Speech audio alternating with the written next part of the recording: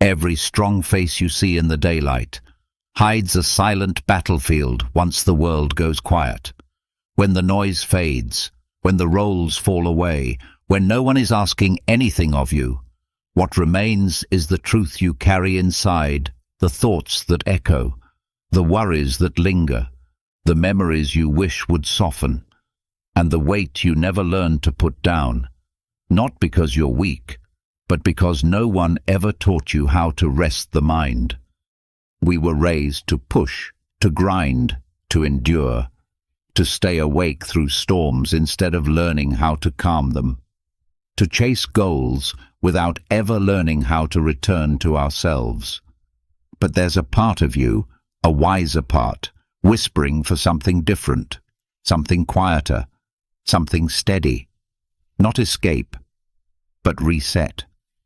The Stoics believed that clarity begins when the mind stops fighting itself, that peace isn't gifted to you, it's practiced, that thoughts lose their power when you observe them instead of obeying them, and that a single night of true mental stillness can shift the direction of an entire life. Tonight, that's what this meditation is for. 4 hours to unclench the mind. 4 hours to release the weight you never meant to carry this long. 4 hours to reset the inner world that shapes every step you take in the outer one. Because the world will always be loud, but you can learn to be unmoved. And if you're on a journey to build that inner strength, quiet, steady, unshakable, consider subscribing Your Mind Becomes Your Master, or Your Freedom. And tonight, we choose freedom. This is how most people live their lives. They think that every thought they have is real. If it comes to them, it must mean something deep, important, or real. However, your mind is not a courtroom, and your ideas are not proof. They are nothing more than noise, pieces, and reminders of your past, your fears, and your experiences. They sound like you since they've known you for a long time. The reason they use your voice is because they know how it sounds. Thoughts can speak your language, but that doesn't mean they are telling you the truth. You're not the thought. As the spectator, you are the one who is listening. And something strong happens when you even briefly understand that you stop letting every thought storm pull you around. You should stop acting on every fear as if it were a sign. You can see the space between the stimulus and the reaction, and there's a wonderful thing living there: choice. You don't have to keep going with the same old stories that hurt you. You may choose to stop before going into a spin. You don't have to take someone else's rejection as personally your own. This may seem like an easy step, but it's where real change starts. Because without that space and quiet awareness, you're stuck in a loop, reacting instead of responding, surviving instead of living. When you stop mixing up your own ideas with those of other people, the mental battlefield changes. You start to notice things instead of taking them in, and that notices the noise that's been running your life. Some people take years to fix themselves, when all that was wrong was their assumption that their thoughts were real. I'm not good enough. They don't care about me. This is how I'll always be. These aren't true. Your mind has played those words over and over again until they started to feel like truths. That being said, ideas and feelings are not facts or identities. You're not the stress that people feel when they're in a crowd. You are not the memory that keeps coming back to you when you're by yourself, or the fear that whispers to you before you try something new. You are the one who sees these things, and it's in noticing them that you can take a step back and breathe. Carl Jung said, "I am not what happened to me. I am what I choose to become." That single idea can change a life because it reminds you that you are not defined by your past, not shaped entirely by your trauma, not destined to carry the same pain forever. The thoughts that rise up from those wounds don't have to become the script you live by. They can float in and out, like passing clouds across the sky of your awareness, if you let them. But to do that, you must stop chasing them, stop arguing with them, stop fearing them. You have to learn to watch them, calmly, patiently, without judgment, because only when you see your thoughts clearly can you respond wisely. It's not about controlling the mind like a machine, it's about observing it like a garden. Some weeds grow on their own, patterns you didn't ask for, beliefs you didn't choose. But once you see them, you can decide whether they belong, and little by little you begin clearing space for something more intentional. Clarity isn't the absence of thought. It's the recognition that not all thoughts are worth your time. Peace isn't the silence of the mind. It's the discipline to not feed every passing impulse. And that discipline grows with awareness. At first, the noise will scream louder when you stop answering it. That's normal. That's withdrawal from mental habits that have dominated your inner world for years. But with time, silence returns. Not a silence that's empty, but one that's full of you, the real you. The you that isn't defined by every mood, every passing worry, every self-doubt. The you that remains when the storm passes. This isn't something that happens overnight, but even one moment of that space, even 1 second of seeing a thought without being consumed by it, is a victory. It's a crack in the wall, a place where light gets in. And the more often you create that space, the less you live on autopilot. You start catching yourself. You start making conscious decisions instead of emotional reactions. You begin to live your life, not just survive your thoughts. And that shift is everything. Because clarity doesn't come from thinking more. It comes from thinking less and noticing more. It comes from creating space between who you are and what your mind says you are. That space, that separation, is where your power lives. It's where your focus returns. It's where your energy stops being drained by what-if scenarios and starts being directed toward who you're becoming. That's when life begins to feel lighter, not because the thoughts are gone, but because they no longer own you. So the next time your mind offers you a story that sounds painful, pause, breathe. Ask yourself, is this who I am? Or is this just something I've heard so many times I started believing it? And then decide if it deserves your energy. Most of the time it doesn't. Most of the time it's just noise, and now you're learning to hear it without becoming it. That's how clarity starts. Not by erasing the mind, but by rising above the noise. Awareness doesn't begin as some grand awakening. It begins quietly. Often in a moment when you catch yourself thinking the same old thought you've thought 1,000 times before, but this time you notice it. You don't react. You don't follow it down its usual spiral. You simply pause and observe, almost like you're watching someone else's life play across the screen of your mind. And in that subtle shift, something incredible happens. You stop being a participant in the noise, and you become a witness. That space between thinking and observing is where awareness is born, not as a loud breakthrough, but as a gentle unfolding. And the more often you practice this, the more you just sit with your mind instead of trying to fix, fight, or flee from it, the more you start to see it for what it is, not a monster to fear, but a messenger to understand.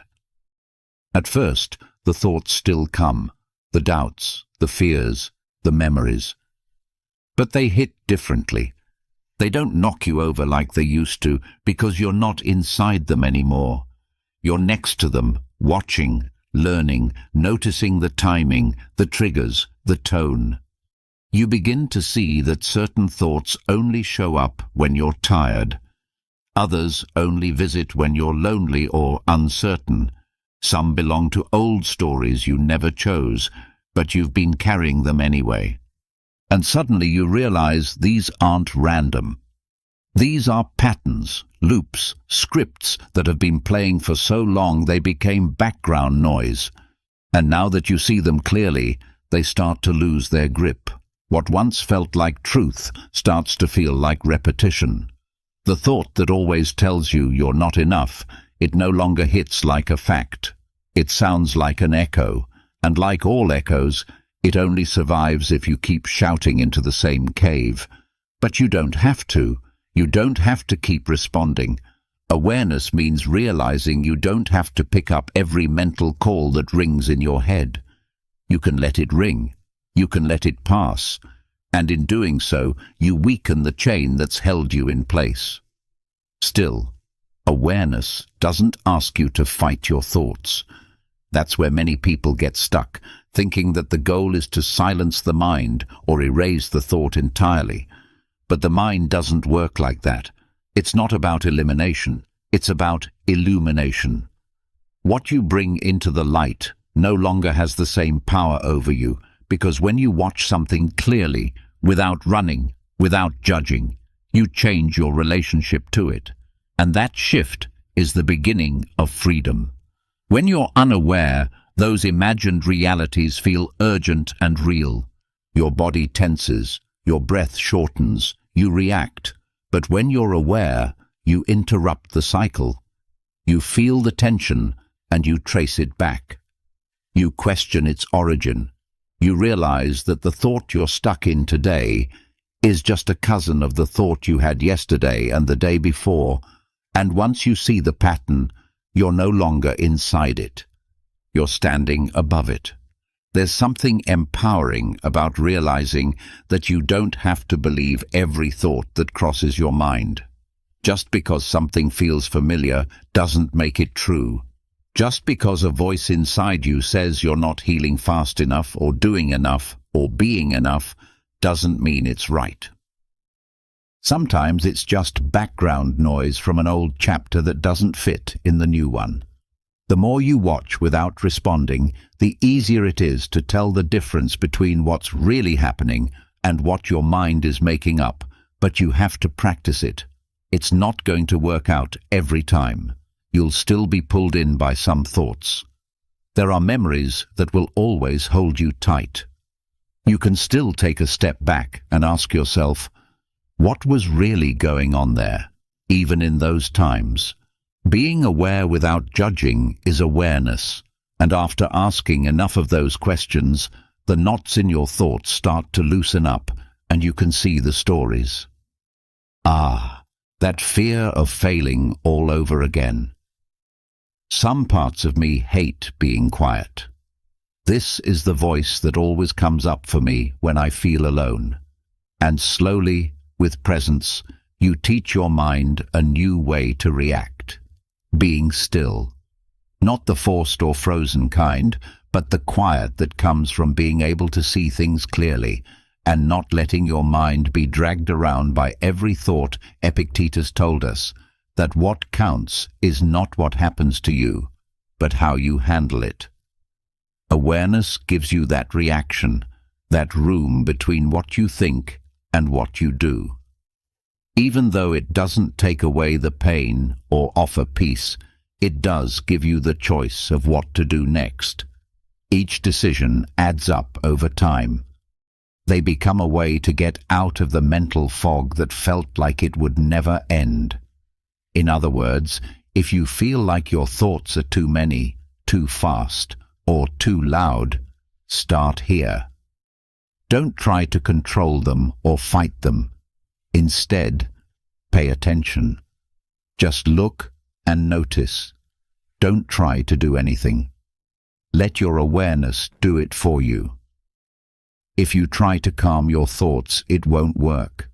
It will only work when you finally understand it. Thoughts don't always scream. Sometimes they whisper. They stay in the background of your thoughts, unnoticed, and unnamed, but always there.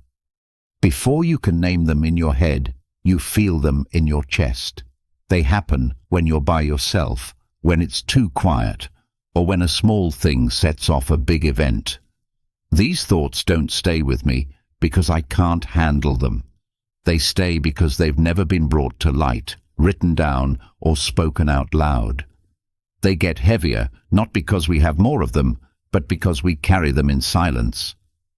What we say doesn't always make us feel bad. It's sometimes everything we haven't said, and that silence can feel like a jail over time. We often think that avoiding a thought will get rid of it, but thoughts that are pushed down don't go away. They grow stronger roots. They show up when we're stressed, tired, or respond to things that shouldn't bother us.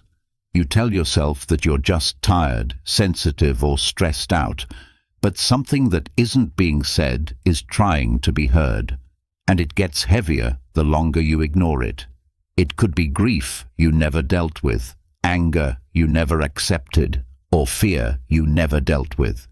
You never admitted being angry, or a fear that was never named. No one else knows about it, but your body does. Your nervous system holds it.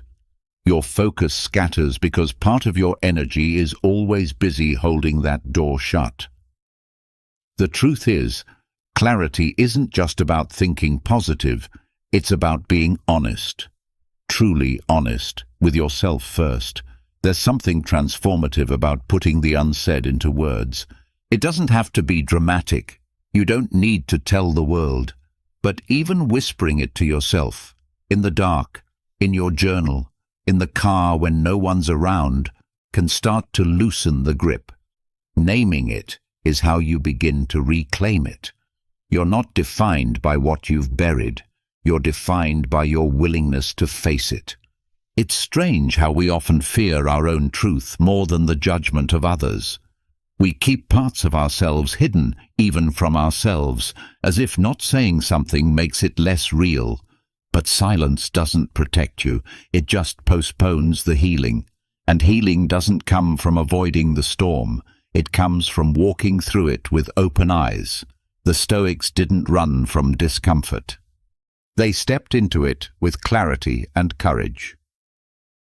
Marcus Aurelius once wrote, "If it is endurable, then endure it. Stop complaining." But this isn't about suppression. It's about confrontation. It's about realizing that what you refuse to confront owns a piece of you, and you deserve to be whole. Sometimes the most healing thing you can do isn't to fix the thought, but to let it speak, to give it room to breathe. Write it down, even if the words don't make sense. Let the sentence be messy. Let the feeling be incomplete. The act of writing is more than expression, it's excavation. You dig beneath the surface and uncover what's been quietly pulling your strings, what's been shaping your moods, your reactions, your distance from others, and once it's out of you, even just a little, there's room to breathe again. Other times the release comes through conversation. A single sentence shared with someone you trust can break years of inattention. Not because they fix it for you, but because saying it out loud proves it no longer has to hide. There's a weight that lifts when you hear your own voice speak what your heart's been holding. It doesn't have to be eloquent. It doesn't have to be a speech. It just has to be real. The moment your truth becomes audible, it loses its power to silently hurt you.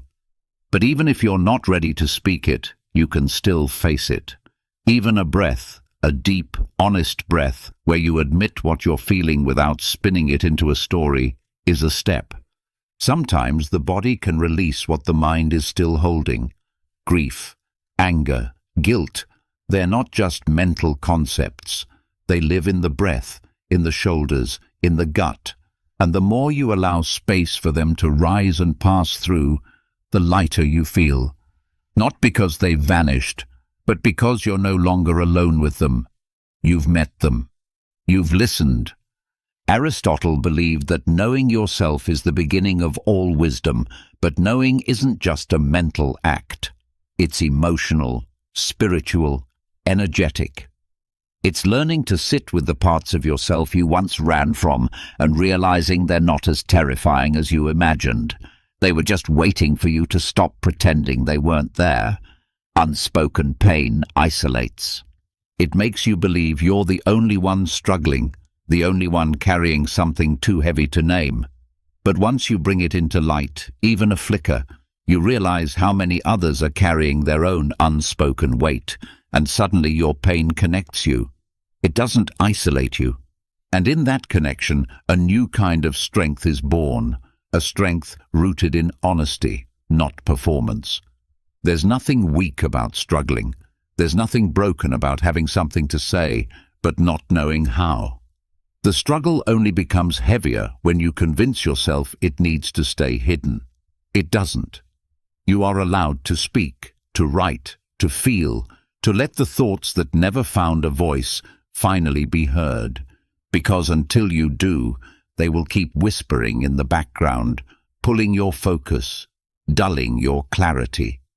But once you let them out, even imperfectly, they begin to lose their shape. What once felt like a storm becomes a passing cloud. What once felt like a wall becomes a doorway. And on the other side of that door, there is light, not perfect peace, but space, breath, possibility, and most importantly, the freedom to move forward. There's a kind of pain that doesn't shout. It lingers, quiet and persistent. It's the ache of moments that should have ended long ago, but still live in your mind like they happened yesterday. You find yourself replaying the same conversations, the same mistakes, the same losses. Not because they deserve that space, but because part of you is still trying to rewrite them. You think if you revisit it just one more time, maybe you'll understand. Maybe you'll feel differently. Maybe it'll hurt less. But it doesn't. It never does. Because the past doesn't change. Only your relationship to it can. It's a strange thing we do, reopening old wounds as if we might find peace hidden somewhere inside them. But what we often find isn't healing, it's erosion. Every time we relive a painful moment, we tear it open again, hoping it will give us something new. It won't. The moment has already happened. The words were already said. The silence already fell. What remains is just the echo, and echoes can't harm you unless you mistake them for the present. Unless you start living in response to a noise that no longer exists, you can't build focus in a mind full of ghosts. The brain, incredible as it is, can only hold so much attention at once. When you're constantly pulled back into past regrets, there's little energy left for clarity. You can't be fully present when you're emotionally anchored to something behind you. The irony is, most of the things we fixate on can't be changed, and yet they consume us. They blur the present. They make it hard to see what's right in front of us. You're not really stuck because of what happened. You're stuck because you haven't let go of what never gave you peace. Letting go doesn't mean you pretend it didn't matter. It means you stop giving it the power to define you. It didn't matter. It means you stop giving it the power to define you. You stop trying to harvest new meaning from a season that already passed.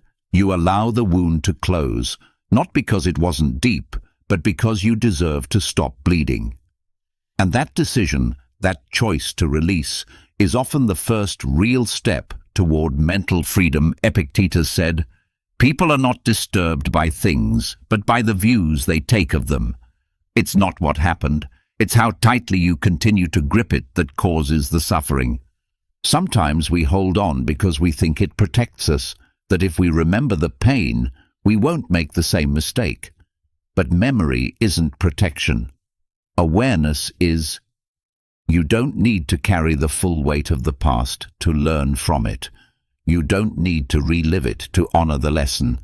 And you definitely don't need to let it run your life from the shadows. Forgiveness, especially of yourself, is not a weakness. It's not a soft option. It's a discipline. It takes strength to say, I did the best I could with what I knew then, and now I choose to move forward. Forgiveness of others, too, isn't about them deserving it. Some people won't understand the damage they caused. Some will never change. But if you carry their actions like a bag of stones everywhere you go, they still control you.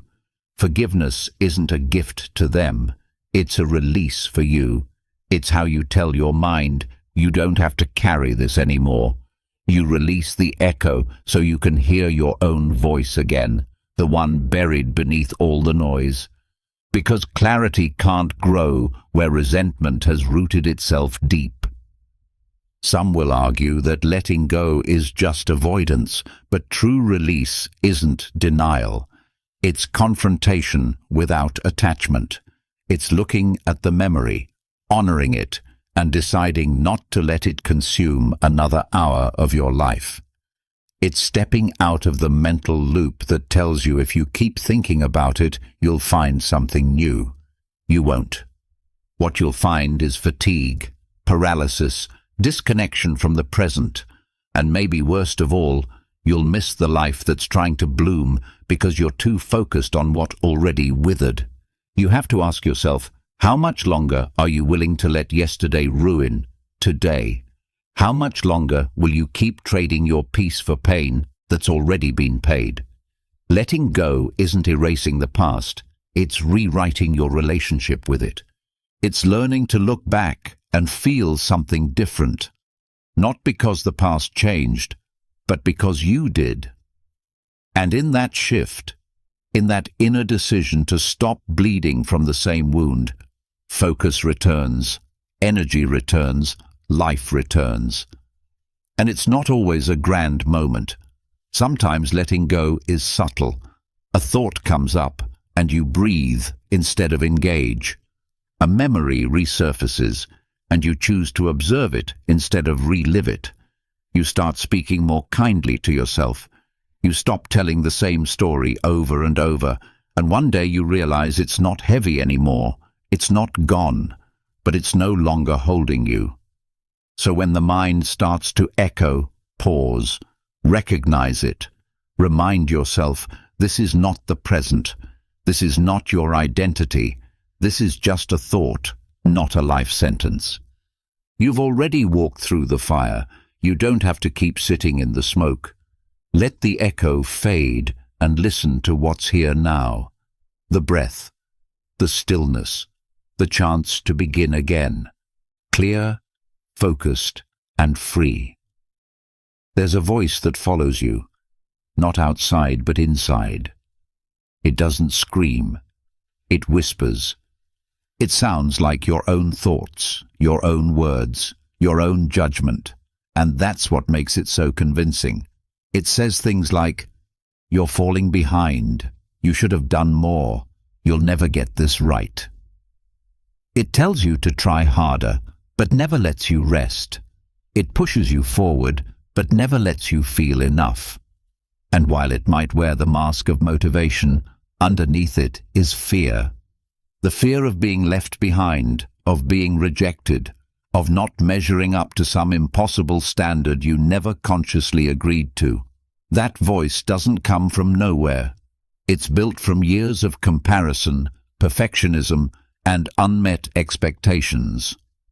It learned its lines from school systems, social media, critical family members, and your own patterns of self-doubt. Over time, it became automatic, so automatic that you stopped questioning it. You just listened, and the more you listened, the more it shaped your choices. You stopped taking risks. You started shrinking. You began to believe that maybe that voice is the real you, but it's not. It's just a script, one that was written without your permission and can be rewritten at any time. The thing is, you don't silence that voice by yelling at it. You don't win by arguing. That only gives it more power, more airtime. You silence it by proving it wrong, not with grand victories, but with small, quiet acts of courage, by showing up on days when everything feels messy, by taking one more step when the voice says you'll fail anyway, by choosing to believe that progress matters more than perfection, because perfection is a lie the inner critic uses to keep you frozen. If it can convince you that anything less than flawless is failure, it wins. But the moment you choose motion over mastery, you start starving that voice. You don't need to wait for the voice to go away to begin. You begin with it present, and in doing so, you chip away at its authority. Every time you show up despite the fear, despite the doubt, you create evidence, real, lived proof that the voice isn't telling the full story, and the more evidence you gather, the quieter it becomes. Not because it's gone, but because you're no longer giving it your full attention. Your focus shifts. You start listening to a new voice, the one rooted in experience, not fear. That new voice won't be perfect either. It may still hesitate, but it will feel different. It will feel like kindness, like clarity, like you finally have your own back. Carl Jung once wrote, "The most terrifying thing is to accept oneself completely." And maybe that's why the inner critic exists, to keep us from doing that. Because once you accept yourself, not just the good, but the flaws, the mess, the unfinished parts, you become unshakable. The critic loses its leverage when there's nothing left to shame. Of course, the voice will still try. It will come back when you're tired, when you're stretched thin, when you fail or fall short. It will say, "See? You never changed, but you'll know better now." You'll know that failure doesn't define you, it informs you. You'll know that one bad day doesn't undo the steps you've taken, and in that knowing, there's peace. Not the kind that comes from everything being perfect, but the kind that comes from trusting yourself, even when things aren't. You don't owe that voice a single explanation. You don't have to justify your pace or your growth to anyone, especially not the version of you that was shaped by fear. What matters is how you show up now. What matters is that you keep choosing to try, to learn, to care, even when it's hard. Especially when it's hard, because every time you do, you prove something important, that you are not the voice in your head. You are the one who chooses what to do next. Seneca said, "We are more often frightened than hurt, and we suffer more in imagination than in reality." And that's what the inner critic does best. It builds imagined fears and dresses them up as truth. But once you see that, once you realize how much of your pain was built on stories that were never real, you begin to reclaim your power. You begin to live, not just survive. You begin to create, speak, try, and grow. Not because the voice disappeared, but because it no longer defines what you do with your day.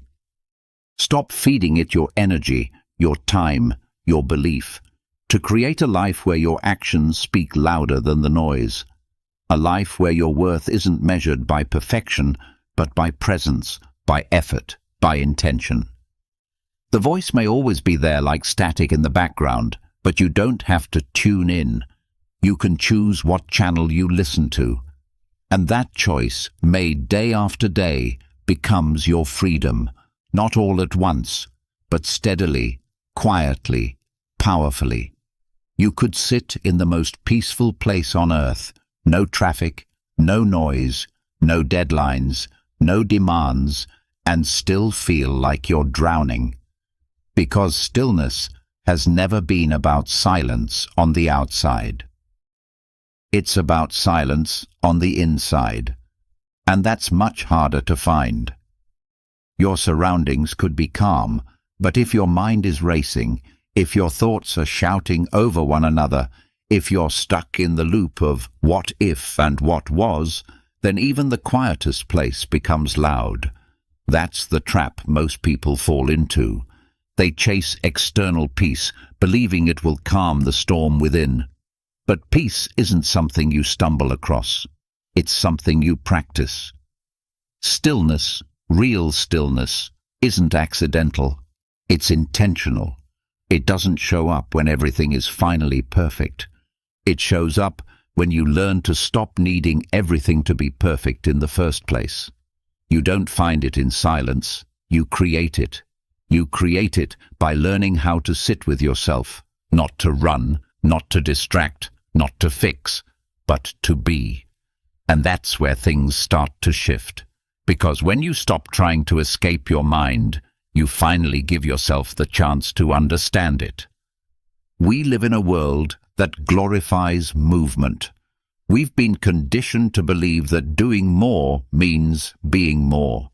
So when we pause, even briefly, we feel guilty, unproductive, behind.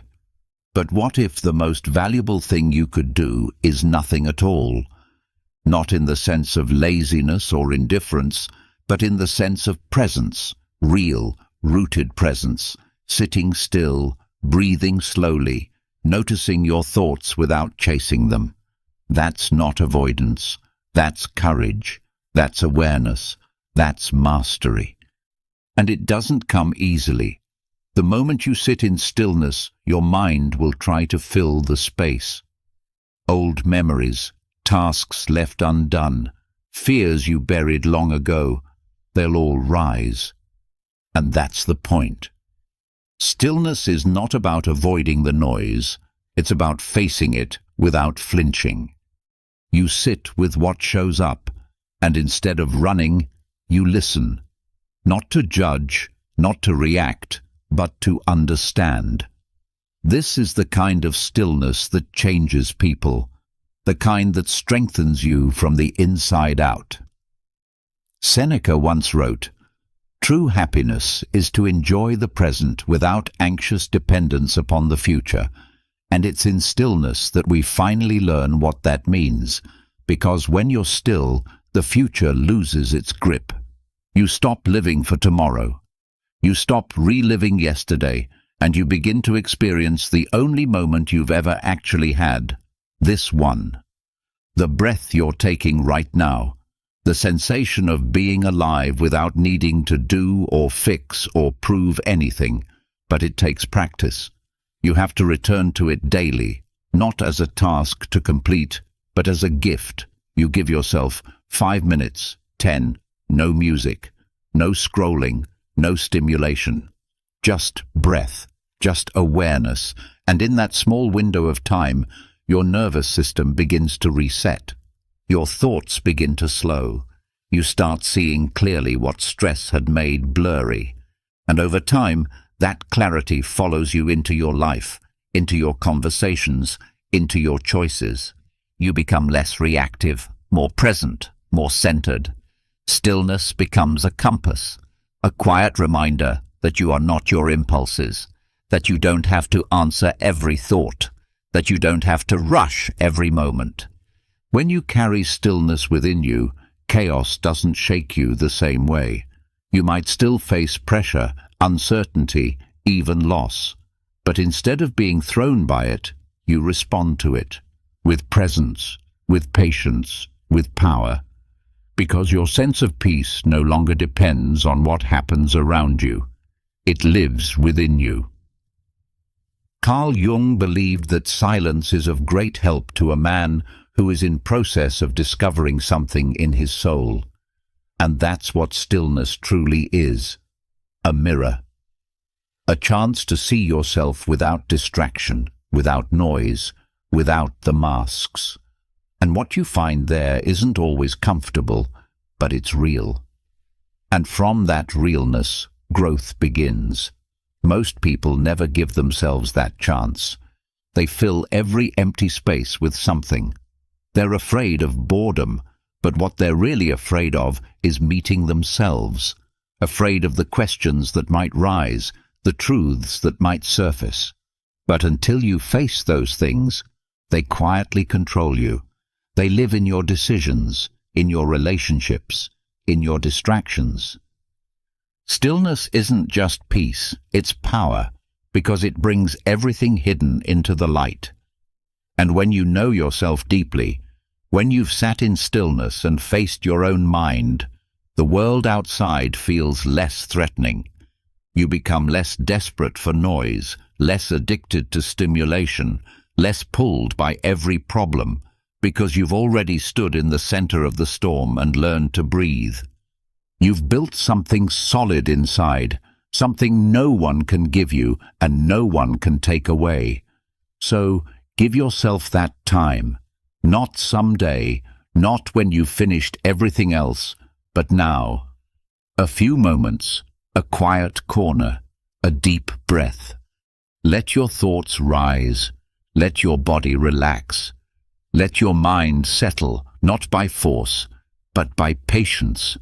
And in that space, you'll find more than peace. You'll find yourself, not the version shaped by stress or expectation, but the one that's always been there, waiting to be heard. Stillness is not a luxury, it's a necessity. In a world that never stops moving, stillness is how you remember who you are. And from that memory, you begin to live, not in reaction, but in alignment, not in noise, but in clarity, not in fear, but in truth. Your mind doesn't just record what you experience, it builds your reality from it. And the raw material it uses most often isn't truth, it's attention. Whatever you consistently look at, whether it's peace or pain, fear or gratitude, your mind begins to shape itself around it. It doesn't judge what's useful or destructive, it simply adapts. That's the strange power of attention. It's quiet, it's subtle, but it's the architect of your inner world. And once you begin to understand that, you realize that mental clarity doesn't come from thinking harder. It comes from looking in the right direction. If you constantly focus on what's broken, what's missing, what's wrong, your mind will become an expert at finding more of it. Not because that's all that exists, but because that's what you've trained it to recognize. The brain is highly responsive. It builds pathways based on repetition. Focus becomes habit. Habit becomes identity, and identity over time becomes the filter through which you see every experience. That's why some people always seem lost in their problems. It's not because their life is worse, it's because their attention is trained on what's hurting. But the same mechanism works in your favor too. Shift the focus even slightly toward what's healing, toward what's working, toward small, quiet moments of meaning, and you begin to build new mental roads. You start noticing things you once overlooked, your breath slowing, the kindness in someone's eyes, the small victories you never counted before. This isn't about toxic positivity or pretending life is perfect. It's about choosing what deserves your attention, because not everything does. You don't need to force positive thinking. You don't need to fight the negative. You only need to redirect, slowly, gently, deliberately. There's a difference, and when you practice that redirection daily, even for a few minutes, you start to reclaim your energy, because attention is energy, and where it goes, your life begins to follow. You don't need all the answers to take the next step. You just need the courage to begin exactly as you are, right where you are, because clarity isn't something you wait for. It's something you earn by moving through the fog. Let this be the moment you stop waiting and start becoming. What if I told you the most important moment of your entire day lasts only 3 seconds? That fragile space right before you open your eyes, when you are not yet the disappointment, not yet the failure, not yet the person falling behind. Just awareness, pure, untouched consciousness. And then reality rushes in. The same problems, the same story, the same version of you. The ancient Stoics believed that a split second is the real you before the world writes over you again. Zeno, the founder of Stoicism, lost everything in a shipwreck and said, "I made a prosperous voyage when I suffered shipwreck." He wasn't being poetic. He woke up. Today, we'll break that old story and rebuild your mind with 7 Stoic laws, each one designed to free you from the cages you didn't even realize you built. Like this video, comment, "I choose me," and let's begin. 1. You're not depressed, you're domesticated. Every morning, an alarm goes off that cuts right through your dream. It starts when you roll over and look at a glowing rectangle. Before you even take your first breath, you are trained. Look, scroll, compare, and do. We call this productivity these days. For Stoics, it would be called being confined. Every day, you do things that are meant to make you easy to control, not free you by due dates, alerts, and unnoticed systems that reward submission and punish stillness. This is what you call being sensible. But be honest, when was the last time that doing that made you feel alive? Take a look at your life right now. It's not the Instagram version with the filtered highlights. It's the version where you're lying awake at 2 a.m. and staring at the ceiling, thinking how something that looks so stable can feel so choked. You are not sad, you are tamed. You learn somewhere along the way to trade your instincts for instructions, your interest for following the rules, and your wildness for being liked. You figure out how to live on your own. You wake up, eat at noon, work until the screen tells you to stop, and smile when your soul is tired. Then you wonder why your body feels like a stranger's home and why everything inside you feels out of sync. You are not broken. You are just responding naturally to an unusual situation. This is something the Stoics knew a long time before we made glass towers and offices. Their mindset wasn't about keeping your feelings in check. It was about getting your life in sync with nature, not rivers and woods, but who you really are. Marcus Aurelius said, "Look inside. The source of good is inside. It's your beat, your meaning, your peace. They don't come from rules set by other people, but from action and being in harmony with each other." Alexander the Great offered wealth and comfort to Diogenes, the scholar who lived in a barrel. Diogenes looked up and said, "Get out of my light." He wasn't against comfort. He hated being dependent. He wouldn't let the demands of kings hold him back. He picked freedom over being liked. When was the last time you did that? We thought slavery was civilization. It seems to us that control means growth. We praise the man who never stops, never asks why, and never changes things up. We feel bad for the person who goes barefoot into the morning light, though who laughs for no reason? Who has the nerve to waste time, since he's still living? My friend, you're not lazy. You're worn out from acting. You've been acting out a version of yourself for years that fits into everyone else's story but your own. Your chest hurts, but it's not loss. Being polite is making your wild self suffocate. Here is your challenge to be stoic. Take back a part of your day from the script.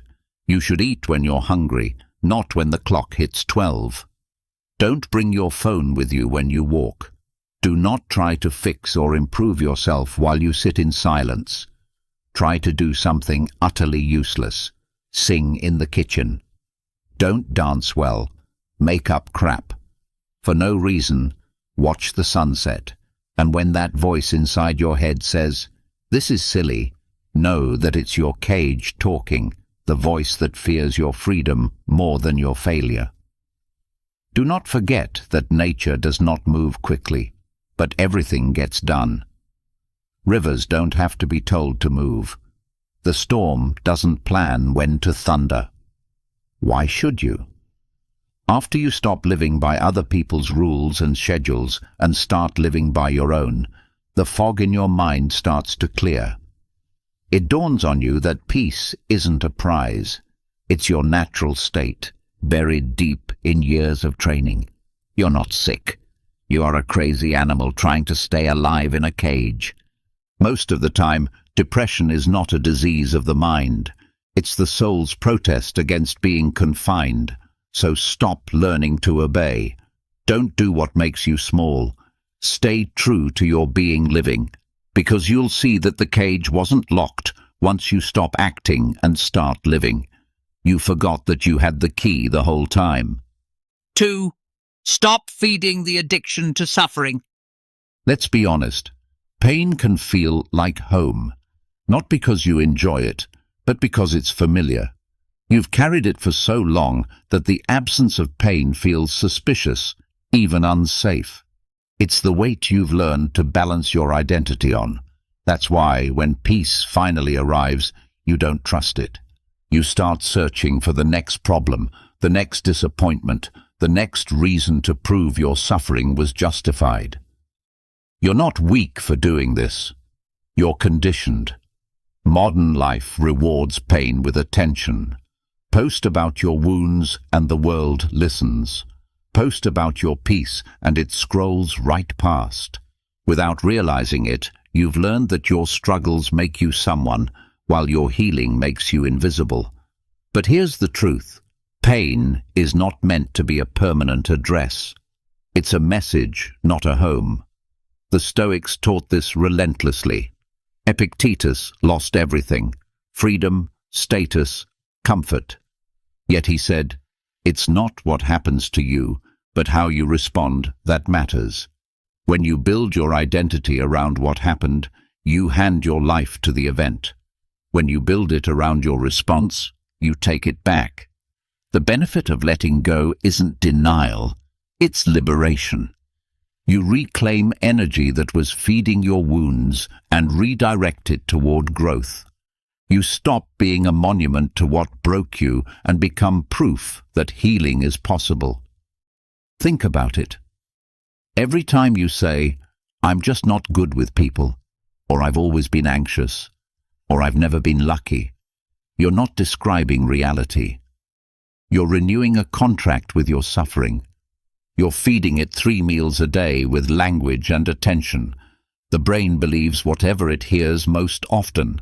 So your pain becomes your proof, your story becomes your cage, and you start mistaking identity for intimacy, connecting with others only through shared misery instead of shared possibility.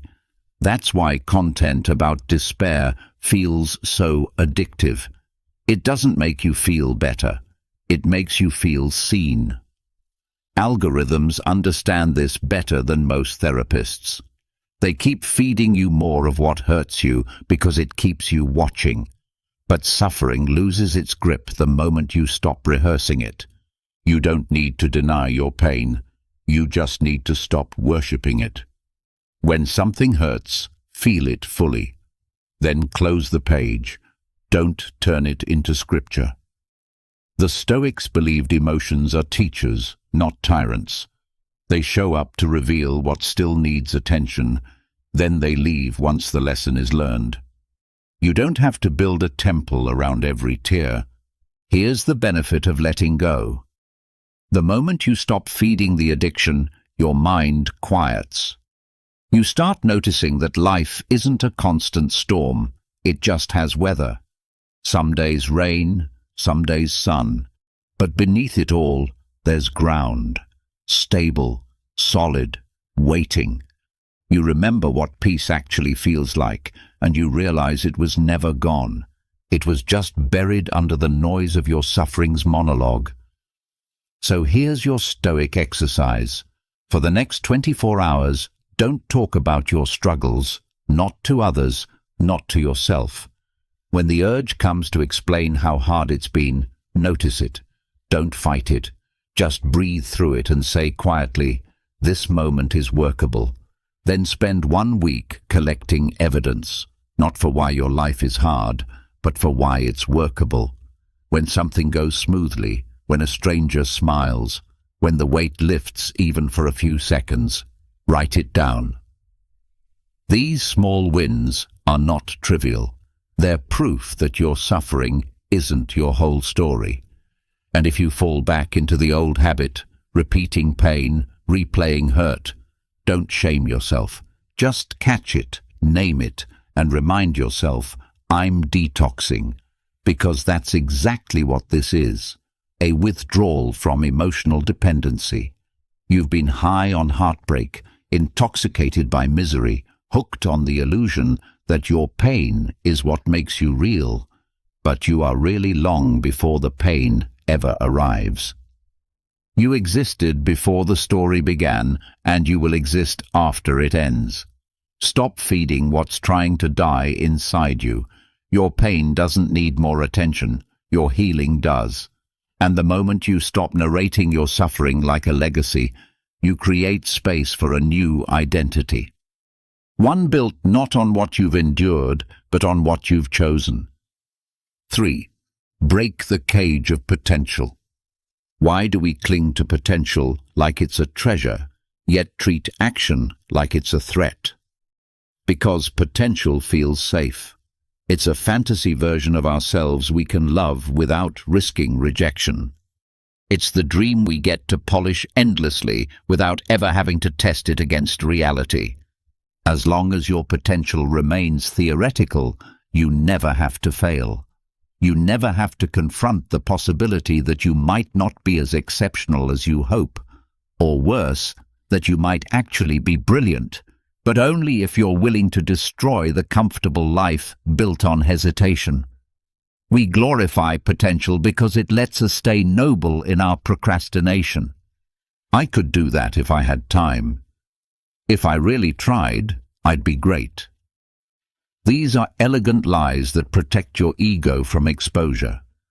The Stoics would call it self-deception, a form of pride disguised as humility. Epictetus said, "First say to yourself what you would be, and then do what you have to do." Most people never get past the first part. They spend their lives endlessly defining who they might be, never crossing into the hard, messy, sacred work of doing. Why? Because clarity creates accountability. Once you declare what you want, every day you don't pursue it becomes a confession of fear. You've turned your potential into a museum exhibit, polished, untouchable, admired, but lifeless. You show it off in conversations. I've been thinking of writing a book.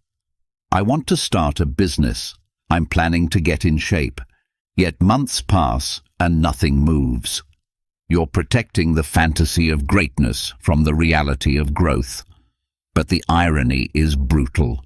Potential unused doesn't stay powerful. It decays. It leaks energy, corrodes ambition, and eventually turns into guilt. You start resenting yourself, not because you failed, but because you never tried. That resentment is the soul's rebellion against wasted fuel. Here's the cost of staying in the cage. The longer you avoid action, the heavier your self-doubt becomes. You start confusing inaction with reflection, hesitation with wisdom, and perfectionism with purpose.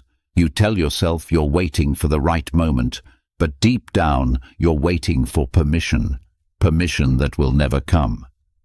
The Stoics taught that courage isn't the absence of fear, it's the decision to move despite it. Marcus Aurelius didn't wait for ideal conditions to rule an empire or face a plague. He acted from principle, not convenience. You don't need certainty to begin. You need motion to discover what's true. And when you finally step into action, imperfect, trembling, raw, something miraculous happens. Reality meets you halfway. The moment you trade potential for practice, the air gets clearer. The anxiety that once paralyzed you transforms into focus. Because movement, even flawed movement, kills fear faster than logic ever could. Your mind can argue with ideas forever, but it can't argue with results. You gain evidence that you can adapt, survive, and grow. And that evidence rewires your self-belief. So here's your Stoic challenge. Do something you're terrible at, in public. Write the first page and post it. Record the messy first video. Sign up for that class you've been researching. Stop protecting your hypothetical excellence and start nurturing your real progress. You'll feel exposed, awkward, maybe even embarrassed. Good. That discomfort is aliveness. That trembling is proof you're burning potential into power. Remember, the Stoics never worshipped perfection. They worshipped progress. Seneca wrote, "We suffer more in imagination than in reality." Every time you postpone action for fear of imperfection, you suffer twice. Once in fantasy, once in regret. But when you act, even clumsily, you break the loop. You turn someday into today. You turn theory into transformation. Stop rehearsing your greatness. Start demonstrating it. The world doesn't need your flawless potential. It needs your imperfect presence. You don't honor your gifts by hiding them. You honor them by using them until they burn bright enough to light someone else's path. 4. Permission is an inside job. Proheresis. What are you still waiting for? For someone to tell you it's finally your time. For the world to stop long enough to give you a clear sign that it's safe to begin. You've built an entire identity around waiting, for validation, for conditions, for permission. You tell yourself you're being patient, strategic, and mature. But deep down, you're not waiting for a perfect moment. You're waiting for someone else to give you the courage you've always had. The truth is nobody's coming. No parent, no partner, no boss, no divine signal from the universe is going to arrive with a certificate that says you may now begin your real life. Because permission is not an external event, it's an internal decision. The Stoics called it prohieresis, the faculty of choice, the one power no circumstance can take from you. Epictetus said, "You may fetter my leg, but not even Zeus can conquer my will," meaning the world can limit what you can do, but it can never control what you decide to do. Yet most people live as if the opposite were true, obeying invisible rules, chasing invisible approval, apologizing for their own existence. Why do we do this? Because we were raised in systems that reward obedience over originality. From childhood, you were taught to wait your turn, to raise your hand, to seek permission before speaking, creating, or even dreaming. Then you grew up, but the conditioning stayed. Now, before you send that message, start that project, move cities, or change your life, you still look around subconsciously for someone to nod yes, and when nobody does, you interpret the silence as rejection, not freedom. That's the tragedy. The absence of permission was never a no. It was the universe whispering, "You decide." Think about the people you admire, the artist who shares imperfect work, the entrepreneur who starts while everyone says it's too risky, the athlete who trains in obscurity for a dream nobody else believes in. None of them were granted permission. They took it. They acted before they felt ready. Because readiness isn't a feeling that comes before the leap. It's a muscle you develop by leaping. You don't become confident and then act. You act, and confidence follows like a shadow. Waiting for permission keeps you trapped in the prelude of your own story, eternally preparing but never performing. Here's the paradox. The longer you wait, the less permission you feel you have. Each day of hesitation adds another invisible lock to the door, and you start to believe that courage belongs to others, to the chosen, the lucky, the confident. But the Stoics knew better. They believed virtue, not approval, defines the right moment. Marcus Aurelius wrote, "Waste no more time arguing about what a good man should be one."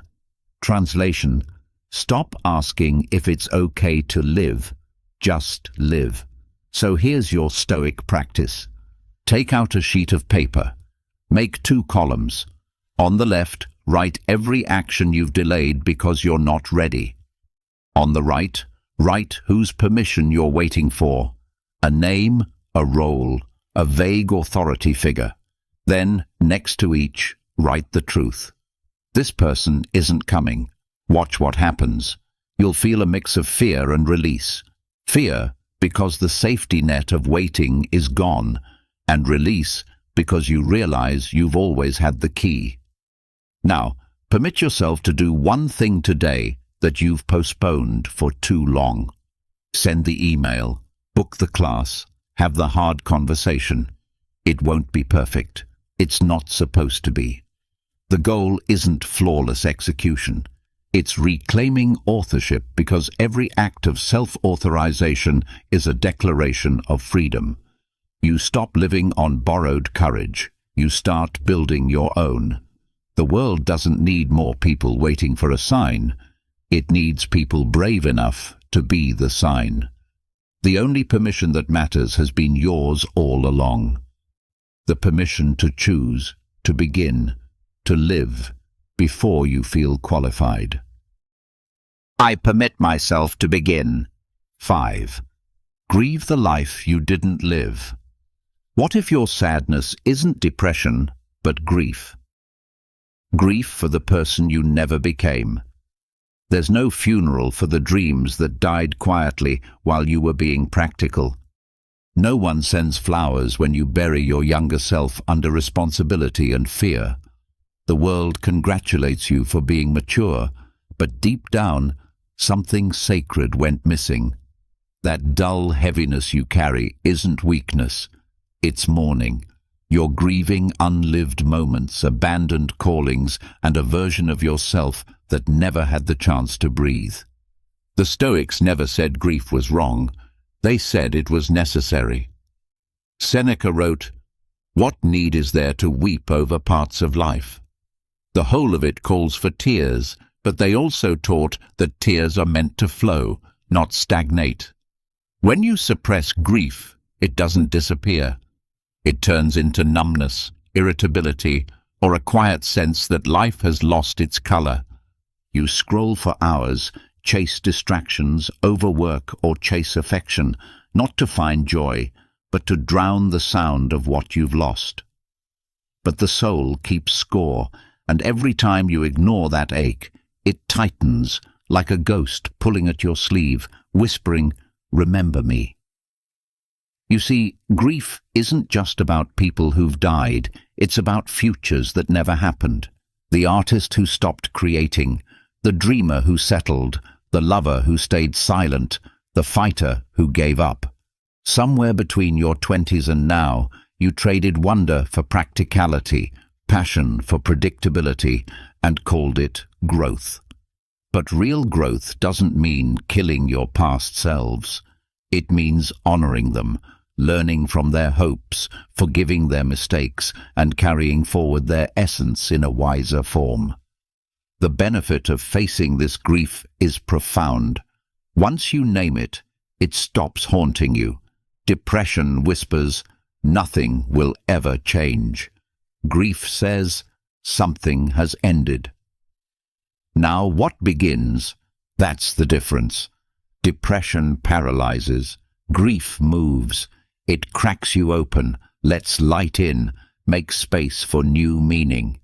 When you deny it, you stay stuck in emotional purgatory, half alive, half remembering. But when you let yourself feel it fully, you begin to live again, grounded in truth instead of illusion. Here's a truth nobody tells you. You're allowed to grieve the life you didn't live. You're allowed to miss the fearless version of you who believed anything was possible. You're allowed to cry for the dreams that didn't survive your survival. That doesn't make you ungrateful, it makes you honest. The Stoics called this acceptance of fate, not fatalism, but the courage to look at what is without denial or distortion. Marcus Aurelius wrote, "Do not be ashamed of help. It is your destiny to need it." In the same way, don't be ashamed of sorrow. It is your destiny to feel it.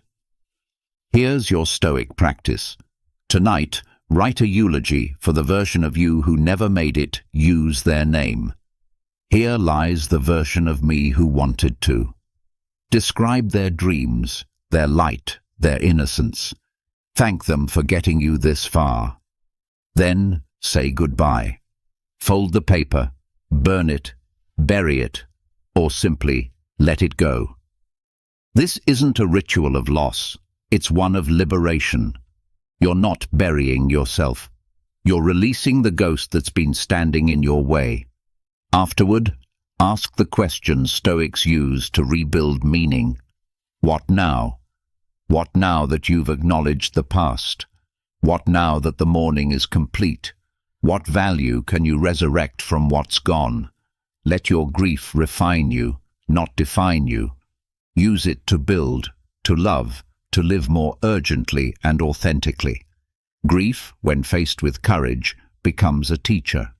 It reminds you that time is fragile, that possibilities expire, that the only thing worse than death is never having lived fully while you had the chance. Don't let the person you didn't become be a gravestone you visit. Let them be a foundation you build from. I grieve fully, then live fully. 6. You are not the narrator in your head. Have you ever noticed that your mind never stops talking? It comments on everything. What you're doing, what you should have said, what might go wrong tomorrow, what others might think right now. You could be sitting in silence, yet inside there's a constant broadcast, a narrator telling stories about your life. It pretends to be you, same voice, same vocabulary. But here's the shock. It's not. You are not the voice. You are the awareness hearing it. That distinction is the line between peace and chaos. The Stoics understood this centuries ago. They warned that the mind, left untrained, becomes both the torturer and the prisoner. Marcus Aurelius wrote, "You have power over your mind, not outside events. Realize this, and you will find strength." But most people live as if their thoughts are orders instead of opinions. When the mind says you're worthless, you believe it. When it says everyone's ahead of you, you react. You let unverified thoughts dictate emotions, decisions, and even your self-worth. That's like letting a stranger walk into your home and rearrange your furniture every day, then wondering why nothing feels right. The reason we mistake thoughts for truth is simple. They sound familiar. They speak in our tone, recall our memories, and use our fears as vocabulary. So, we assume they must be us. But the Stoics, and later modern psychology, reveal that thoughts are simply mental weather. They come and go, some bright, some dark, none permanent. You don't have to fight every storm that passes through your sky. You just need to remember you are the sky, not the weather. Imagine this. Your mind is like a radio that never turns off. It plays whatever frequency your attention tunes into. When you're anxious, it broadcasts danger. When you're insecure, it leads to self-criticism. When you're exhausted, it whispers hopelessness. And every time you react, you're turning up the volume. The Stoics didn't try to silence the mind. They learned to observe it. They practiced awareness so sharp it could slice through illusion. Epictetus said, "Men are disturbed not by things, but by the view they take of them." Translation: life doesn't hurt you, your interpretation does. Here's the benefit of understanding this. Once you separate awareness from the noise, your suffering starts to dissolve. you realize that most of your pain isn't caused by events, but by commentary, an overactive narrator dramatizing every experience. Think about it. How many arguments have you replayed long after they ended? How many nights have you relived imaginary futures that never came true? You weren't in danger. You were listening to a story, and the more attention you gave it, the more believable it became. Here's your Stoic practice. The next time your mind starts narrating, "I'll never get out of this. They don't like me. I'm falling behind." Pause. Don't argue. Don't obey. Just say silently, "That's a thought, not a prophecy, not a command, just weather passing through." Then take a slow breath, look around, and notice reality. Your actual surroundings, your heartbeat, your breath, your body in this moment. Ask yourself, is anything truly wrong right now, 90% of the time? The answer is no. The crisis exists only in the commentary. Each time you do this, you strengthen your prohoresis, your faculty of choice. The same concept Stoics saw as sacred. You build distance between stimulus and response. You become the witness, not the puppet. The voice can scream, insult, predict, panic, but you, the awareness, remain calm. That calmness is not emptiness, it's clarity. And from clarity comes control. Over time, this awareness becomes your default state. The thoughts keep coming, but you no longer mistake them for orders. You start filtering your inner dialogue the way a Stoic filters external noise, discerning what's useful, discarding what's poison.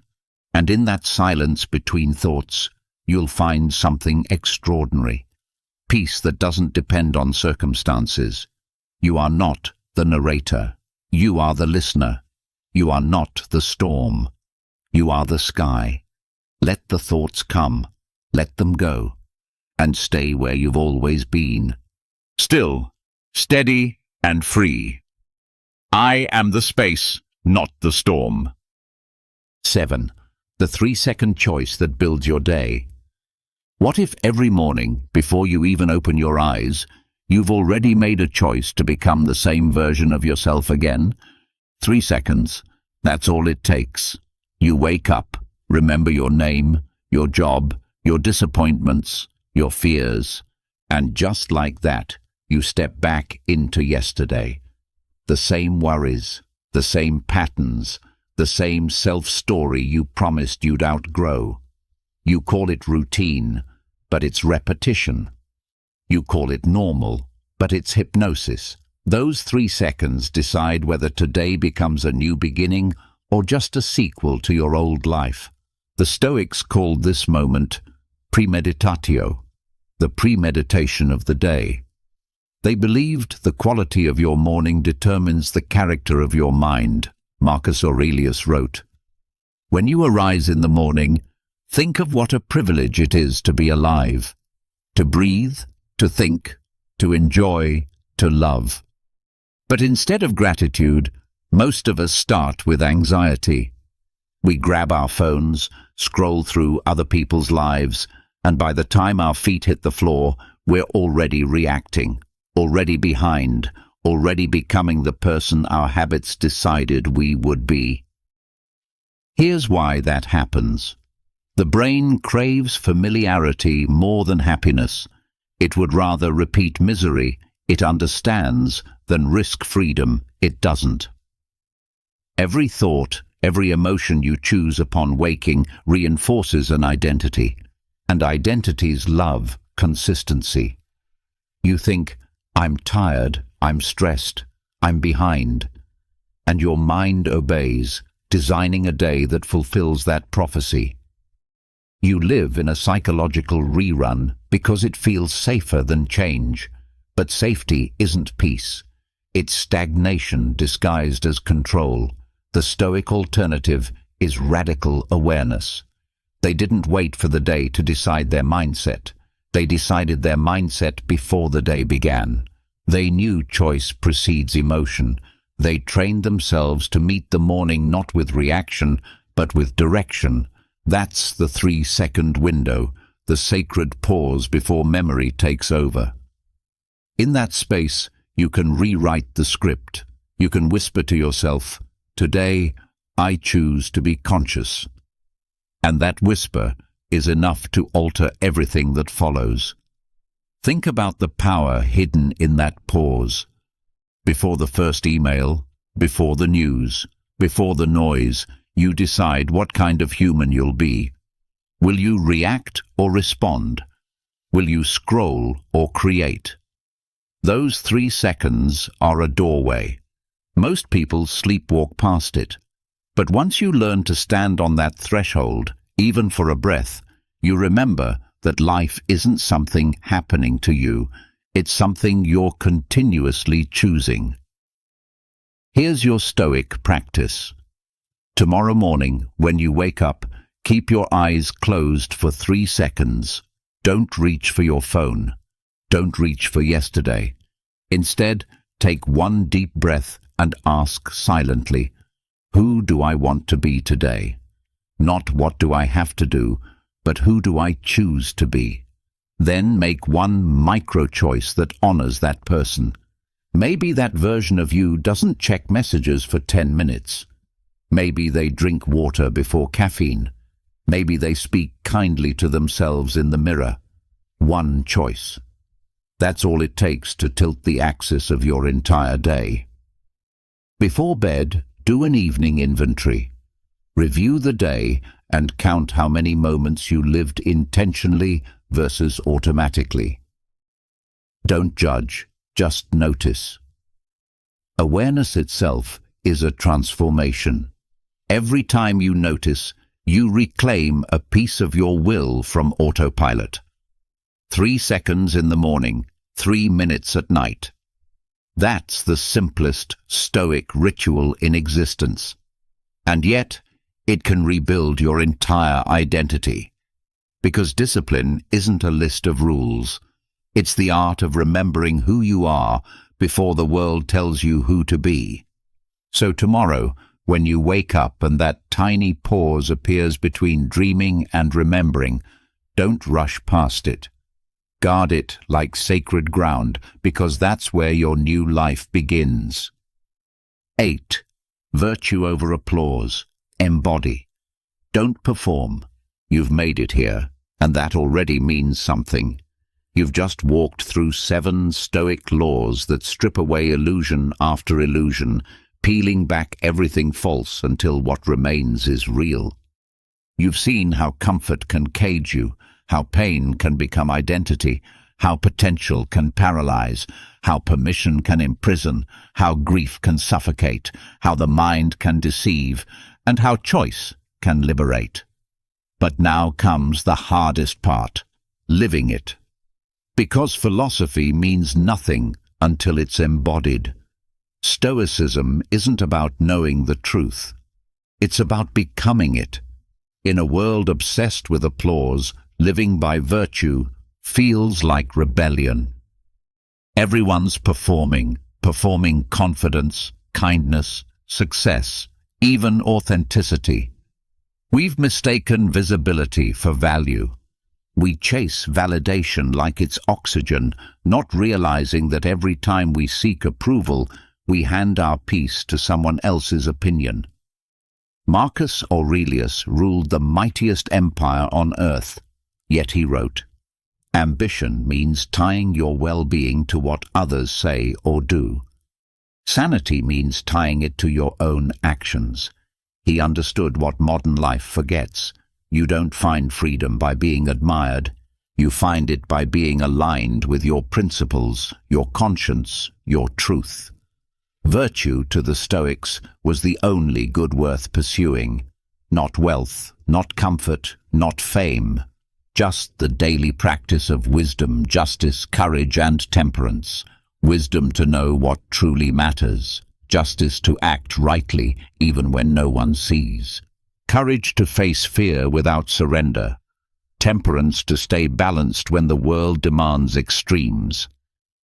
Everything else, success, reputation, comfort, is preferred indifferent. Useful, yes, but never defining. Because the moment your peace depends on applause, you've lost sovereignty over your soul.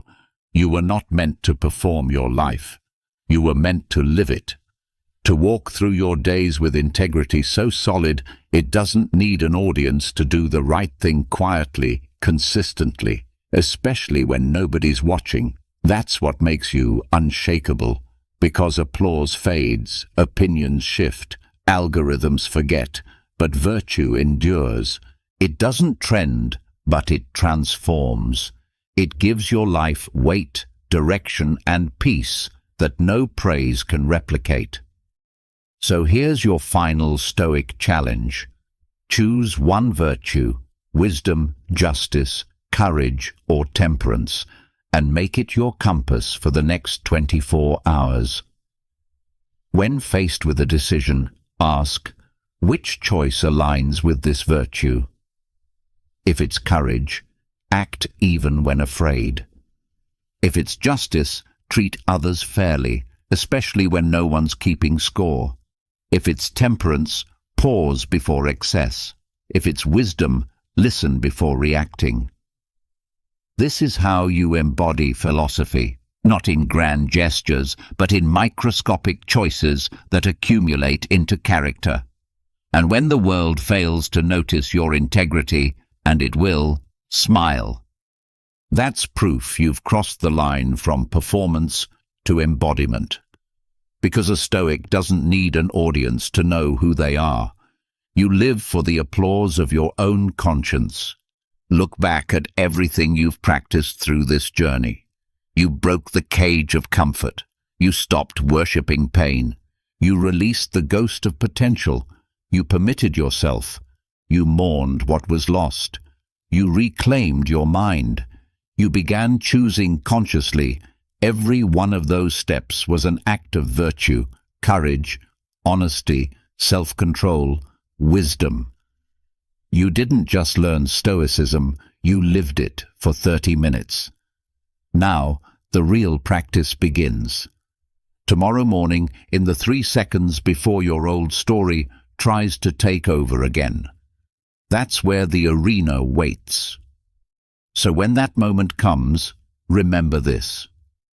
You don't need to impress the world. You need to respect your soul.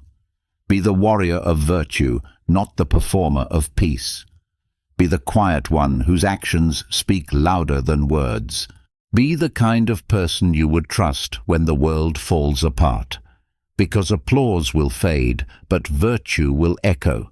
You've just spent 30 minutes rebuilding your mind, piece by piece, truth by truth.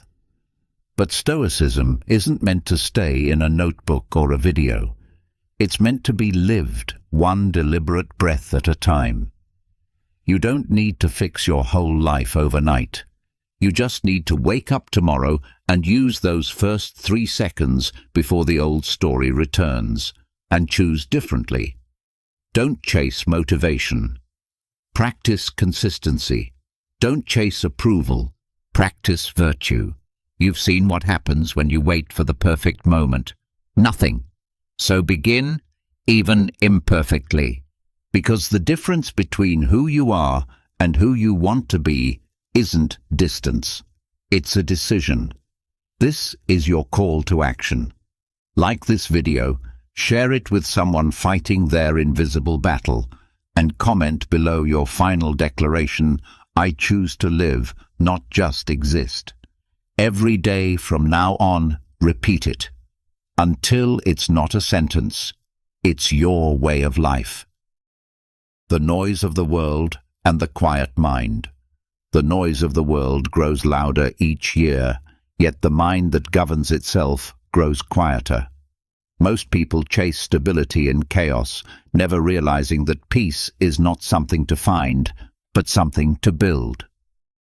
There comes a moment in life when you stop trying to fix everything outside and begin to discipline what is inside.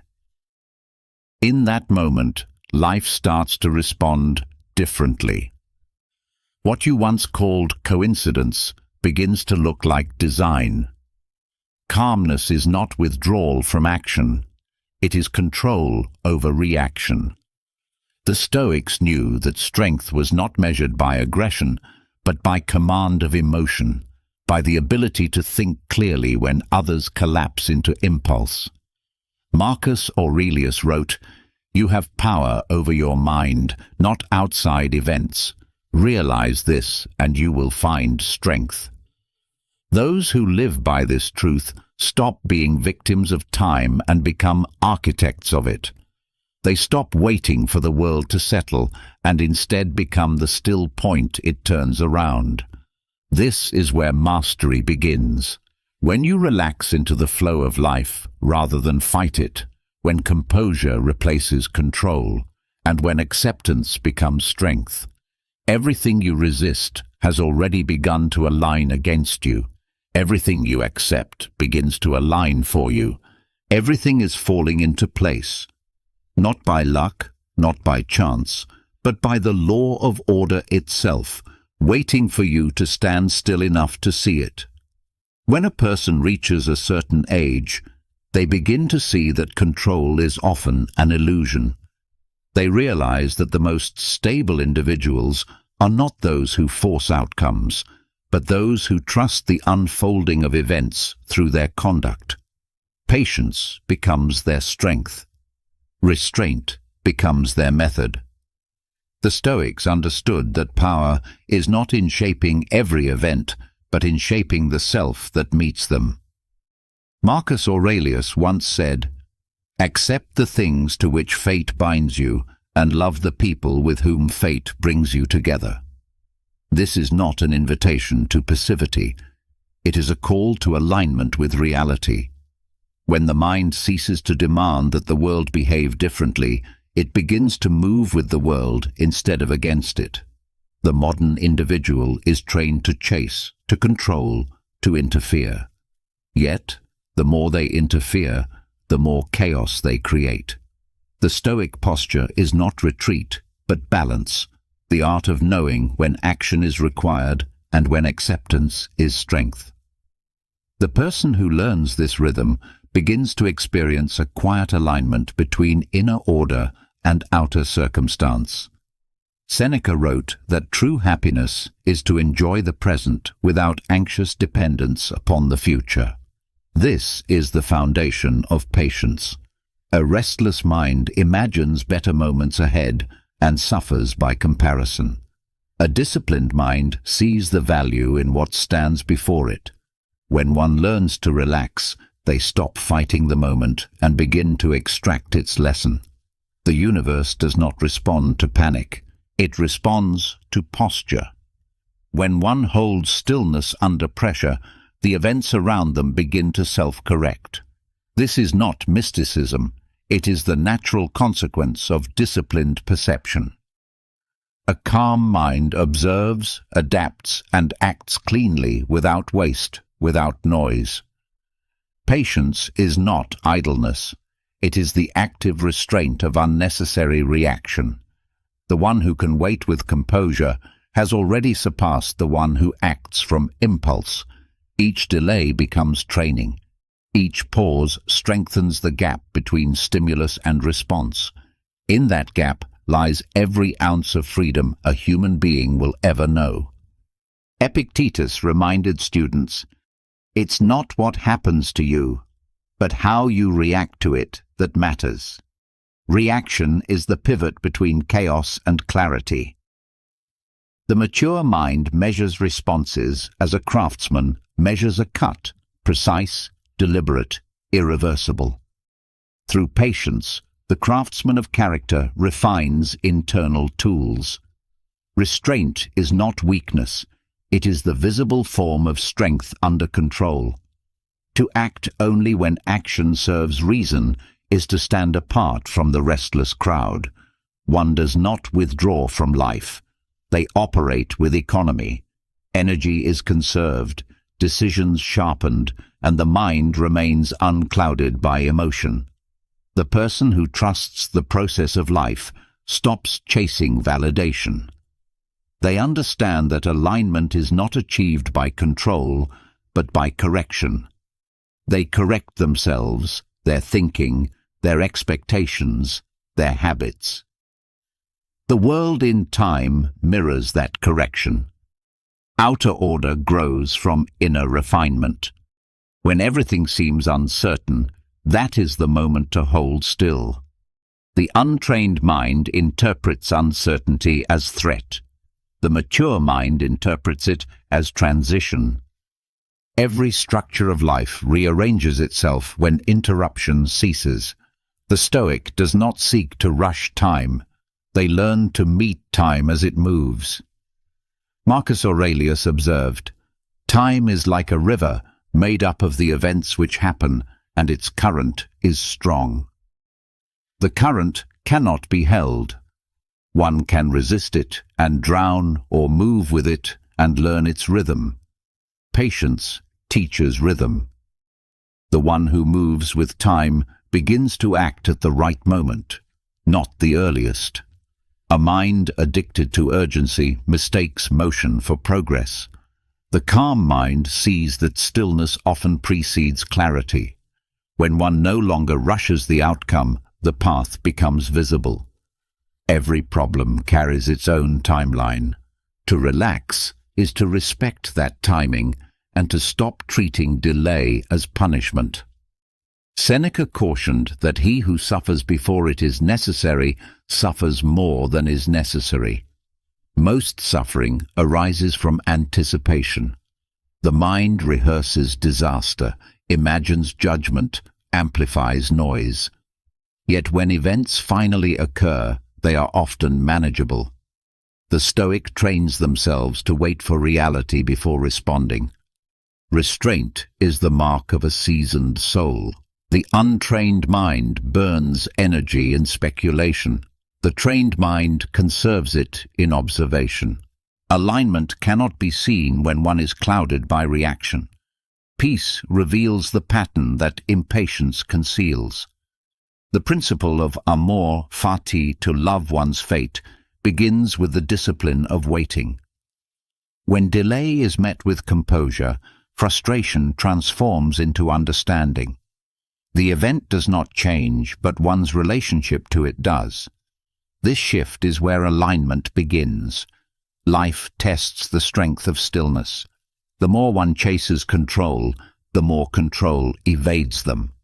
The moment they relax into clarity, the system begins to reorganize itself around that steadiness. People respond differently. Circumstances ease. The same world feels lighter. Yet only perception has changed. Patience is not only temporal, it is emotional restraint. To relax is not to collapse, but to hold the mind in readiness without tension. The Stoic carries calm as a weapon. Their silence carries command. Their steadiness influences more than their argument. Epictetus taught that external things are not ours. Our judgments about them are to master judgment, is to master peace. When one stops assigning meaning to every turn of fortune, events lose their power to disturb. They still act, but without attachment to the outcome. This is how everything begins to fall into place. The alignment of life is not mechanical. It is moral. Order appears where virtue governs perception. The honest person attracts stability because decisions are not corrupted by impulse. The patient person attracts opportunity because their timing is right. The disciplined person attracts peace because their emotions are clean. Seneca reminded Lucilius that a gem cannot be polished without friction. Waiting is that friction. Through resistance, character shines. The one who avoids discomfort delays refinement. The one who endures discomfort without resentment becomes luminous with quiet power. The external world moves with hidden intelligence. When one fights it, they fragment themselves. When they trust it, they merge with it. Relaxation in the Stoic sense is not softness. It is coordination with the structure of reality. They move as it moves. They stop trying to impose and begin to align. Marcus Aurelius advised, "Let nature take its course, your nature, the nature of the whole." Every event is part of the whole. When one acts in harmony with that whole, their path becomes smoother. Resistance disappears because they no longer divide themselves from what is. They cooperate with the inevitable. The impatient person lives in tension with time. The patient person lives inside its flow. When timing is accepted as intelligence, anxiety dissolves. Life is no longer measured against a schedule that never belonged to them. The Stoic learns to replace pressure with presence. The illusion of failure comes from premature judgment. Defeat is declared before the sequence completes. The disciplined mind holds silence until results mature. Relaxation gives events permission to unfold. Every misstep can redirect toward the correct path if time is allowed to reveal its function. Epictetus said, "No great thing is created suddenly." This is the law of growth. Every achievement, every transformation, every healing follows its own duration. The one who trusts that duration acts consistently instead of desperately. Their calm makes them enduring. Patience reveals patterns hidden from the frantic. When the noise of urgency fades, details emerge. It becomes clear that the timing of events is rarely accidental.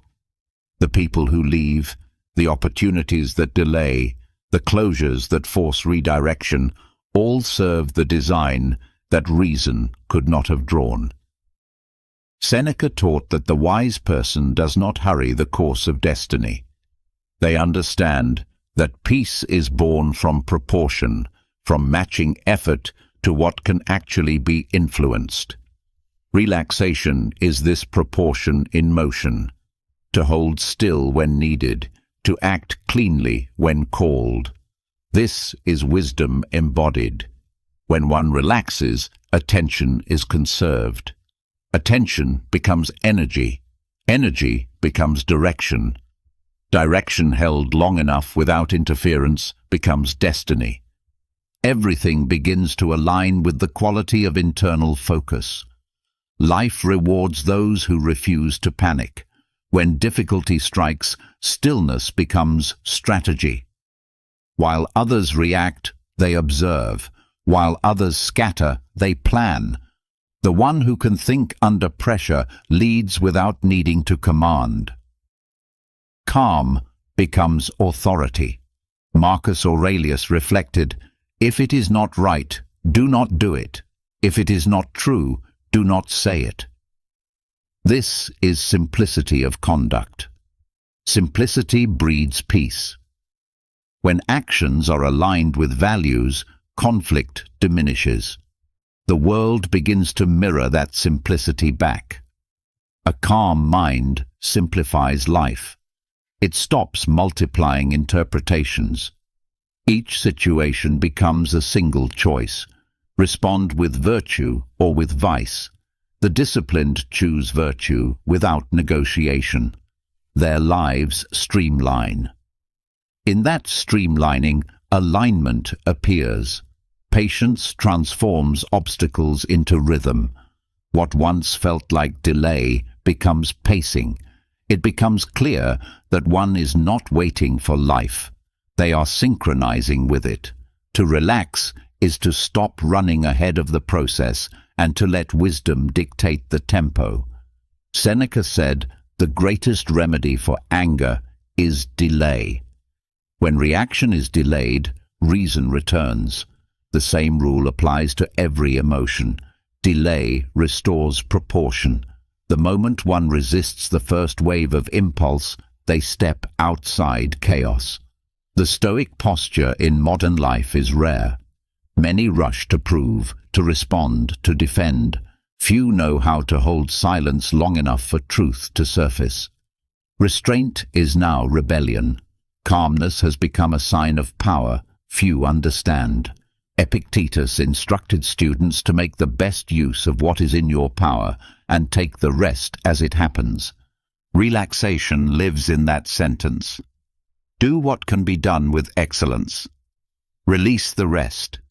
The balance between action and acceptance defines maturity. When this balance is mastered, events align with surprising precision. One begins to encounter the right people, opportunities, and timing without chase. This is not coincidence. It is the visible order that follows internal order. The world bends toward the mind that moves without friction.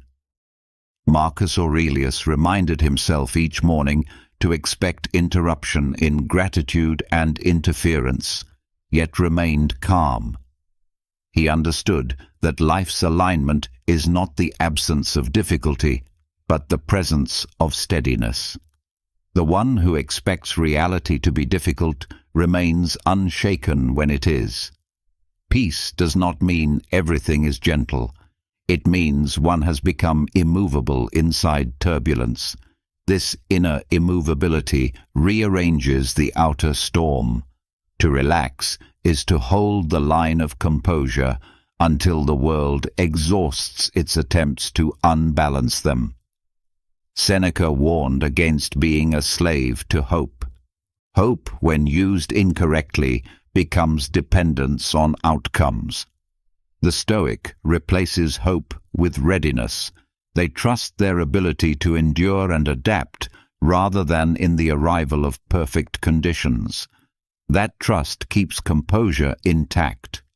Life falls into place when one stops chasing placement. Each moment arranges itself according to internal order. When one carries chaos, the world reflects it.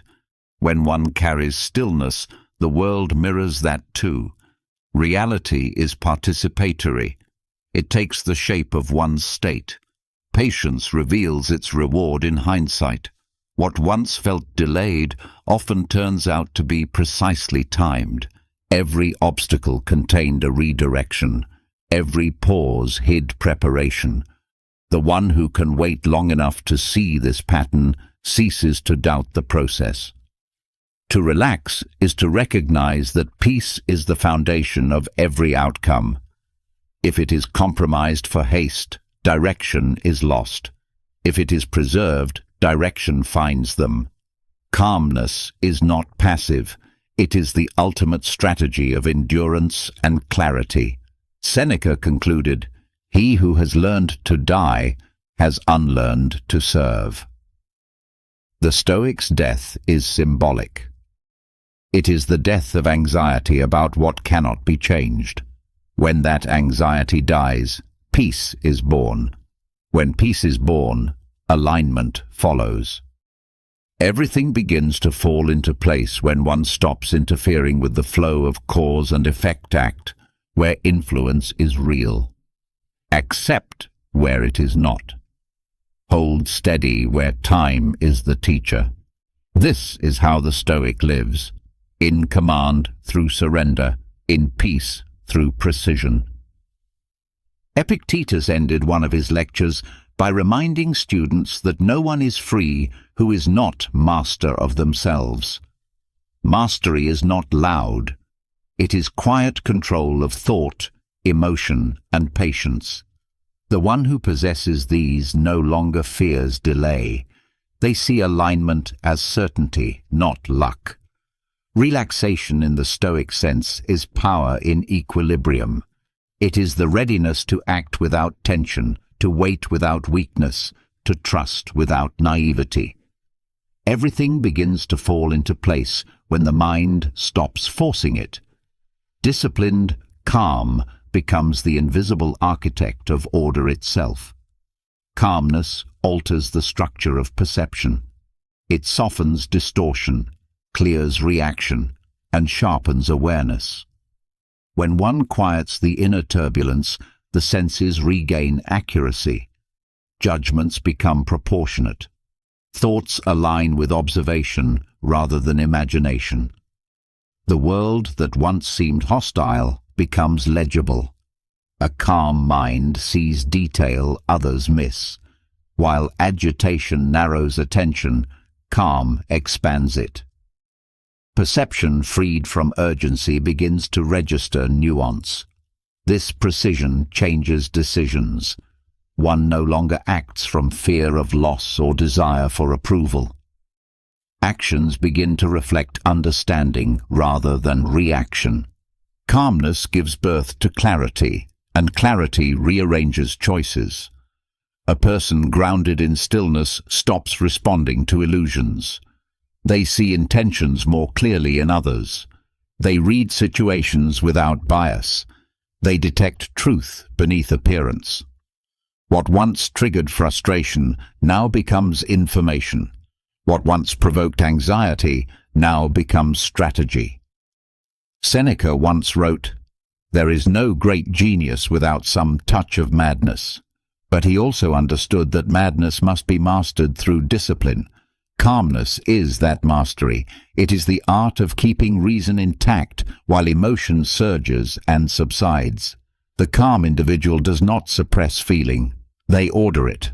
Opportunities unfold where composure is present. In negotiation, relationships and ambition, calm is read as confidence. Those who maintain clarity attract trust. Chaos repels precision. Stillness draws it. Calm minds make fewer errors, and fewer errors compound into better timing. Perception governs opportunity. The one who panics perceives only obstacles. The one who breathes sees openings. When calm becomes habitual, opportunity feels less like luck and more like alignment. What others call fortune, the Stoic calls preparation. Meeting clarity. Marcus Aurelius advised, "If you are distressed by anything external, the pain is not due to the thing itself, but to your estimate of it." Calmness revises that estimate. It removes exaggeration, dissolves false scale, and places each event in proportion to reality. Perception becomes a map, not a storm. The world bends toward those who see it clearly. Clarity makes action efficient. There is no waste in calm execution when one is no longer distracted by emotional turbulence. Attention becomes a weapon. Every gesture carries intent. Every pause communicates stability. Calmness also restores discernment between urgency and importance. The unsettled mind confuses them, reacting to everything as if it were critical. The tranquil mind prioritizes without effort. Some things demand response, others deserve silence. Knowing the difference refines every decision. Perception without calm is distortion. The agitated person reads hostility where there is none, assumes threat in neutral moments, and builds false narratives from fear. The calm person reads accurately because they have slowed the internal noise. They no longer imagine enemies in shadows.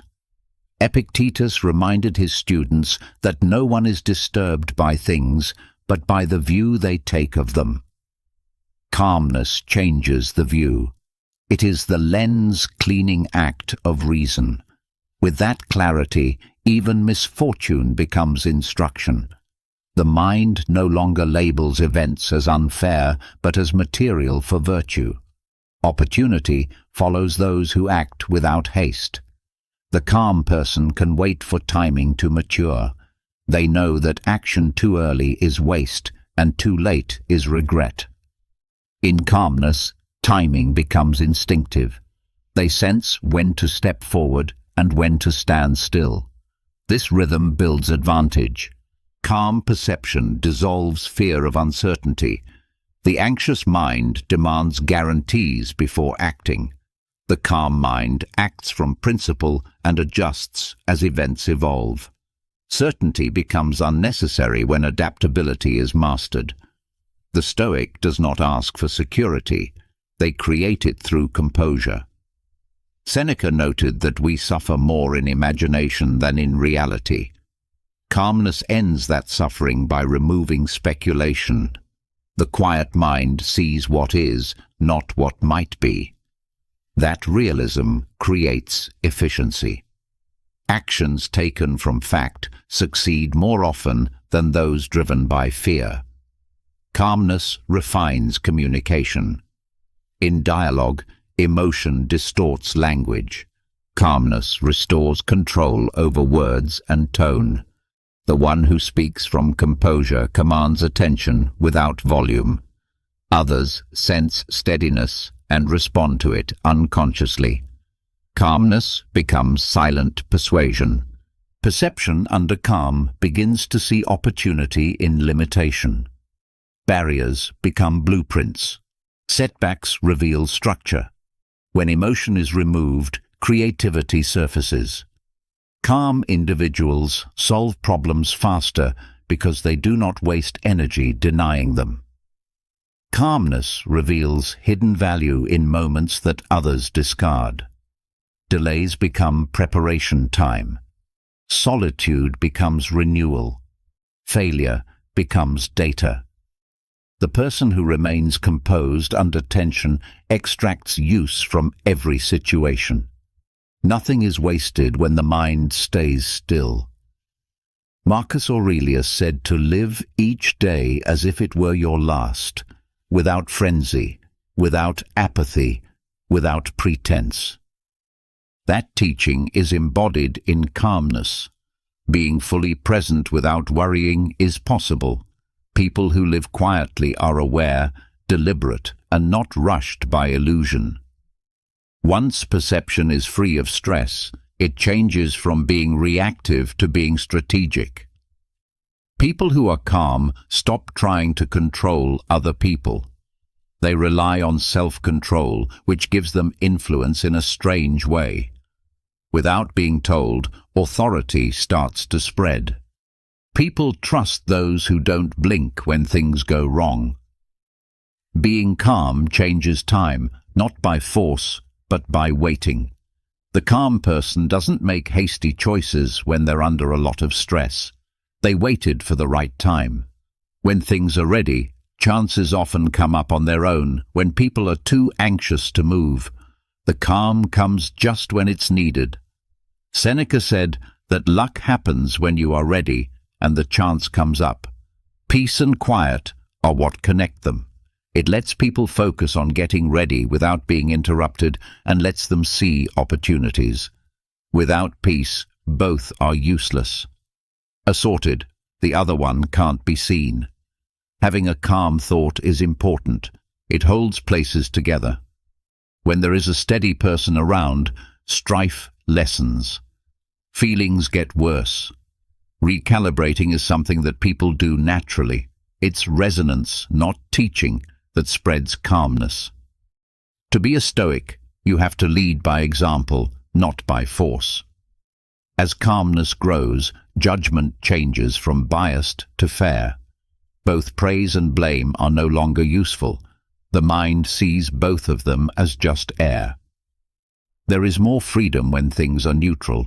Decisions are no longer based on ego, but on principle. Every move starts to serve the order. Stress-related mistakes can be fixed by staying calm. The mind that is racing picks speed over precision and breaks down from stress. The mind that is calm moves more slowly but more clearly. Over time, their findings become more accurate. People around the world value consistency more than being intense. During quiet, the mind stays focused. This effort to save energy makes extra energy, energy that turns into insight. You start to look forward to things without worrying and make plans without being fixed. When you're calm, you become very aware of things, being able to answer without reacting. He said, "If you want to improve, be content to be thought foolish and stupid." Being calm shows that you are humble. It doesn't feel the need to protect, prove, or show. That humility is what makes you useful. Not as many explanations, but more content. Chances are often hidden in plain sight. Peace changes what success means. It stops comparing things and starts measuring how well they fit together. Getting success is easy when your perception is in line with your virtue. No longer does the person have to compete for recognition. The fact that they are always there commands it. When you watch calmly, your intuition comes to life. A calm mind starts to see links that a busy mind missed.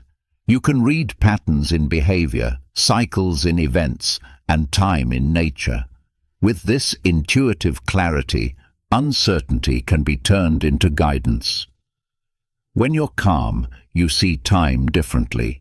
It feels like the hours are longer. Moments get bigger. When there is no longer any hurry, depth shows up. Things that are done quietly take on meaning. Socrates doesn't live faster, but fuller. Being present makes life longer. Being calm makes you stronger. When your view is stable, setbacks don't throw you off. Assimilation, analysis, and rerouting happen to them. The internal axis can't be moved by anything outside of it. Every event is neutral until it is interpreted, and the perception is based on calmness. The person who is calm draws other people who are stable to them. Others look to them for balance. Chances come up because calm people can be counted on. They don't mess up systems, and systems like reliable people, being still gets a name. Seneca said, "Once a good character is set, it is hard to change it." That character is built on calmness. It is both armor and an offer. It keeps chaos at bay and draws people in to trust it. The calm person becomes the center around which things happen and how people see them. Cleansed by peace, stops seeing random chaos. It starts to see patterns. Every problem fits into the bigger picture. The Stoic sees everything that happens as something that can be used to improve oneself. Opportunity is then everywhere, waiting for the mind to be still enough to see it. When you keep your mind calm, you learn the rhythm of time, the reasoning of cause and effect, and the silence between events. No longer does it look for chances. It knows what it is. Life stops being a competition and starts to flow smoothly. What some people call an accident, the Stoics see as proof. Marcus Aurelius once said, "The thing that stops you from acting moves you toward action." Things that get in the way become the ways. Being calm shows you the truth. When you have a clear mind, problems turn into maps. What other people avoid, the written navigate. Being calm is not the same thing as not moving. Moving without making noise. Its power shown through calm energy. It turns perception into a tool and chance into a result. The calm person doesn't need order anymore. They give it off. In the end, being calm is order itself.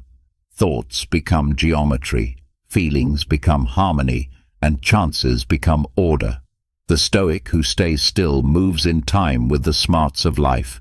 Everything fits into that beat. Reason stays calm, and reality follows it.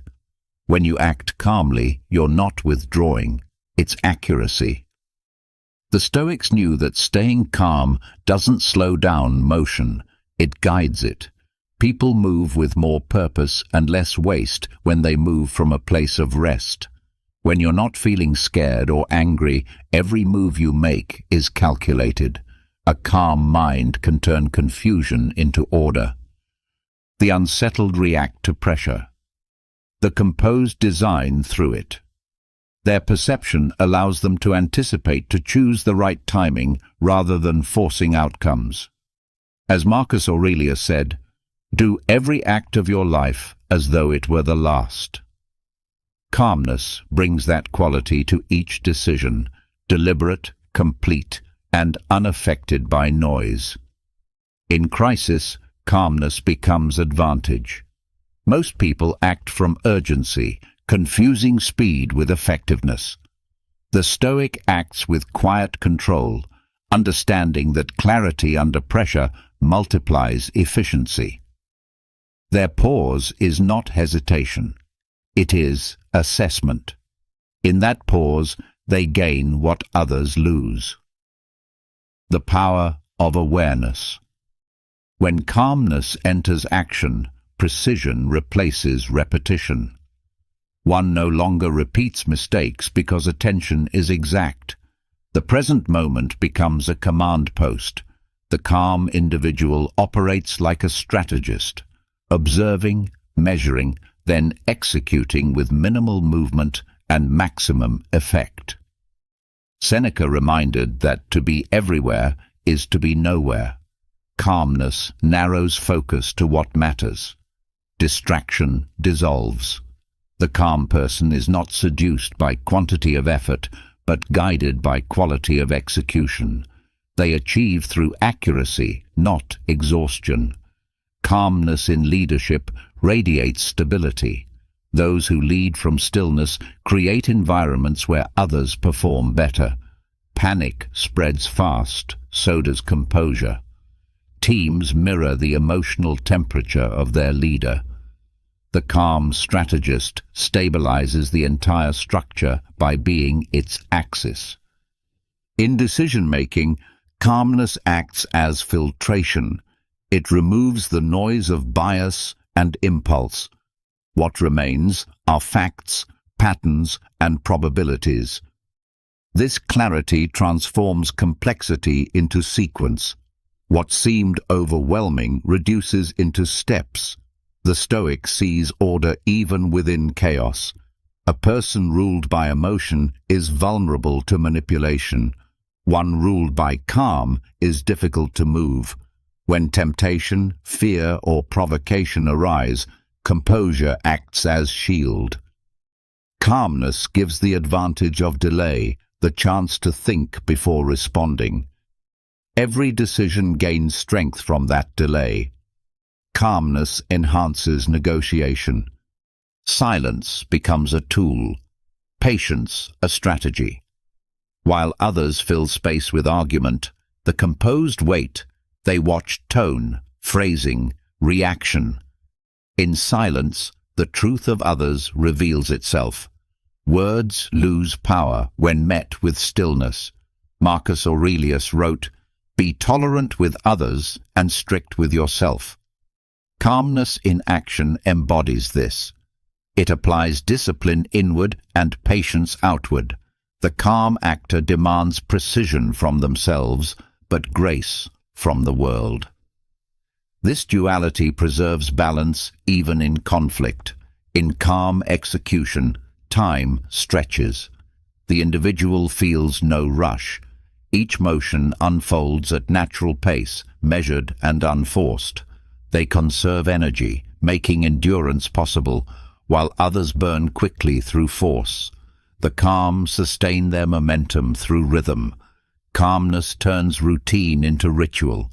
Repetition becomes refinement rather than boredom. Each act done with attention becomes training in presence. This is how the Stoic transforms ordinary duties into exercises of mastery. Control of small actions builds control of greater ones. Composure allows adaptation. When plans collapse, the calm mind pivots. Agitation locks the mind into one outcome. Calmness opens alternatives. The Stoic adjusts without losing purpose. They move like water around rock, flexible but directed. Seneca wrote, "No man was ever wise by chance." Wisdom is the product of measured perception, and calmness is the condition for that perception. Strategic calm does not wait idly. It gathers data. Each observation becomes resource. Each failure becomes instruction. The calm person plans without anxiety. They map contingencies, not fantasies. Because emotion does not cloud vision. They see both potential and risk clearly. Strategy becomes simple. Identify, act, correct, continue. The cycle is clean because panic never enters it. In the marketplace, in warfare, in personal conduct, the calm individual wins by conservation. They use minimal motion for maximal result. Efficiency arises naturally from composure. There is no rush to prove, no need to impress. Execution becomes art. Calmness removes ego from decision-making. Ego seeks attention. Calmness seeks accuracy. The Stoic knows that a correct move is enough. Approval or recognition adds nothing. In that detachment lies freedom to act purely according to principle. Composure strengthens credibility. Others trust those who do not waver under stress. Calmness becomes silent proof of competence. It speaks more than persuasion. In negotiation, conflict or leadership, stillness signals control, and control inspires confidence. Calmness trains foresight. The tranquil observer sees the small shifts before the storm. Their lack of noise allows detection of patterns hidden from the frantic strategy, is not prediction, but perception sustained long enough to detect rhythm. Calmness sustains that perception. Every Stoic act carries the same architecture. Perceive, decide, act, release. Calmness keeps this structure intact. Without it, perception collapses into reaction and action turns impulsive. Stillness protects sequence. It keeps the intellect ahead of emotion. Epictetus reminded that one must distinguish what is within control from what is not. Calmness enforces that rule in motion. Before acting, the mind checks the boundary. Can this be influenced? If yes, act with discipline. If not, proceed with peace. This filter prevents wasted effort. In strategy, calmness outlasts aggression. Anger spends energy quickly. Patience stores it. The Stoic wins not through force, but through duration. Time favors the one who can wait without losing clarity. Endurance becomes superiority. Calm action appears effortless because it is efficient. Each decision flows from understanding rather than resistance. This absence of friction gives the impression of mastery. Yet it is simply the product of composure practiced until it becomes nature. Calmness aligns intellect and instinct. The mind analyzes while the intuition feels. When these operate without interference from panic, decisions emerge from total awareness.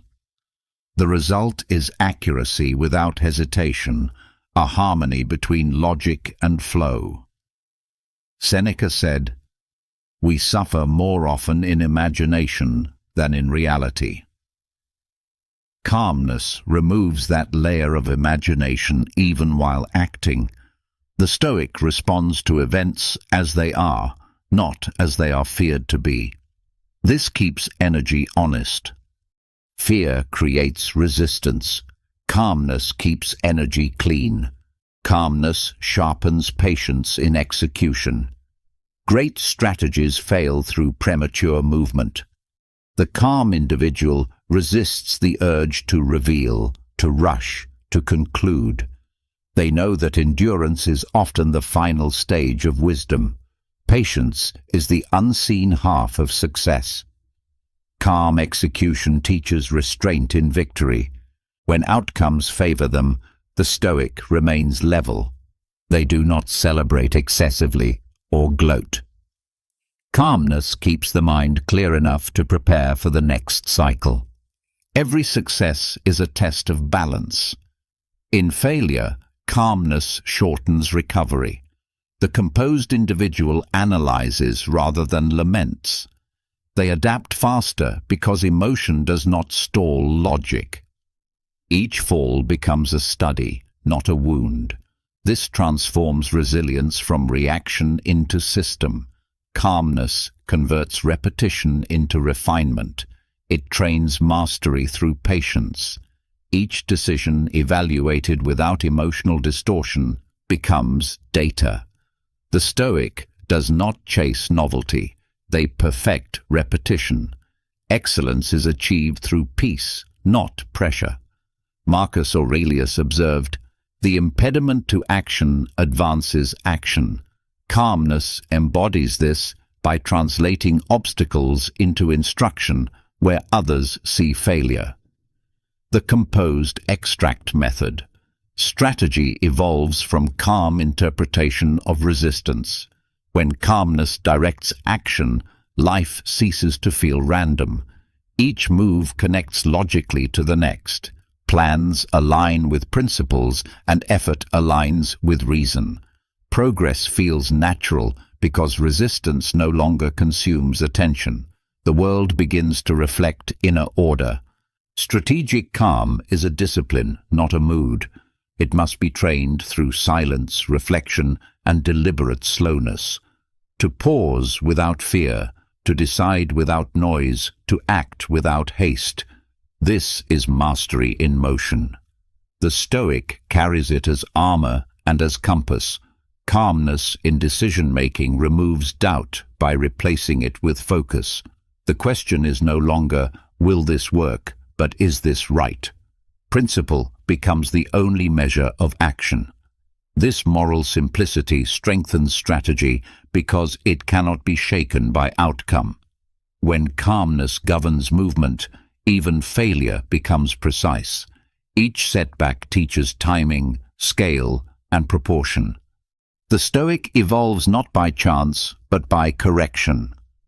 Through calmness, they maintain continuity of motion, even when direction changes. Calmness gives weight to every act. It turns ordinary choices into statements of principle. The composed do not scatter effort across distraction. They channel it. The result is depth instead of noise. This depth becomes the hidden force that sustains progress. Ultimately, calmness in action is self-command in its purest form. It is power refined into clarity. The Stoic does not rush toward dominance, but grows into alignment. Every calm act declares mastery without saying a word. This is how composure becomes the highest form of strategy. Composure under conflict is the true test of Stoic discipline. Calmness, when life is still, requires little strength. Calmness when chaos erupts reveals mastery. The Stoic does not train for peace alone, but for resistance.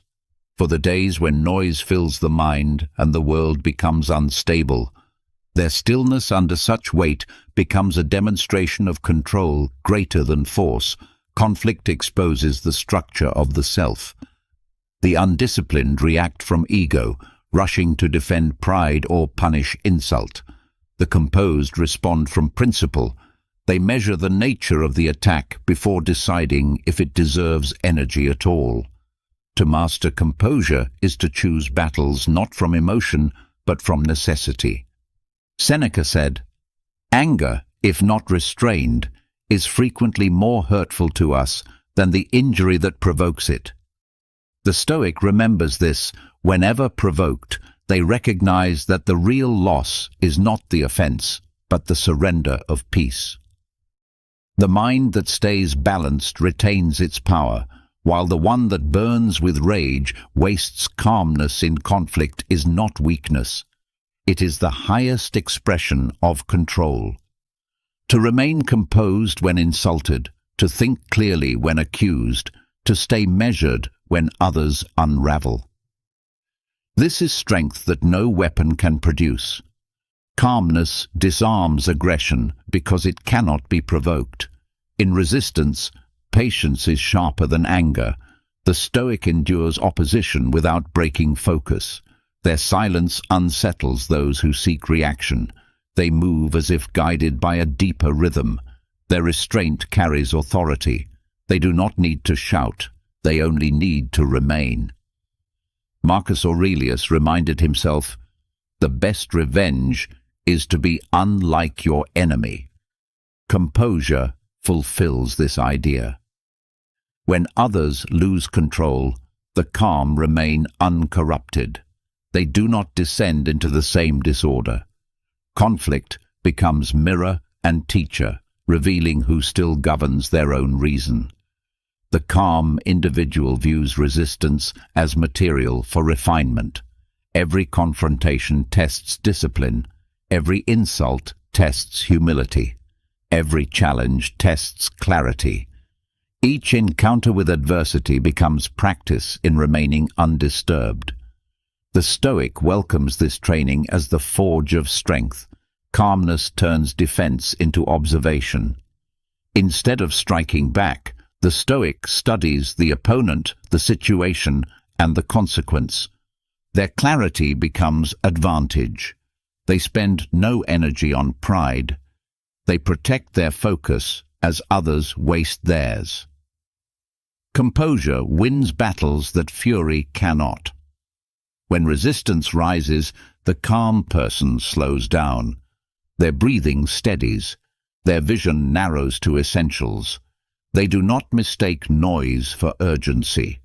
They understand that emotion is temporary, but consequence is lasting. Calmness is their method of accuracy. The Stoics' restraint under fire changes the rhythm of conflict. Anger expects anger in return. When none arrives, tension collapses. Power shifts. Those who maintain peace in battle control the field because they control themselves. The Stoic wins not by domination, but by stability. Inwardly, conflict becomes a dialogue with ego. The impulse to prove, defend, or retaliate is examined and dismissed. Pride fades into awareness. The calm mind watches emotion rise and fall without attachment. What remains is clean judgment, free from contamination. Seneca observed, "No man is more unhappy than he who never faces adversity, for he is not permitted to prove himself."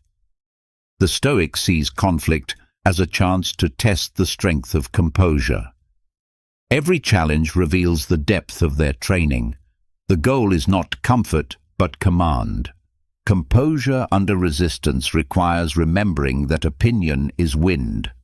Praise and blame pass equally. The Stoic does not build identity on either. When criticized, they listen for truth without collapsing into defense. When praised, they continue working without intoxication. Balance remains. Calmness also governs language. In conflict, words become weapons. The Stoic measures them as one would measure arrows. Silence often achieves more than argument. A quiet pause can carry more force than 1,000 words. Stillness becomes communication of power. Marcus Aurelius wrote, "You have power over your mind, not outside events." Realize this, and you will find strength. This principle holds most clearly in adversity. The calm person keeps ownership of thought, refusing to rent it out to anger. Even surrounded by noise, they remain sovereign within. Resistance from others cannot injure the Stoic who no longer seeks approval. They understand that rejection and opposition are part of movement. Composure protects progress. By staying undisturbed, they continue to advance while others are frozen by frustration. Calmness in adversity becomes momentum. Each challenge absorbed without reaction converts into energy. Conflict transforms into clarity. The Stoic uses opposition as propulsion, not obstruction. They do not resent difficulty. They redirect it. To remain composed when attacked is to hold command of reality itself. Most lose proportion when pressured. They exaggerate, accuse, panic. The calm person reduces everything to fact. They remove story from situation. In doing so, they regain leverage. Seneca taught that the wise person yields to fate but stands firm against misfortune. The Stoic endures conflict not as a victim, but as participant in necessary resistance. They see the test as part of growth. Fate provides friction to reveal structure. Without it, strength would stay theoretical. The calm individual sees hostility as reflection, not revelation. They understand that the behavior of others often mirrors their suffering, not their truth. This recognition breeds empathy without weakness. The Stoic forgives not for virtue's display, but to remain unchained. Composure under conflict demands clarity of purpose. When the goal is virtue, emotion cannot interfere.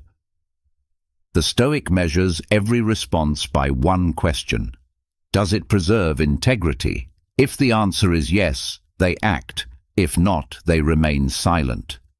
Simplicity replaces confusion. In argument, calmness rewrites hierarchy. The louder voice may appear dominant, but control rests with the one who listens. The Stoic uses stillness as pressure. They allow others to exhaust themselves against silence, then speak once with precision. Their words, few and deliberate, carry weight. In physical conflict, calmness slows perception. The Stoic sees movement before it completes. Reaction time decreases because panic does not blur sight. Their mind functions as anchor, body following discipline rather than adrenaline. This is control translated into motion. The composed warrior never seeks to destroy, but to neutralize. They understand that preservation of order outweighs victory of ego. In all forms of struggle, their focus is equilibrium. They do not escalate. They resolve power to harm is tempered by purpose to restore. Marcus Aurelius reminded himself, "The art of living is more like wrestling than dancing. Conflict is expected, not feared." The Stoic meets resistance with readiness, trained to adapt, grounded in principle. Their calmness is movement refined by endurance. Composure under resistance reveals hierarchy within the self. The senses scream, emotion demands, pride insists, yet reason remains unmoved at the center. The Stoic acts from that center, not from noise. In that structure, power becomes silent certainty. Calmness dissolves intimidation. The one who cannot be provoked becomes unpredictable. Opponents cannot control what does not react. The Stoic's neutrality frustrates manipulation. Their stillness becomes armor. No aggression can penetrate. Seneca observed, "The mind that is anxious about future events is miserable." In conflict, the anxious anticipate pain before it arrives and suffer twice. The calm person suffers once, if at all. They deal with reality, not imagination. This economy of suffering grants endurance. Resistance is necessary for refinement.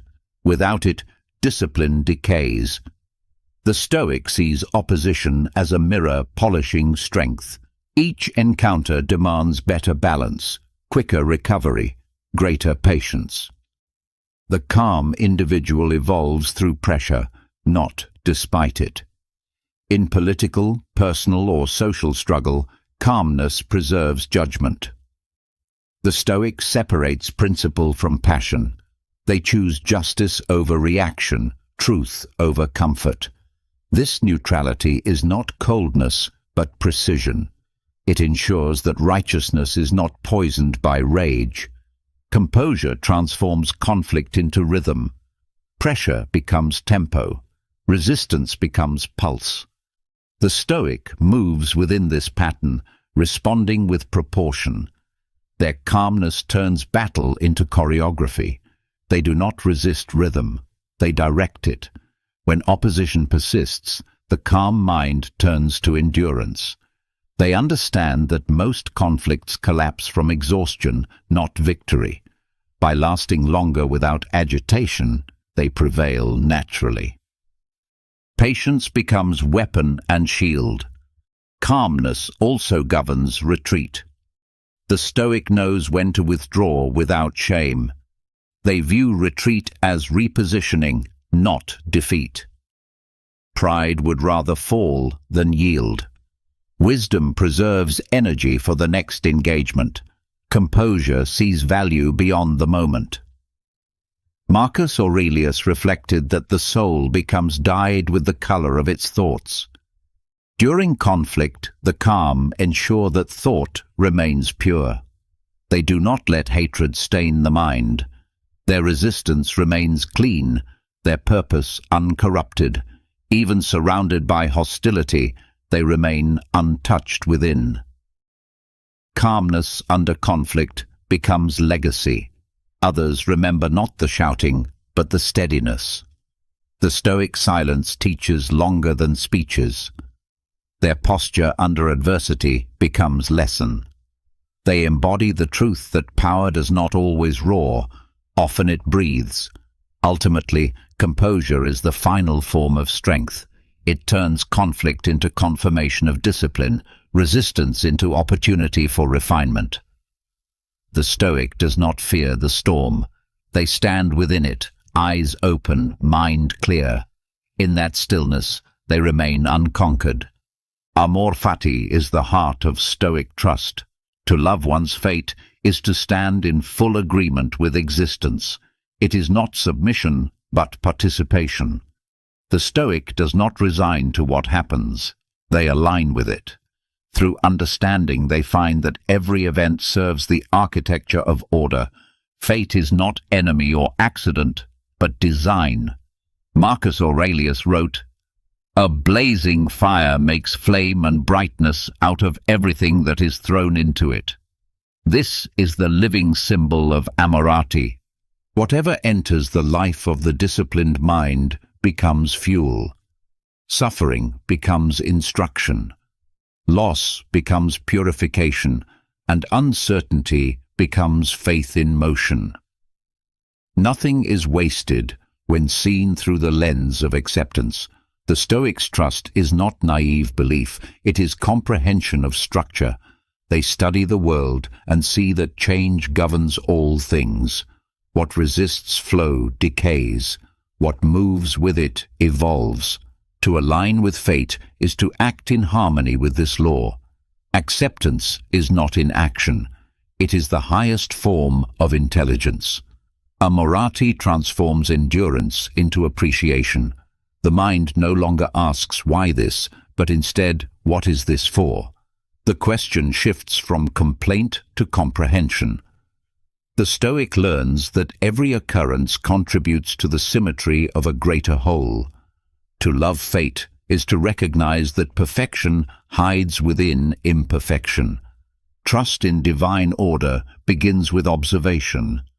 Day follows night. Seed becomes tree. Grief becomes wisdom. The rhythm of existence never breaks. The same intelligence that guides the stars guides human events.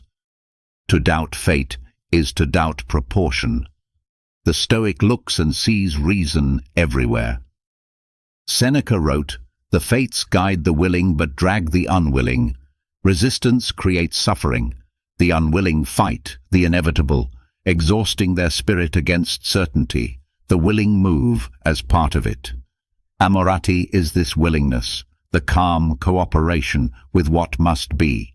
The Stoic ceases to struggle and begins to flow. Acceptance matures into reverence. When the mind stops fighting life, gratitude emerges. The smallest moments become sacred. The air, the silence, the passing of time. The Stoic sees divine order not in temples or rituals, but in the structure of existence itself. Fate becomes proof of balance. To trust fate is to trust reason. The Stoic understands that providence and logic are one. Every loss holds correction. Every delay holds protection.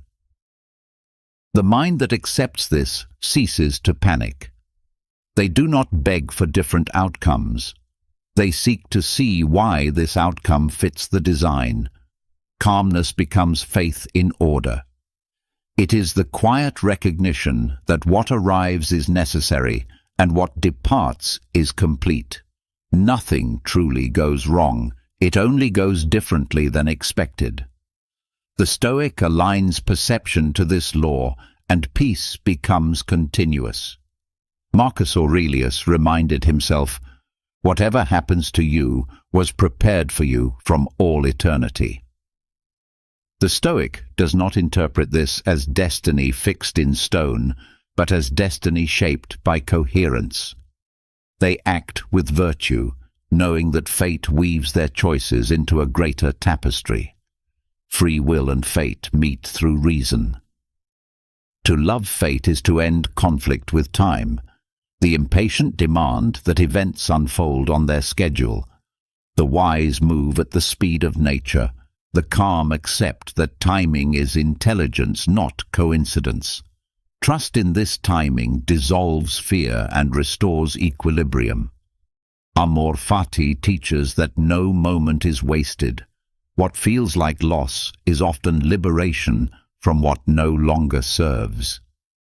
The Stoic observes that every removal makes space for correction. Fate prunes excess so that growth may continue. Acceptance turns grief into gratitude. Seneca said, "He who does not prevent what he cannot prevent is wise." The Stoic applies this in all circumstances. They save energy for what can be influenced and release what cannot. This distribution of effort keeps the spirit efficient. Trust in order becomes a source of quiet strength. The divine order is impartial. It does not punish or reward, it balances. The Stoic respects this neutrality. They understand that fortune and hardship are both instruments of proportion. To prefer one and despise the other is ignorance. To accept both with equal calm is wisdom. Amor fati dissolves fear of the unknown.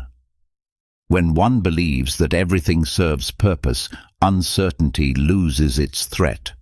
Life becomes exploration instead of trial. The Stoic walks forward without anxiety, trusting that every step leads exactly where it should. This trust refines perception. Events once labeled as misfortune reveal themselves as transitions. Fate moves through correction, not cruelty. The Stoic reads meaning where others see randomness. What appears broken becomes instruction in disguise. Marcus Aurelius reflected, "Everything harmonizes with me, which is harmonious to you, O universe." The Stoic echoes this prayer in silence. They do not demand that life change for them. They change themselves to meet life. Harmony is not achieved by rearranging the world, but by aligning perception with truth. Amorati converts fragility into endurance. The one who accepts all outcomes becomes unbreakable. They cannot be disappointed because nothing violates their expectation. They anticipated fate's intelligence, and when it acts, they nod in understanding. Peace becomes permanent. To trust divine order is to believe that no effort is lost. Every disciplined act, every patient choice contributes to an unseen structure. The Stoic works without obsession with result. They trust that right action plants seeds beyond their sight, and that the harvest arrives when maturity allows. Amorati erases resentment. The past cannot injure when it is seen as design. The Stoic learns from memory without poisoning the present. Regret becomes redundant when every event is recognized as necessary for growth. Acceptance cleanses the mind of repetition. Fate tests through discomfort. The Stoic interprets this not as cruelty, but as calibration. Difficulty restores balance to character. Every trial strips illusion. Amor fati transforms pain into purification. It is the discipline of seeing benefit in what first appears unbearable. Seneca wrote, "Fire tests gold, adversity tests the brave. The Stoic welcomes the flame because they trust what it reveals.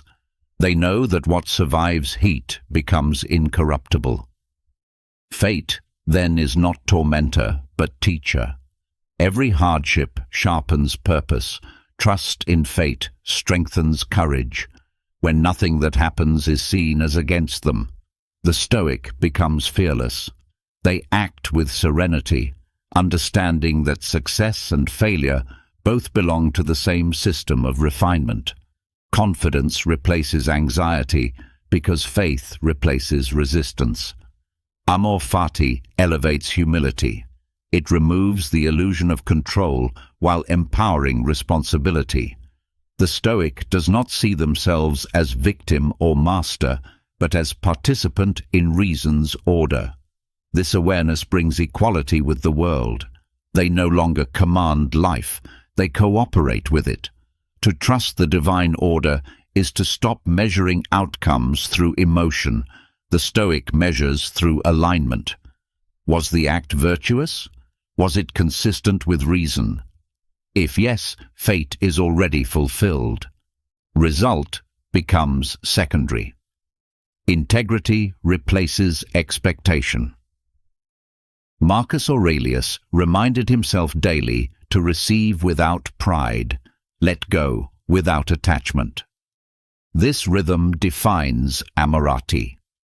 To receive without arrogance and to lose without despair is to move perfectly with the pattern of existence. The Stoic dances with fate rather than resists it. Amorati transforms trust into love. Acceptance grows into gratitude, and gratitude into devotion. The Stoic does not simply tolerate fate. They embrace it. Every event becomes communion with the divine logic of life. To love fate is to recognize oneself as part of its reason. Divine order reveals itself most clearly in retrospect. What once seemed cruel often appears later as necessary. The Stoic learns to trust this process before proof. Faith precedes understanding. Amor fati is confidence in meaning before the meaning appears. Seneca wrote that a good character, when established, is not easily overthrown. The one who loves their fate becomes immovable. No shock can dismantle their peace. They see tragedy as transformation, delay as discipline, uncertainty as direction. Every force that breaks others refines them. Amorati removes opposition from the soul. The Stoic stops demanding and starts receiving. Their actions become offerings to order itself. Effort flows without strain because motive is pure. They work with life, not against it. This cooperation generates serenity. Trust in fate creates presence. The future no longer haunts. The past no longer anchors. Each moment feels exact, neither early nor late. The Stoic lives in alignment with time itself, which is the truest form of peace. Marcus Aurelius stated, "Live in agreement with nature." Amor fati is this agreement in motion. To agree with nature is to trust its wisdom, to mirror its patience, to embody its balance. The Stoic who does so becomes an extension of order, not an exception to it. Fate to the Stoic is not a chain, but a current. One can resist and drown or trust and navigate. The current leads toward the sea of reason where all separate lives join the same flow. Amor fati is learning to move with this current, steady and awake. To love fate is to love reality. To trust reality is to be free from fear. When the mind accepts that every event belongs, serenity becomes instinct. The Stoic who understands this no longer prays for ease but for endurance, not for safety but for strength. Amor fati is not mere endurance. It is joy under inevitability. The one who practices it smiles at both rise and fall. They see the perfection of sequence, the balance of contrast, the wisdom of loss. To live this way is to live in harmony with the entire cosmos. The Stoic who trusts divine order lives without contradiction. Their will and the universe's will are one. Every choice feels aligned, every obstacle useful, every moment precise. They are not spectators of fate, but its conscious collaborators. In this union, they find peace beyond circumstance. To end conflict with life is to enter unity with it. This is the essence of amorati, the transformation of resistance into reverence. The Stoic stands at the center of existence, unshaken, grateful, aware. Whatever comes, they welcome. Whatever leaves, they release. They trust that everything exactly as it is belongs. Inner dominion is the final expression of Stoic mastery. It is the state where calmness, composure, and trust converge into permanence. The Stoic does not rise above life. They enter into full alignment with it. Their peace is not dependent on stillness around them, but on the unshakable order within. They move through existence as equilibrium embodied. The calm mind that began as restraint becomes the foundation of clarity. Composure that once resisted chaos evolves into presence that directs it. Trust in divine order, born from understanding, becomes silent faith in the coherence of all things. Together, these qualities form sovereignty, the mind's complete command over its perception, reaction, and purpose. Marcus Aurelius reflected, "You have power over your mind, not outside events." Dominion is the realization of this truth without effort. The disciplined no longer remind themselves of it, they live it. The mind ceases to be battlefield and becomes kingdom. Every thought serves principle, every action follows virtue. Calmness grants dominion over emotion. Fear loses its voice, anger loses its reach. The Stoic feels both, but is ruled by neither. Each feeling becomes information, not identity. Through calmness, emotion is reclaimed as function, purified of excess. Composure grants dominion over conflict. The disciplined no longer seek to win arguments, they aim to preserve order. Resistance no longer provokes retaliation, but evokes precision. Every challenge becomes dialogue, not duel. The calm mind interprets adversity as terrain, not threat. Trust grants dominion over fate. The Stoics' faith in divine structure eliminates resentment. They cease to curse time or fortune. What arrives is welcomed. What leaves is released. Destiny becomes a partner in the process of virtue. The one who trusts life ceases to suffer from its unfolding. When calmness, composure, and trust merge, they form a structure that cannot be dismantled by circumstance. The individual becomes stable through all variations of fortune. Prosperity cannot intoxicate them. Hardship cannot weaken them. Their peace is geometric, proportioned by reason, immune to distortion. Seneca said, "The wise man is content with his lot, whatever it may be, without wishing for what he has not." Inner dominion fulfills this wisdom. The Stoic no longer measures possession but proportion. They recognize that to control desire is to exceed wealth. Satisfaction is the highest form of abundance. The one who possesses inner dominion no longer lives reactively. They move from intention, not impulse.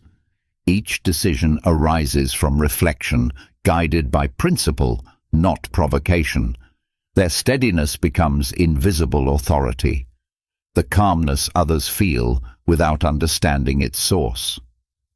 Dominion is not detachment. It is engagement without disturbance. The Stoic participates fully in the world, yet remains unbroken by it.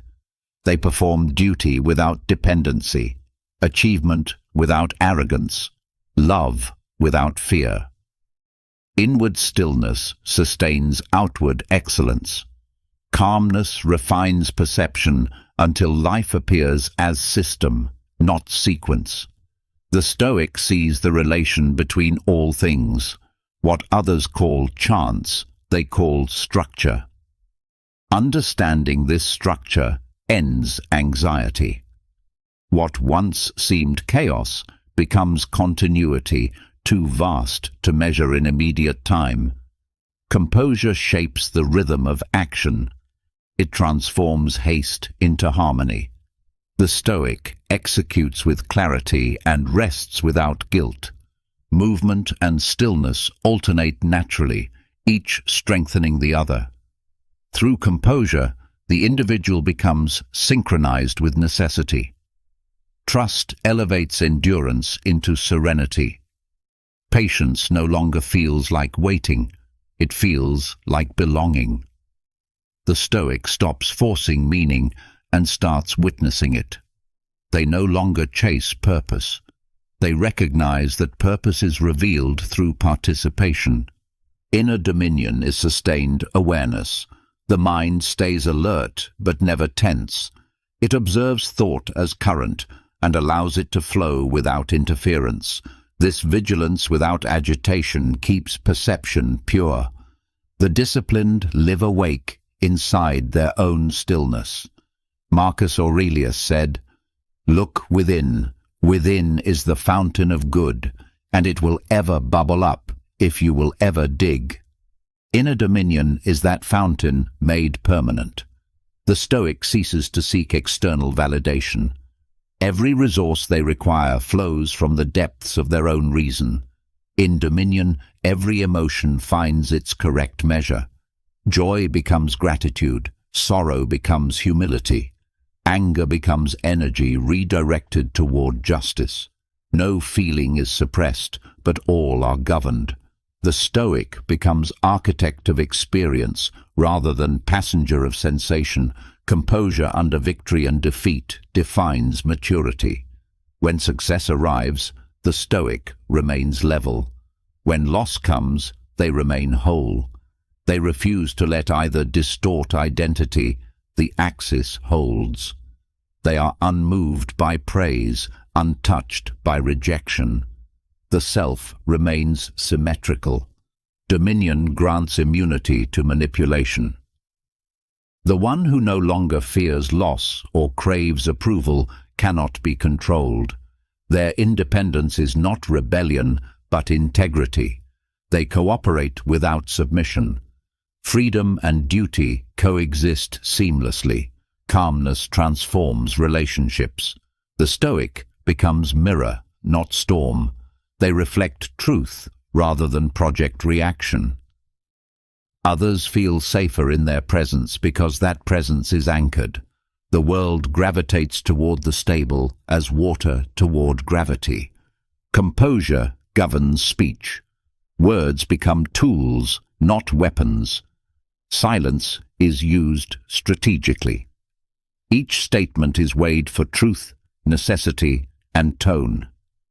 Dominion over language grants influence.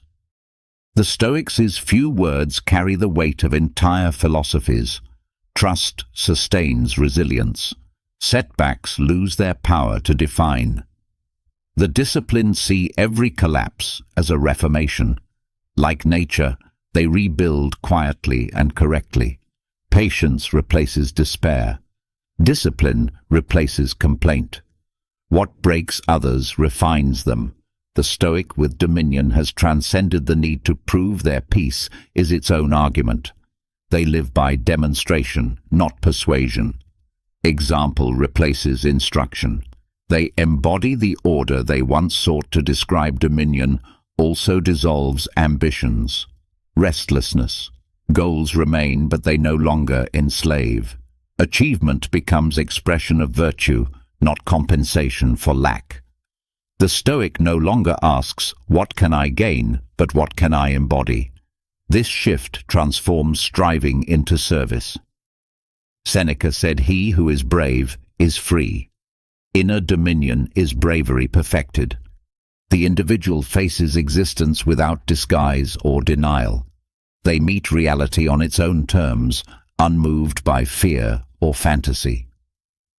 Freedom becomes condition, not pursuit. Calmness removes the illusion of opposition between self and world. The Stoic sees no separation between their mind and the total order of things. Their thoughts flow with nature's law.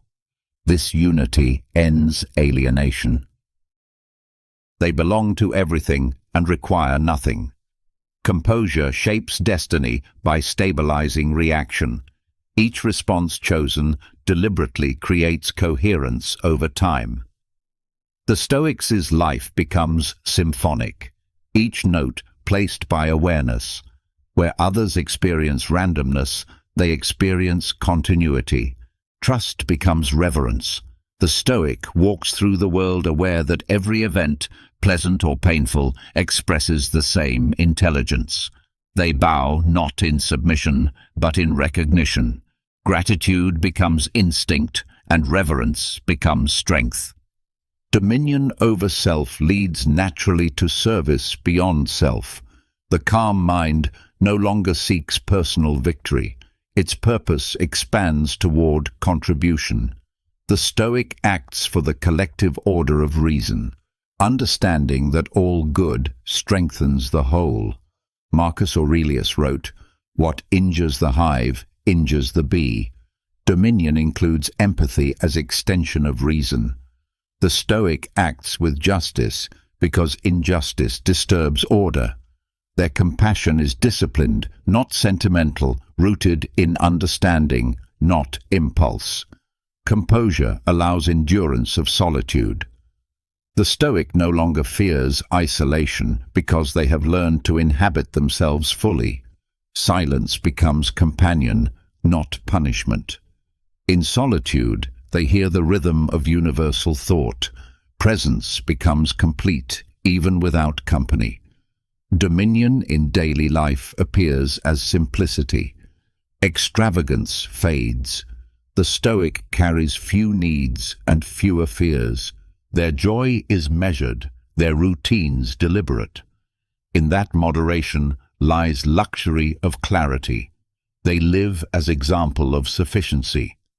Trust removes anxiety about death. The Stoic knows that nature takes back what it lends. Life is process, not possession. When death comes, it finds no resistance. The individual departs with the same calm they lived, completing the circle without regret. Seneca observed, "Life is long if you know how to use it." Dominion fulfills that usage. Each moment is invested with awareness, not squandered in distraction. Time ceases to slip away because it is fully occupied by purpose. The Stoic lives completely regardless of duration. In dominion, calmness is not a practice but a presence. It has become identity. The Stoics' being itself communicates steadiness. They no longer cultivate peace, they radiate it. Their existence becomes instruction without speech. Composure refines into authority, not the authority of command, but of consistency. Others follow not because they are told to, but because they sense reliability. The Stoic stillness leads more effectively than volume. Leadership becomes quiet precision. Trust matures into oneness with the whole. The Stoic feels the movement of the world as their own pulse. Their actions echo cosmic rhythm. They no longer seek alignment. They are alignment. Their life expresses the same intelligence that shapes stars and seasons. Inner dominion is permanence within impermanence. The Stoic stands in the river, yet remains the stone beneath it. All flows around them, but their essence is unmoved. They do not resist the current, they define its shape. This is peace at the level of law. At the end of discipline lies serenity without condition. The Stoic has learned that power is not conquest, but composure. They have found in calmness the blueprint of command, in composure the architecture of strength, in trust the perfection of fate. Together, these form the unbreakable trinity of mastery. The one who achieves this dominion becomes indistinguishable from order itself. Their will and reality coincide. They walk through the world as embodiment of proportion. Their silence teaches endurance. Their steadiness restores balance. In their presence, chaos remembers its shape. This is the Stoic's victory to live beyond reaction, beyond fear, beyond resistance. To exist in alignment so complete that nothing external can disturb it. The self becomes law. The mind becomes temple, and life itself becomes the act of virtue in motion. The circle closes, and within that stillness, everything holds. There is a quiet kind of strength that the world often overlooks. Not the strength of force or dominance, but the strength of endurance, the strength of wisdom, the kind that doesn't need to shout, doesn't seek validation, and doesn't crumble when life becomes uncertain. This is the strength the Stoics pursued, not in theory, but in daily practice. Because they understood something most of us forget. Resilience is not built in moments of ease. It is forged in discomfort, in adversity, in facing life's inevitable trials with an unwavering mind. In our modern world, distraction is constant, comfort is worshipped, and resilience is often mistaken for aggression. But the Stoic path offers another way, a daily path to inner fortitude. It is not about rejecting emotion or denying hardship. It is about cultivating the wisdom to move through them with grace, to endure with dignity, to remain rooted while the winds of life shift around you. Each day presents opportunities to strengthen this inner core, not through grand gestures, but through small, deliberate choices.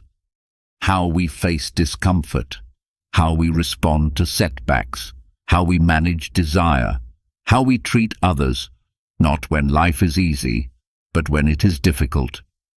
The Stoic sees every challenge as a lesson, every hardship as an invitation to grow wiser, calmer, more free. Marcus Aurelius once reminded himself, "You have power over your mind, not outside events." Realize this, and you will find strength. And it is this mastery of mind, not of others, not of fate, that becomes the source of true resilience. A resilience that does not shatter under pressure, but deepens. A wisdom that does not waver in uncertainty, but clarifies. This is the purpose of daily Stoic meditation. Not to escape life, but to engage with it fully. To confront discomfort with courage. To meet fate with equanimity. To live not in reaction, but in conscious alignment with what is good, what is just, what is true. So as we walk through these meditations today, remember, the goal is not perfection, it is practice. It is becoming a little wiser, a little stronger, a little more free with each passing day, because resilience is not something you possess, it is something you cultivate, and wisdom is not a destination, it is a way of being. 1. The art of endurance. Modern life often teaches us that strength must be loud, that to endure we must fight, argue, resist visibly. Yet the Stoic sees it differently. True endurance is not marked by outward struggle, but by inward stability. It is the art of standing firm in the face of adversity without letting your inner world collapse. It is the decision to hold fast to your values even when circumstances seek to shake them. And it is this quiet endurance, not aggression, that marks true strength. Consider how most people react when life turns difficult. Complaints become louder. Blame is cast outward. Frustration festers. But the Stoic understands that hardship is an expected part of the human experience. It is not a personal punishment. It is simply life unfolding in ways we cannot control. And when you stop resisting this truth, you gain the space to respond with grace rather than reactivity. Endurance, then, is an internal discipline. It is not passive resignation. It is active acceptance, choosing to meet adversity with dignity rather than despair. As Seneca wrote, "A gem cannot be polished without friction, nor a man perfected without trials." Every challenge, every difficulty is an opportunity to cultivate this inner fortitude, not by wishing hardship away, but by learning to remain calm within it. This is not about suppressing your feelings. It is about learning to coexist with them without losing yourself. Anger may arise, fear may surface, exhaustion may pull at you, but the Stoic observes these states without becoming them. He allows them to pass through like clouds across the sky, knowing that his core remains unmoved. In practical terms, this means learning to pause in moments of struggle, to breathe, to ask yourself, what is within my control? What can I do right now that aligns with my values? And to act from that place of clarity rather than impulse. It means choosing patience when the path is long, choosing calm when the world around you is chaotic, choosing persistence when results are slow to appear. And over time, this practice transforms you. What once seemed unbearable becomes manageable. What once provoked frustration now invites reflection. You begin to trust your capacity to withstand life's storms, not because you never feel them, but because you know they do not define you. The art of endurance is one of life's greatest teachers, because every day brings its own small trials, a difficult conversation, an unexpected setback, a moment of self-doubt. And each time you choose to meet these moments with calm resistance, with steady, grounded strength, you grow. You become a person who is not easily shaken, who does not crumble under pressure, who does not need to fight every battle because they have mastered the most important one, the battle within. And that is where true resilience is born, not in noise, but in stillness, not in outward victory, but in inward mastery. 2. Remembering your mortality. There is perhaps no meditation more central to the Stoic path than memento mori, the practice of remembering your mortality. At first glance, this reflection may seem morbid or unsettling. Why dwell on death when life is so full of things to pursue and enjoy? But the Stoics understood a deeper truth. It is precisely the awareness of death that sharpens our appreciation for life. When you remember that your time is finite, you begin to live with greater purpose, greater urgency, and greater clarity. In the rush of modern life, it's easy to fall into the illusion that we have unlimited time, that there will always be another day to say what matters, to pursue what inspires us, to repair what is broken. But death is the great equalizer. It reminds us that tomorrow is promised to no one. And this is not meant to instill fear. It is meant to awaken us. Marcus Aurelius often reminded himself, "You could leave life right now. Let that determine what you do and say and think." When you hold this awareness close, not as a source of dread, but as a gentle companion, something remarkable happens. You stop wasting time on trivial concerns. You stop delaying your dreams. You begin to strip away the distractions and focus on what truly matters. Memento mori is not about living in anxiety. It is about living in alignment. Each morning, each conversation, each decision becomes an opportunity to ask, if this were my last day, is this how I would choose to spend it? Is this action worthy of the time I will never get back? And in asking these questions, you bring intention to your life. Moreover, this meditation frees you from the fear of death itself. When you accept that death is natural and inevitable, it loses its power to paralyze you. You no longer chase immortality through possessions or status. You no longer cling to life so tightly that you forget to live. Instead, you move through each day with a calm awareness, grounded in the present, appreciating the fleeting beauty of existence, and this perspective transforms how you face adversity. Setbacks lose their sting when you remember how temporary they are. Insults become insignificant when you see them in the vast context of life's brevity.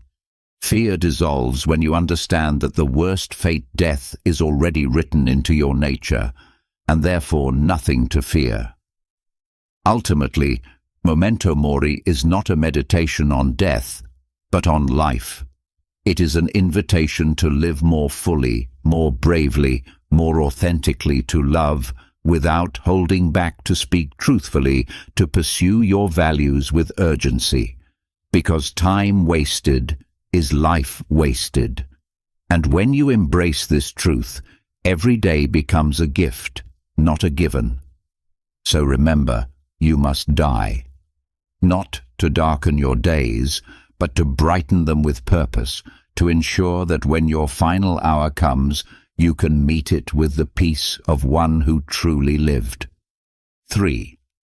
Discipline your desires.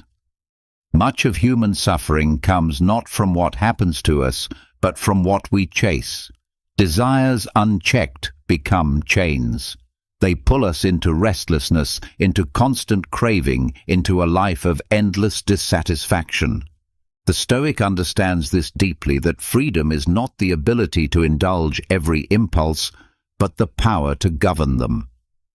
Discipline of desire is not about denial for its own sake.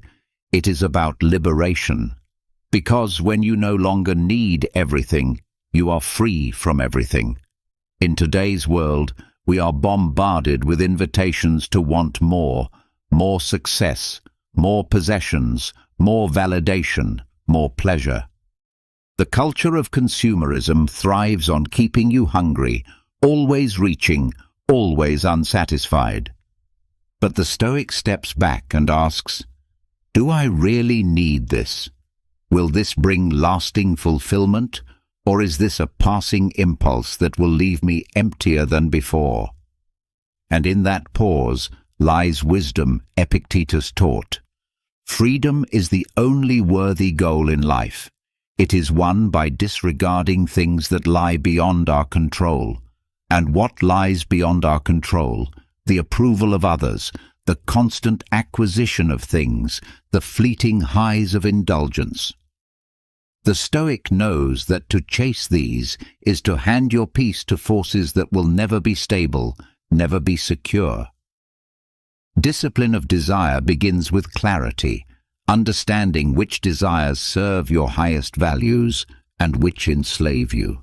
Some desires are natural, the desire for friendship, for meaningful work, for health.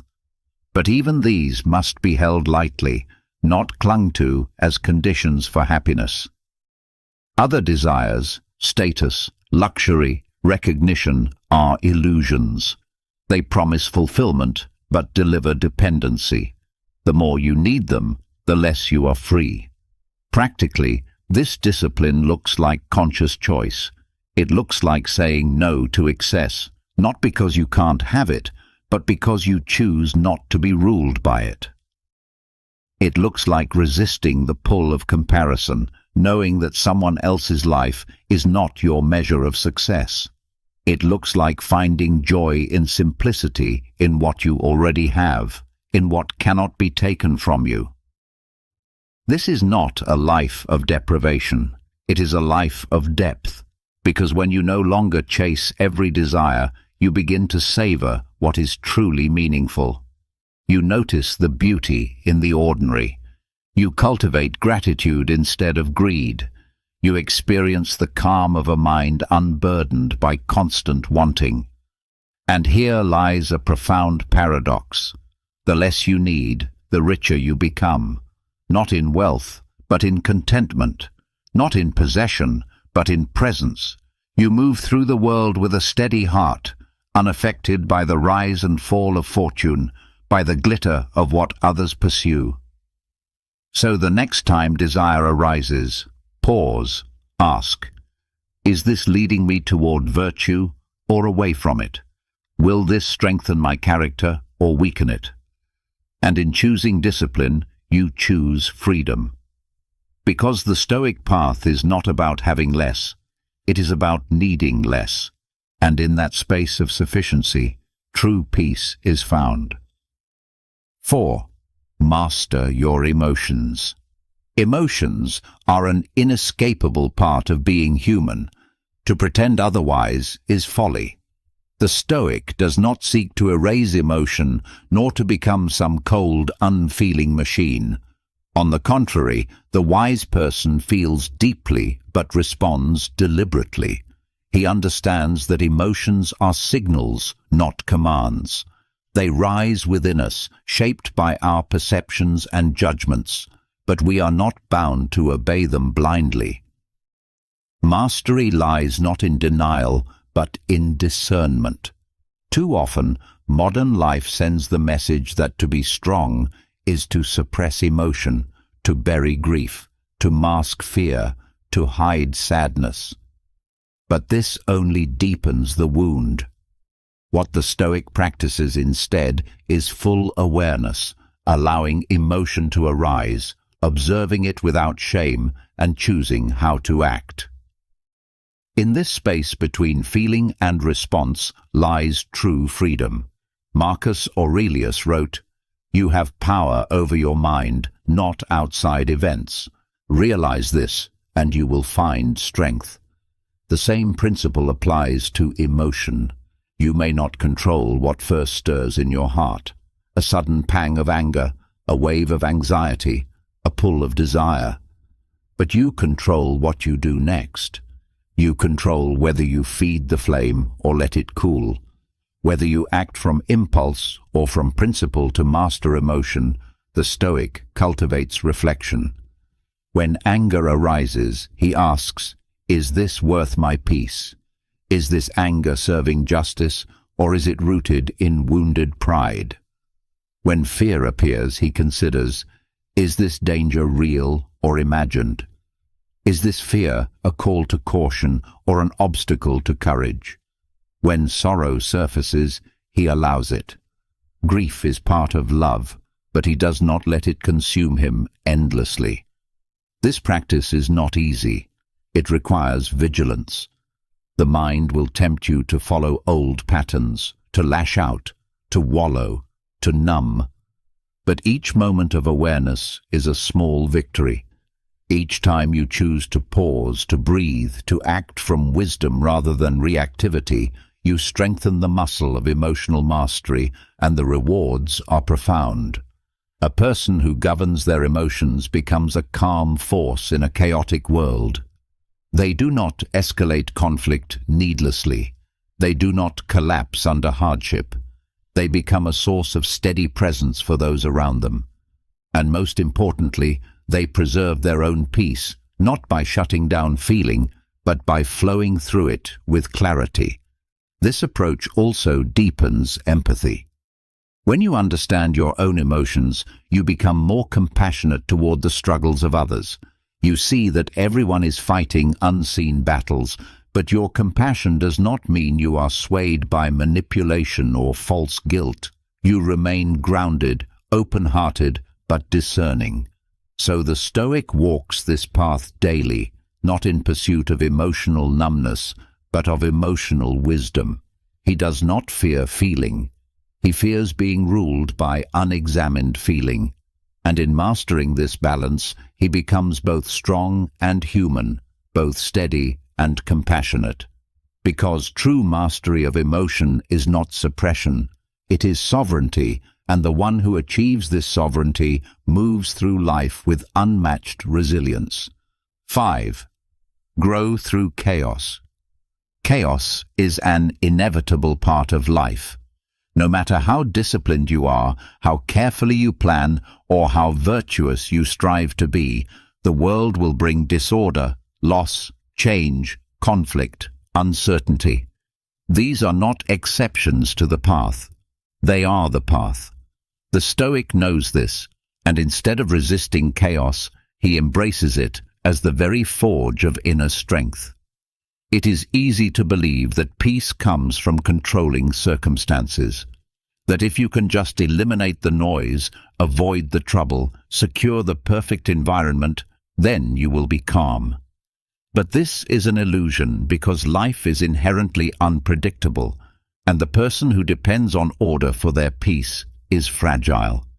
The Stoic seeks another kind of peace, one that thrives amid disorder, not because the world is calm, but because the mind is. Seneca reminds us, difficulties strengthen the mind as labor does the body. It is through challenge that resilience is built. A life without chaos would be a life without growth. Without friction, there is no polish. Without adversity, there is no depth. For a Stoic, chaos is not something to be afraid of, but something that can be used to make things better. Thought. A lot of big steps forward in life happen when things are hard, not when things are easy. How many good traits, like patience, courage, flexibility, and humility, are formed in hard times? We often get lazy when we're in comfort, but chaos wakes us up. It pushes us to face our limits, let go of false beliefs, and get clear on what really counts. To grow through chaos, you have to welcome it instead of avoiding it. The Stoic does not break down when things go wrong in life, when plans fall through, when relationships change, or when tragedy hits. He doesn't hold on really tight to the past. It takes a moment for him to breathe and think, what is this moment here to teach me? How can I get out of this smarter, stronger, and freer? This turns confusion into a teacher instead of an enemy.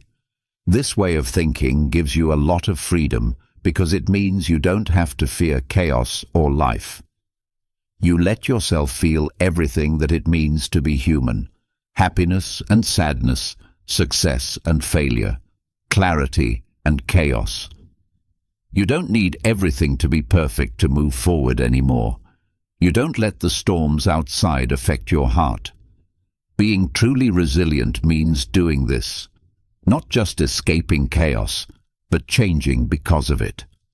Using chaos to shape their character and deciding to grow, not in spite of hardship, but because of it. There is no wish for an easier life for a Stoic. He wants the strength to deal with the way things are in life, and that strength grows with each task. What seemed impossible before becomes doable. What used to scare people now makes them curious. A person who grows through chaos can be relied on when things get rough, not only for themselves, but also for other people. So the next wave of chaos will know that it is not here to break you when it comes. It is here to shape you and help you become a better person. You can make that decision. Don't give in and suffer, or do and grow. A Stoic makes the decision to advance. The way is to be good. People today are very focused on winning, getting awards, trophies and praise, so it's easy to see virtue as something that you do to get something else. I believe that if I do the right thing, I will be praised. It will be good for me if I am fair. I will have a good life if I am honest. And this makes people sad because the world doesn't always award good behavior. The Stoic knows this, so he picks virtue not because of what it brings, but because it is the right thing to do, no matter what happens. Having virtue, knowledge, courage, fairness, and moderation is not a way to get ahead. A guide. It tells you what to do to get in line with yourself, no matter how other people react. According to Marcus Aurelius, doing the right thing is all that matters. You can find a lot of freedom in this easy clarity, because when you stop basing your actions on what other people think, you get your peace back. Do the right thing because it's in line with who you are, not because you want praise. This view changes the way you go through life. It's not enough to do good things to be seen as good, because it's who you choose to be. You live it. You always tell the truth, even if it requires sacrifice. You are fair even when other people aren't. You are responsible even when no one is looking. That stability makes you stronger in a way that can't be shaken. A sense of self-worth that can't be bought, does not exist, and cannot be taken. Living by virtue also keeps you from being unstable when you chase benefits. External results change all the time. People can be nice to you and still not understand you. Being kind can still lead to being lied to. It's possible to be brave and still lose someone. Your peace will be weak if it depends on everything going well. However, if your happiness depends on following your values, you become strong because no one can stop you from doing what is right. You have that power all the time. Your relationships also get stronger on this road. When you do something without any secret goals or to get something in return, your honesty shows. Other people will trust you even if they don't always like you. You will trust yourself, which is even more important. You will know that your deeds are a reflection of who you are, not just what the situation calls for. Undoubtedly, this is not the simplest way to live. Sometimes it will be tempting to give in or take a shortcut to get what you want faster. For a moment, the Stoic thinks, who am I becoming by making this choice? Are I being true to my best self or betraying it for a short-term gain? Because he keeps choosing goodness, his life has depth and meaning. Being good isn't the way to some faraway prize in the end. The prize is here. Living a good life will reward you in the end. The best success is a mind that is at peace with itself. People who follow this road might not always be praised by everyone, but they will be whole. Being whole, calm, steady, and unwavering is worth more than any prize. So follow the road of virtue, not for praise or money, but because it leads to wisdom and freedom. 7th, the strength of let go. A lot of human pain isn't caused by the bad things that happen to us. It happens because we don't want what's happening to happen. We use up a lot of energy just wishing things were different, fighting reality as if we could make it do what we want. But as a child, the Stoic learns that fighting truth only leads to pain, while accepting it leads to clarity. It's not a passive acceptance. It's a choice to deal with life the way it is, not the way we want it to be. You don't have to agree with everything that happens just because you accept it. Simply put, stop spending your energy on things that you can't change. You pay attention to things you can change. Your feelings, what you do, and who you are. Epictetus said that it is important to understand one concept clearly in order to be happy and free. We can control some things and can't control other things. And this knowledge of the difference is what sets you free. You cause inner turmoil when you fight against things that can't be changed. You keep thinking about what could have been different as you remember the past. The future scares you, and you try to control things that are out of your power. You fight with luck, fate, and other people's decisions. You can't win this war, though, and your peace is what you have to pay for it. Giving up those arms is what it means to accept something. This is what is now, it says. Is there something I should do with it? You gain a lot of power back in this move. Instead of being a victim of events, you take an active role in your own life. You place your energy on doing something, not reacting. Like when a Stoic person loses someone close to them, they cry. He does not deny that he is human, and he does not fight against the fact that life is short. He respects what was, accepts what is, and decides how to move forward of his life. He works to fix what he can when he sees unfairness, but he doesn't let anger over things that are out of his control poison his soul. When he faces his own weaknesses or fails, he learns, changes, and accepts that growth isn't always perfect. Deep resolve is also built up through this practice, because you can adapt once you stop fighting truth. The changes in your life don't bother you, you just go with them. When bad things happen, you don't feel useless. Instead, you feel curious. What should I say in this situation? How does this teach me something?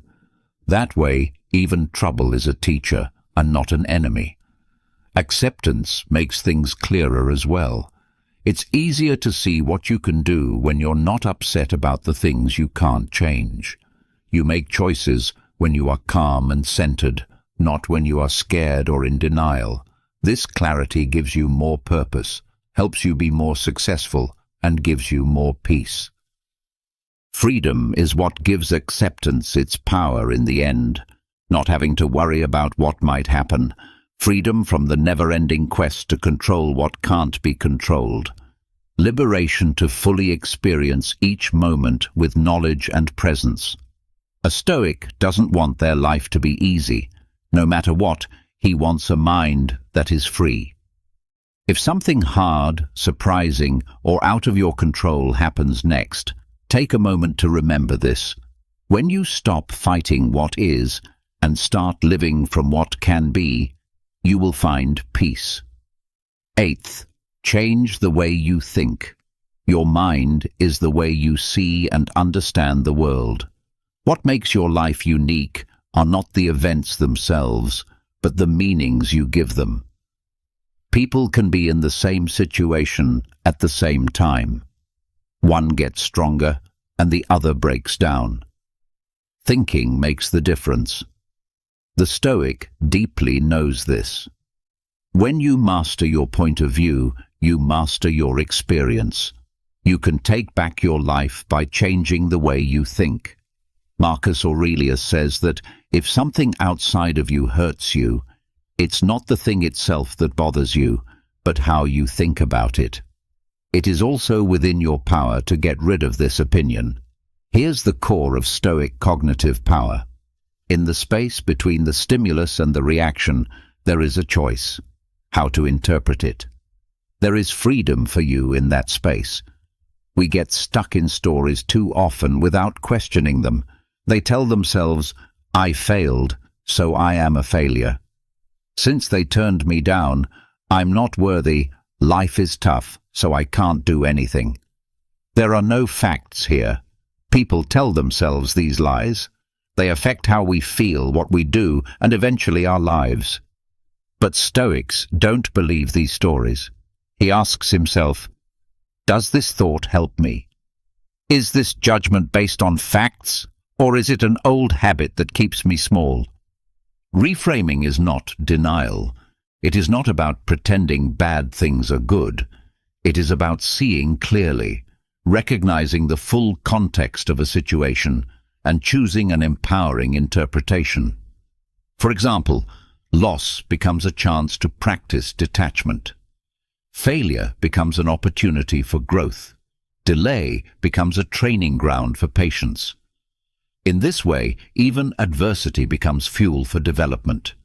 This shift begins with awareness. You must catch the automatic thoughts that color your experience. When frustration arises, pause. What story am I telling myself here? Is it true? Is there another way to see this? When fear surfaces, ask, what am I believing about this future? Is that belief serving me? Through this practice, you train your mind to become an ally, not an adversary. Over time, this reframing becomes second nature. You move through life less reactive, more reflective. Challenges no longer trigger despair. They invite curiosity. Criticism no longer wounds. It offers a mirror for growth. Even success is reframed not as proof of worth, but as an opportunity for humility and service. And the beauty of this practice is that it applies to every domain of life. In relationships, it fosters empathy. In work, it cultivates resilience. In solitude, it deepens peace, because when you reclaim your thoughts, you reclaim your inner world, and from that foundation, you can face anything life brings. So remember, you cannot always choose what happens, but you can always choose how you frame it. And in that choice lies immense power. The power to transform suffering into wisdom, setbacks into stepping stones, life itself into a path of mastery. Reframe your thoughts. Reclaim your life. 9. Find clarity in silence. In a world addicted to noise, silence has become a rare and radical practice. We fill our days with sound, conversations, notifications, media, often to avoid the deeper truths that arise when things grow quiet. But the Stoic seeks the opposite. He turns towards silence, not to escape life, but to engage with it more clearly. In silence, the mind settles. In stillness, truth emerges, and from that clarity, wise action flows. Marcus Aurelius often wrote to himself in moments of reflection, reminding himself of the value of withdrawing inward. He wrote, "Nowhere you can go is more peaceful, more free of interruptions than your own soul." This is not the silence of isolation, but of intention, the deliberate stepping back from external noise to hear the quieter voice within. Why is this so vital? Because without silence, it is easy to lose yourself in the chaos of the world. Other people's opinions, the urgency of tasks, the swirl of emotions, these can drown out your own inner wisdom. You become reactive, shaped more by circumstance than by conscious choice. But when you cultivate silence, you create space. Space to observe, to question, to remember who you are and what truly matters. Silence is not passive. It is an active discipline. It takes courage to sit without distraction, to face the unfiltered contents of your mind. But in doing so, you build inner strength. You learn to differentiate between passing thoughts and core values, between genuine insight and conditioned belief. This clarity allows you to move through life with greater intention, less swayed by external forces. Practically, this means creating moments of silence in your daily life, not just physical quiet, but mental quiet. A walk without your phone, a morning journal session, a few deep breaths before responding to conflict. These small practices accumulate, training your mind to find refuge in stillness rather than in constant stimulation. And the more you practice, the more you begin to crave this silence, not as an escape, but as a foundation. It becomes the ground from which you meet the world. When challenges arise, you return to that inner stillness to respond wisely. When emotions surge, you find clarity in the pause before action. When life feels overwhelming, you remember that peace is not found in controlling everything. It is found in the calm center you carry within. Moreover, silence fosters humility.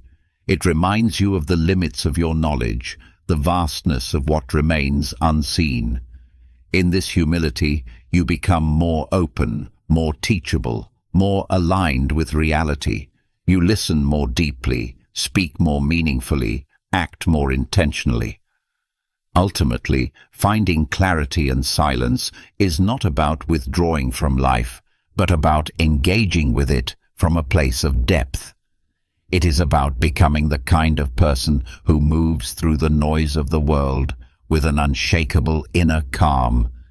And in a world that constantly pulls us outward, this is a rare and powerful strength. So seek silence, not to escape, but to sharpen, not to hide, but to see. For in silence, the Stoic finds his truest voice. 10. Be grateful for the difficult. It is a natural impulse to wish for ease. We all crave comfort, stability, days free from struggle. But the Stoic sees this craving for what it is, a subtle trap, because a life without difficulty is not a life without pain. It is a life without growth. Hardship reveals what ease conceals. It tests our values, strengthens our resilience, and shapes us into something greater than comfort alone ever could. And so the wise person learns to be grateful not just for the pleasant, but for the difficult. Seneca wrote, "Difficulties strengthen the mind, as labor strengthens the body." Every challenge is an opportunity to practice virtue, patience in frustration, courage in fear, compassion in conflict, discipline in temptation. These qualities are not forged in comfort. They are born in adversity. The Stoic does not seek suffering, but when it comes, as it inevitably will, he welcomes it as a chance to deepen his character. This mindset transforms how you experience hardship. Instead of asking, "Why is this happening to me?" you ask, "What is this here to teach me?" Instead of resenting obstacles, you embrace them as part of your training. Life ceases to be a series of unfortunate events and becomes a continuous invitation to grow wiser, stronger, freer. Gratitude for difficulty also protects you from bitterness. When you see adversity as a teacher rather than an enemy, you stop fighting reality and start learning from it. You understand that ease often breeds complacency, while challenge sharpens clarity. What once seemed an unfair burden begins to reveal unexpected gifts, new skills, deeper empathy, greater inner peace.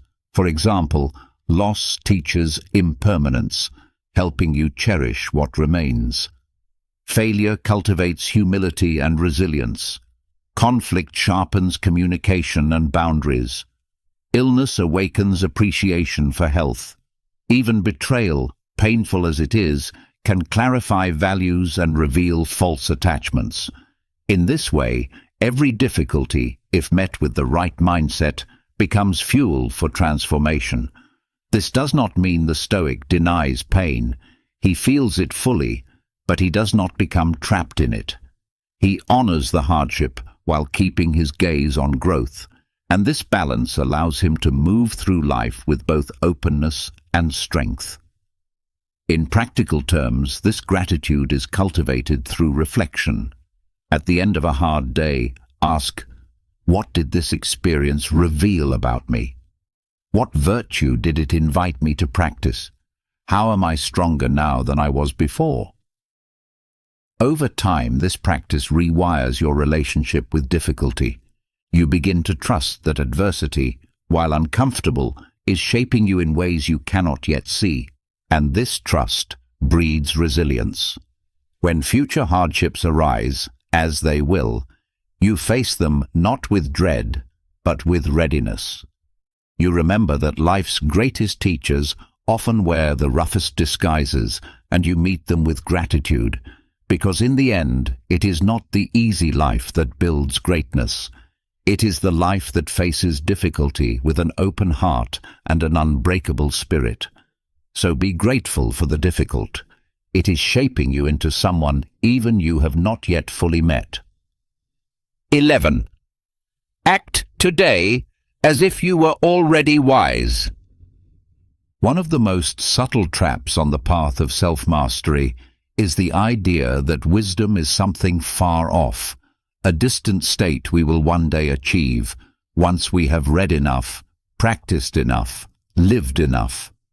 And so we wait, we hesitate, we excuse our small failures and compromises by telling ourselves, one day when I am wiser, I will live differently. But the Stoic rejects this delay. He knows that wisdom is not a future destination, it is a present practice, and the only way to become wise is to begin living as if you already are.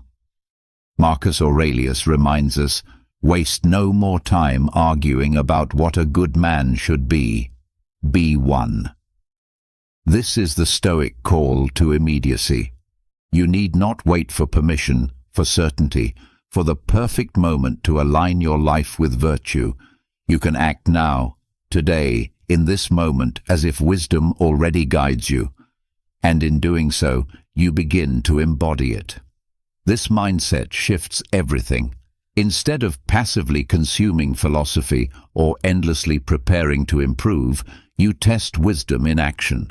You ask, how would a wise person speak in this conversation?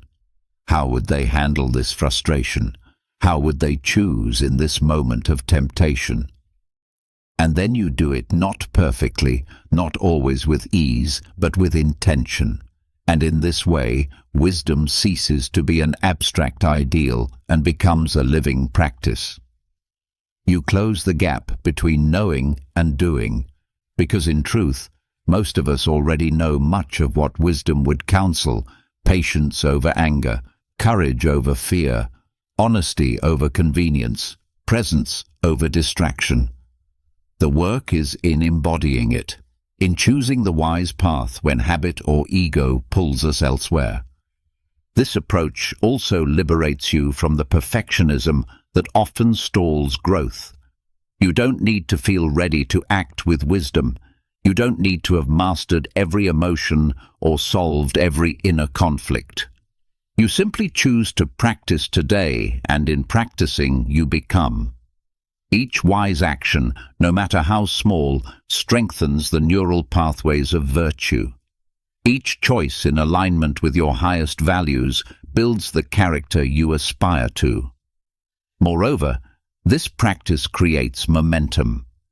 The more you act as a wise person would, the more natural it becomes. Your responses shift. Your self-respect deepens. You move through life with greater congruence between who you are and who you wish to be. And this congruence breeds both peace and power. It also cultivates humility. Acting as if you are already wise is not about pretending to be perfect. It is about aspiring to your best self while remaining open to learning. It is about saying, I may not be fully wise yet, but I will not use that as an excuse to act unwisely today. In this way, the practice itself becomes a path of ongoing growth. So do not wait. Do not postpone your higher nature until you feel worthy of it. Begin now. Speak as wisdom would speak. Act as wisdom would act. And in these small daily choices, you will find that wisdom is not something you chase. It is something you embody, and through this embodiment you transform, not in some distant future, but here and now. 12. The courage to be yourself. Perhaps one of the greatest acts of courage in any lifetime is to live in full alignment with your true nature. The pull to conform, to imitate, to please others is subtle but powerful. From a young age, we are taught to fit in, to adjust ourselves to the expectations of family, friends, society. And over time, without realizing it, many drift further from who they truly are. But the Stoic knows this truth. To live according to your nature is the highest form of freedom, and it takes great courage to do so. Epictetus said, "Seek not the good in external things, seek it in yourselves." The wise person understands that true fulfillment comes not from meeting external standards, but from inner congruence when your thoughts, words, and actions are in harmony with your deepest values and nature. To live this way is to walk a path that may often diverge from the crowd, to make choices that others may not understand, to stand alone when necessary. Why does this require courage?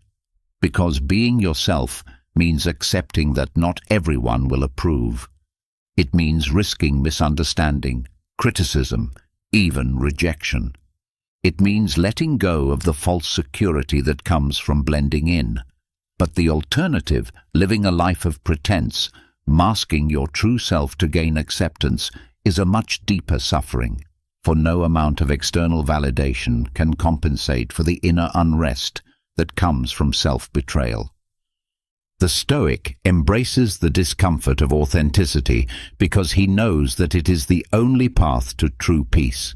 He does not seek to shock or provoke, nor does he indulge in self-indulgent rebellion.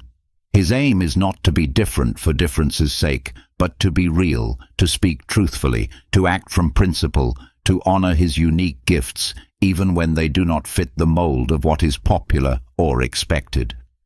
This courage also requires deep self-knowledge.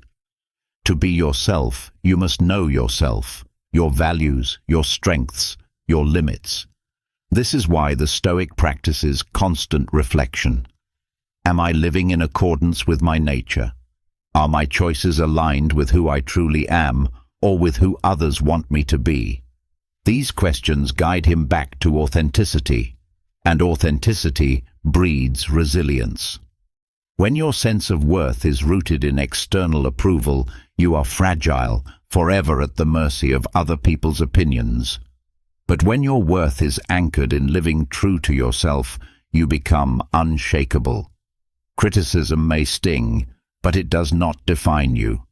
Praise may please, but it does not control you. You walk your path with quiet confidence, knowing that your integrity is intact. Moreover, by being yourself, you give others permission to do the same. Your authenticity becomes a light in a world of masks.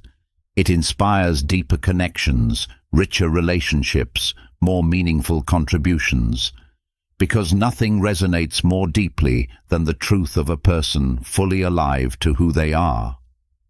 So embrace the courage to be yourself, not someday, now, in your words, in your choices, in how you move through the world. Let go of the need to be everything to everyone. Be fully, unapologetically who you are meant to be. For as the Stoics remind us, imitation may bring safety, but only authenticity brings freedom. Wisdom is not found in comfort, but in confrontation, with self, with fate, with truth. This is the essence of the Stoic path. It is not a journey of ease, nor a philosophy of escape. It is a daily practice of facing life as it truly is, uncertain, impermanent, often challenging. And in this confrontation, not in avoidance, you forge wisdom. You meet yourself in the silence of reflection. You meet fate in the unfolding of events beyond your control. You meet truth in the honest examination of your own mind and actions. And through this continual meeting you grow. Comfort alone will not shape you. It may soothe, but it does not strengthen. It may please, but it does not free. The Stoic understands this and therefore does not seek a life devoid of difficulty, but a life rich with meaning. A life where each obstacle is embraced as part of the training of the soul, and so the invitation is simple. Confront life with all its imperfections with an open heart and a disciplined mind. Do not flee from hardship. Do not hide from your own weaknesses. Face them, learn from them, grow through them. For it is in this daily courage that wisdom is born. And as you continue on this path, remember, you do not need to be perfect. You need only to practice, to take each day as a new opportunity to build resilience, to cultivate virtue, to align more deeply with your true self. In doing so, you will not only build inner fortitude, you will live in a way that is deeply free, deeply present, deeply wise.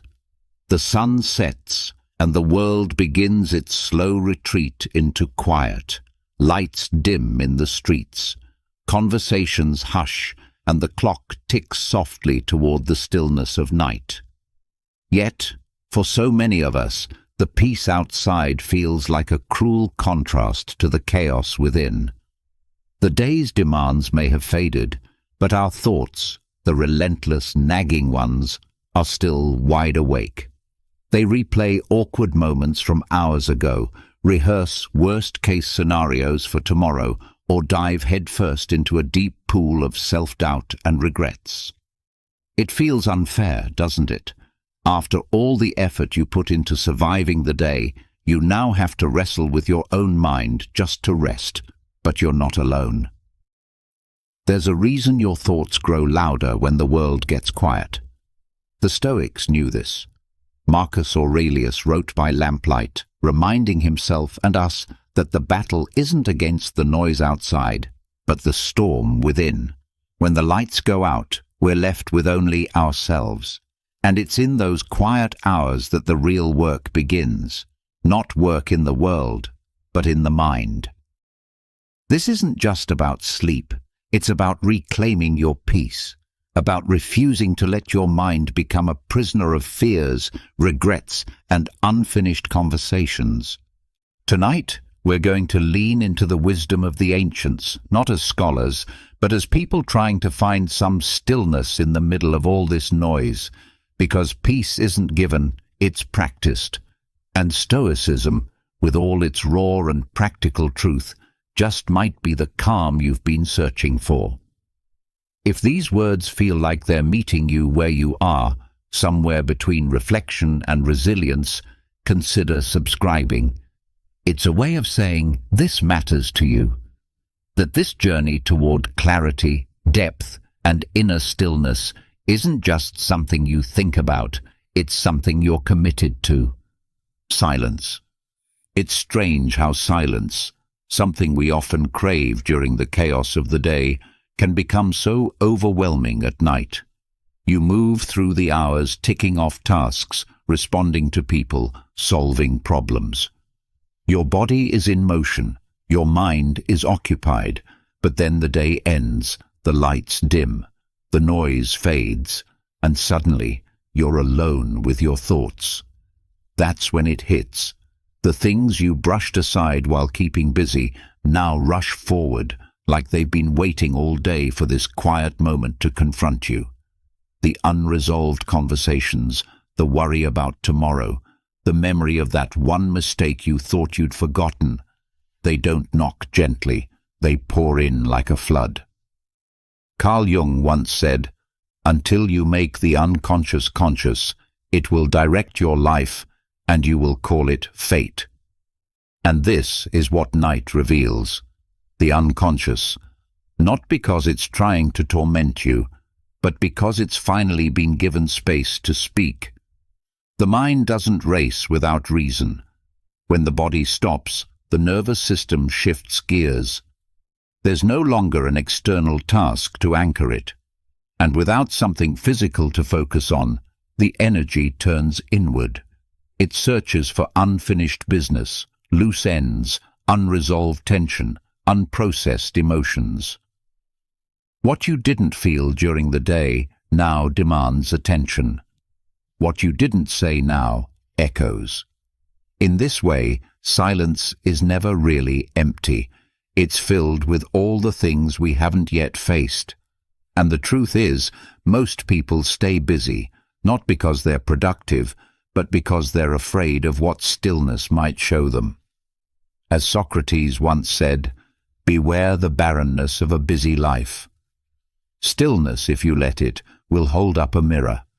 That's why nights feel heavier, because we've trained ourselves to avoid that mirror.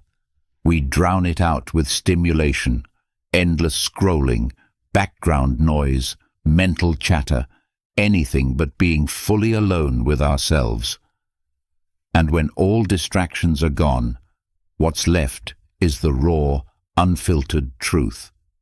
The fears we carry, the guilt we pretend doesn't matter, the longing for something we can't quite name. It's not that we're weak for feeling this way, it's that we're human, suffering.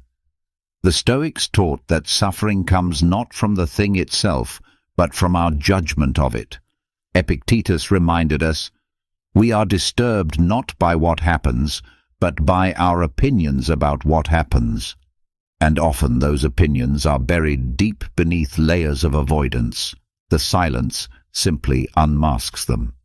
There's a kind of honesty that only the dark invites. And while it can feel brutal at times, it also carries an invitation to listen, to notice, to finally feel. The thoughts that race are often ones we never gave permission to surface, but they've been there shaping our choices, our moods, our relationships. It's in the stillness that we're given a choice. To ignore them again, or to sit with them and try to understand what they're trying to say. As Aristotle observed, knowing yourself is the beginning of all wisdom. And that kind of knowing doesn't come from movement. It comes from pausing. But that pause can feel unbearable if you expect it to be peaceful right away. It rarely is, especially if you've spent years avoiding the deeper currents of your own mind. It takes practice to get comfortable in your own silence. It takes courage to let the thoughts come without reacting to each one. The Buddhists talk about the monkey mind always jumping, grasping, fleeing. The Stoics too recognized this restlessness.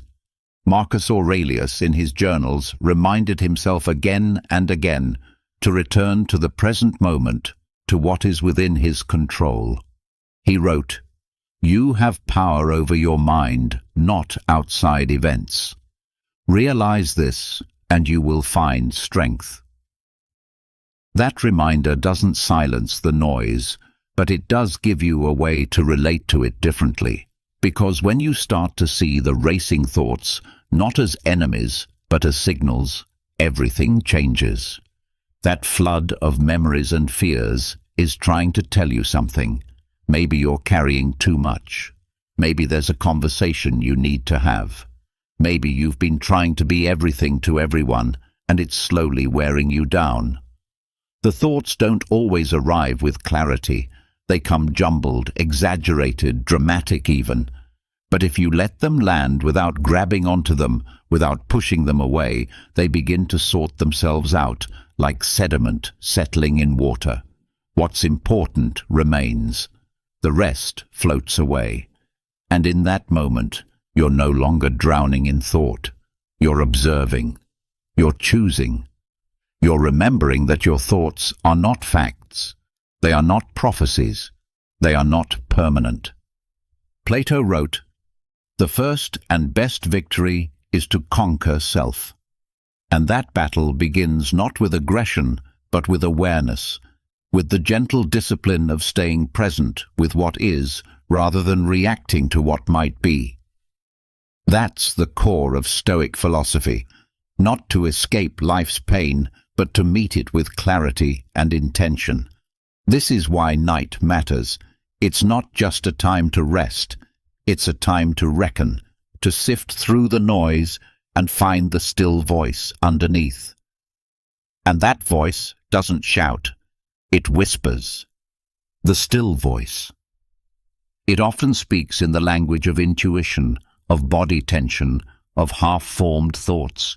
But if you listen, really listen, it has wisdom to offer about what you value, about what's weighing you down, about what you need to release to finally find peace. There's a reason why some of the greatest thinkers, Seneca, Aurelius, even Jung, wrote their most honest reflections at night. Because the dark invites depth. It strips away the performance of the day. It humbles us. It reveals what we've ignored. Yes, but it also shows us what we've survived, what we've endured. The mind may race, but that doesn't mean it's broken. It means it's awake. And being awake in this way is the beginning of healing. So the next time your thoughts surge after the world goes quiet, don't panic. Don't try to escape. Let them come. Let them crash and swirl and rise. And then breathe. Remind yourself that this too is part of being alive, that the storm will pass, that peace doesn't come from avoiding the silence, but from learning to live with it. You're not alone in this, and you're not failing because your mind won't shut off. You're just being asked to sit with what's true, and if you do, even for a moment, you'll notice that the thoughts start to slow, the noise begins to soften, and underneath all of it, there's a kind of stillness that's been waiting for you all along. There's a strange comfort in knowing that sleeplessness isn't a modern curse.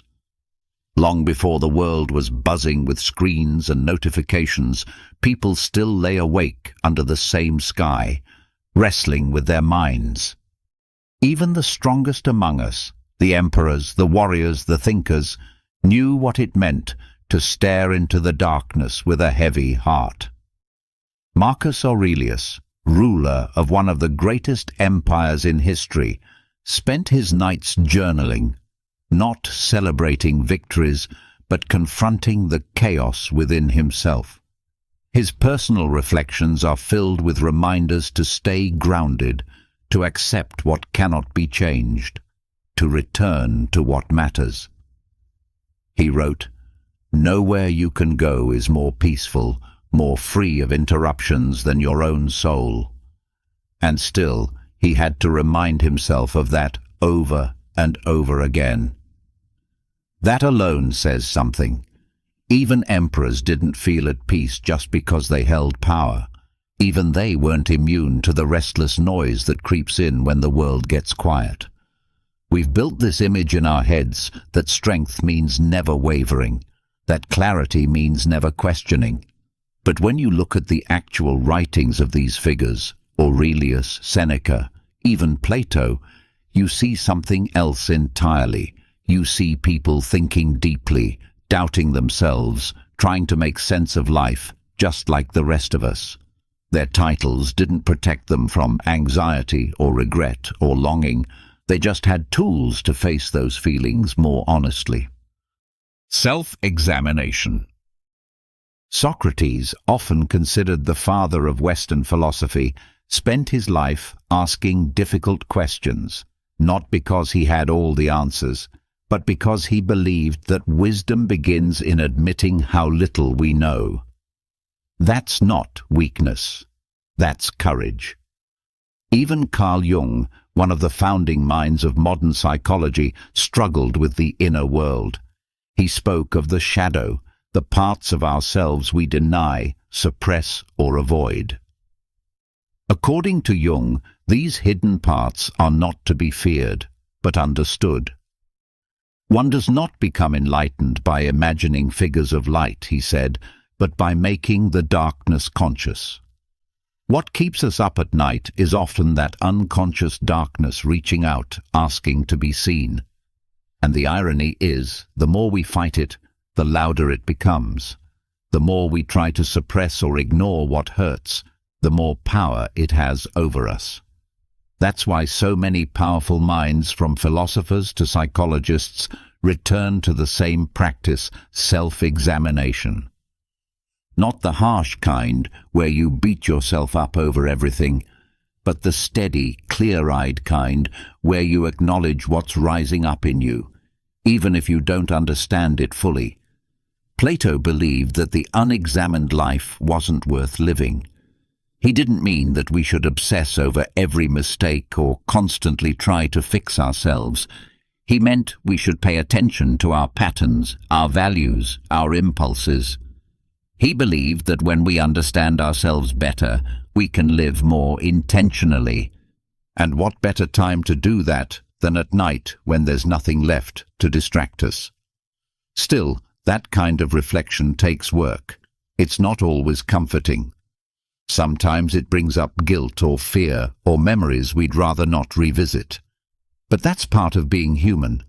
You're not meant to feel light all the time. You're not supposed to have it all figured out. Even those who shaped entire schools of thought had nights where they doubted everything. Even they lost sleep over things they couldn't control. So why do we judge ourselves so harshly for doing the same? There's a tendency to believe that if we were stronger, we wouldn't feel this way. But the truth is, strength often looks like facing what hurts with an open heart. It looks like staying with the discomfort long enough to understand what it's trying to teach us. Aristotle wrote that knowing yourself is the beginning of all wisdom. But that knowledge doesn't come overnight. It comes through experience, through mistakes, through moments that keep us awake, wondering who we are and what we really want from this life. Those questions aren't signs of failure.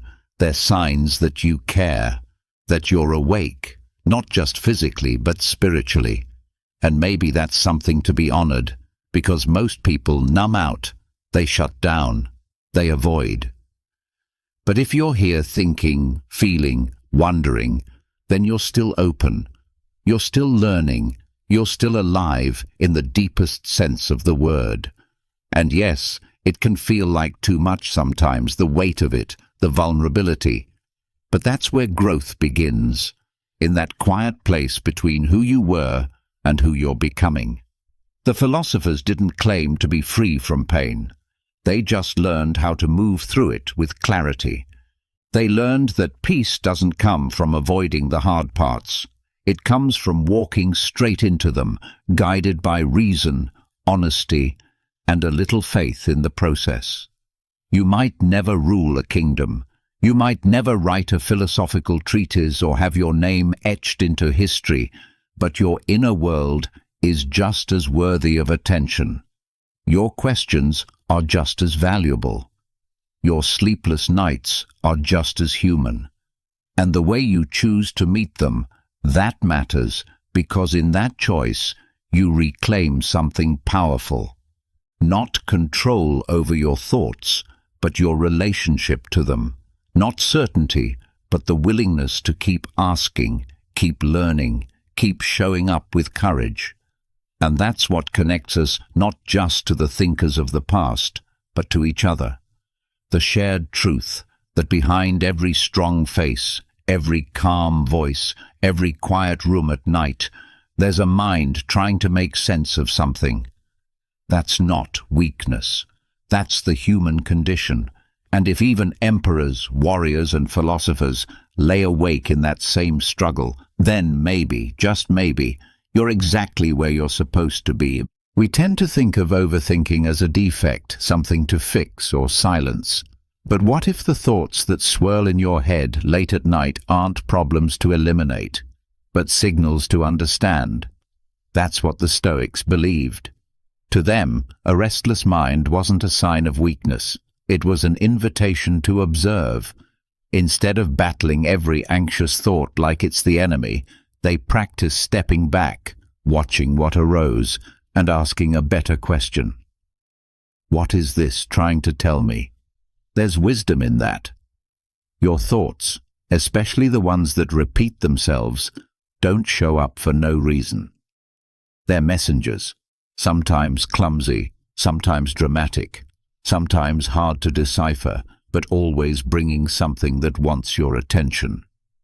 You don't have to agree with everything your mind says, and the Stoics would be the first to warn you against doing so. Epictetus reminded his students not to get carried away by impressions, but to pause and evaluate them. "It's not things themselves that disturb us," he wrote, "but our opinions about them." In other words, what causes distress isn't the event, but how we interpret it. And our thoughts are often tangled with judgment, memory, fear, and desire. But when you slow down and listen without rushing to react, something shifts. You begin to notice which thoughts are born from fear and which are rooted in truth, which ones echo your past and which ones are trying to protect you, sometimes in ways that no longer serve you.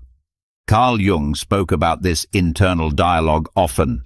He said, "Your visions will become clear only when you can look into your own heart. Who looks outside dreams, who looks inside awakes."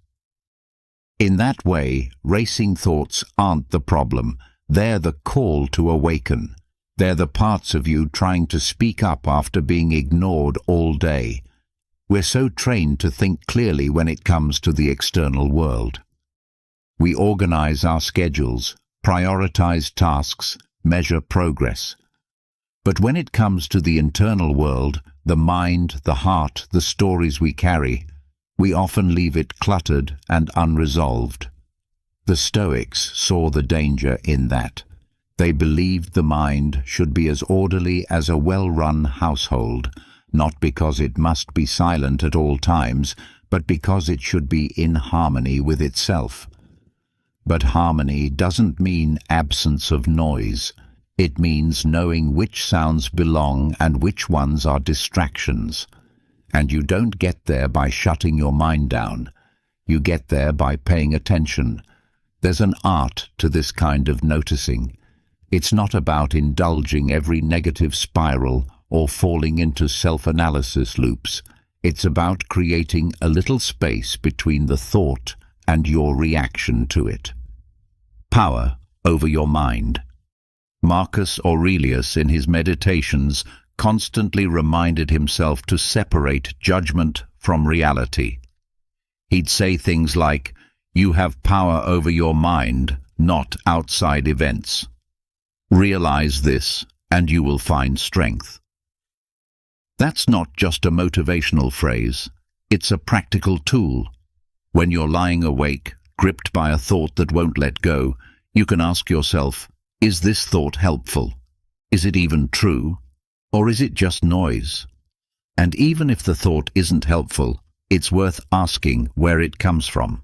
Because often what we label as anxiety is actually the mind's attempt to keep us safe. Fear is trying to protect us. Shame is trying to keep us in line. Regret is trying to make sure we don't repeat mistakes. They're all trying to serve us, just not always skillfully. That's where the Stoic perspective becomes powerful. Instead of seeing these thoughts as threats, you learn to decode them. Instead of reacting with panic, you respond with curiosity. Aristotle believed that understanding was the beginning of wisdom. He saw emotion and reason not as enemies, but as parts of the same whole. Emotions may cloud our reason at times, but they're also rooted in our values. What you worry about, what keeps you up, it usually points to something that matters to you. That's why it hurts. This is why the Stoics weren't emotionless despite the stereotype. They weren't trying to become robots. They were trying to gain clarity.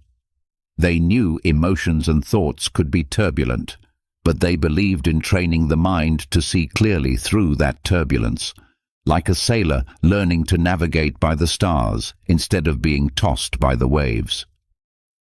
The training didn't mean shutting down thoughts. It meant studying them, understanding where they came from, and choosing how to respond. They called this discipline of assent, the practice of evaluating impressions and deciding whether to accept them. Imagine how different your nights would feel if you treated each intrusive thought like that, not something to fight or believe instantly, but something to question, something to sit with, like a guest knocking at your door. You don't have to let every guest in, but you can meet them with awareness. And sometimes even awareness is enough to disarm a thought.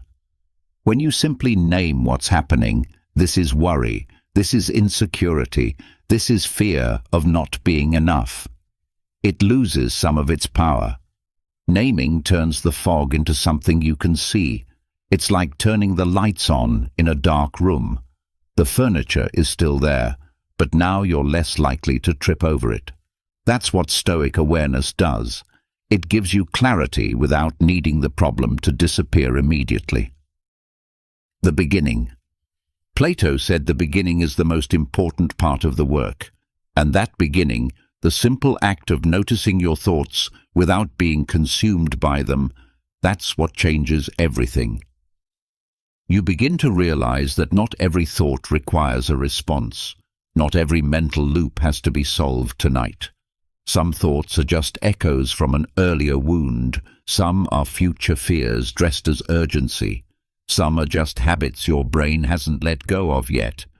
And the more you observe, the more you understand.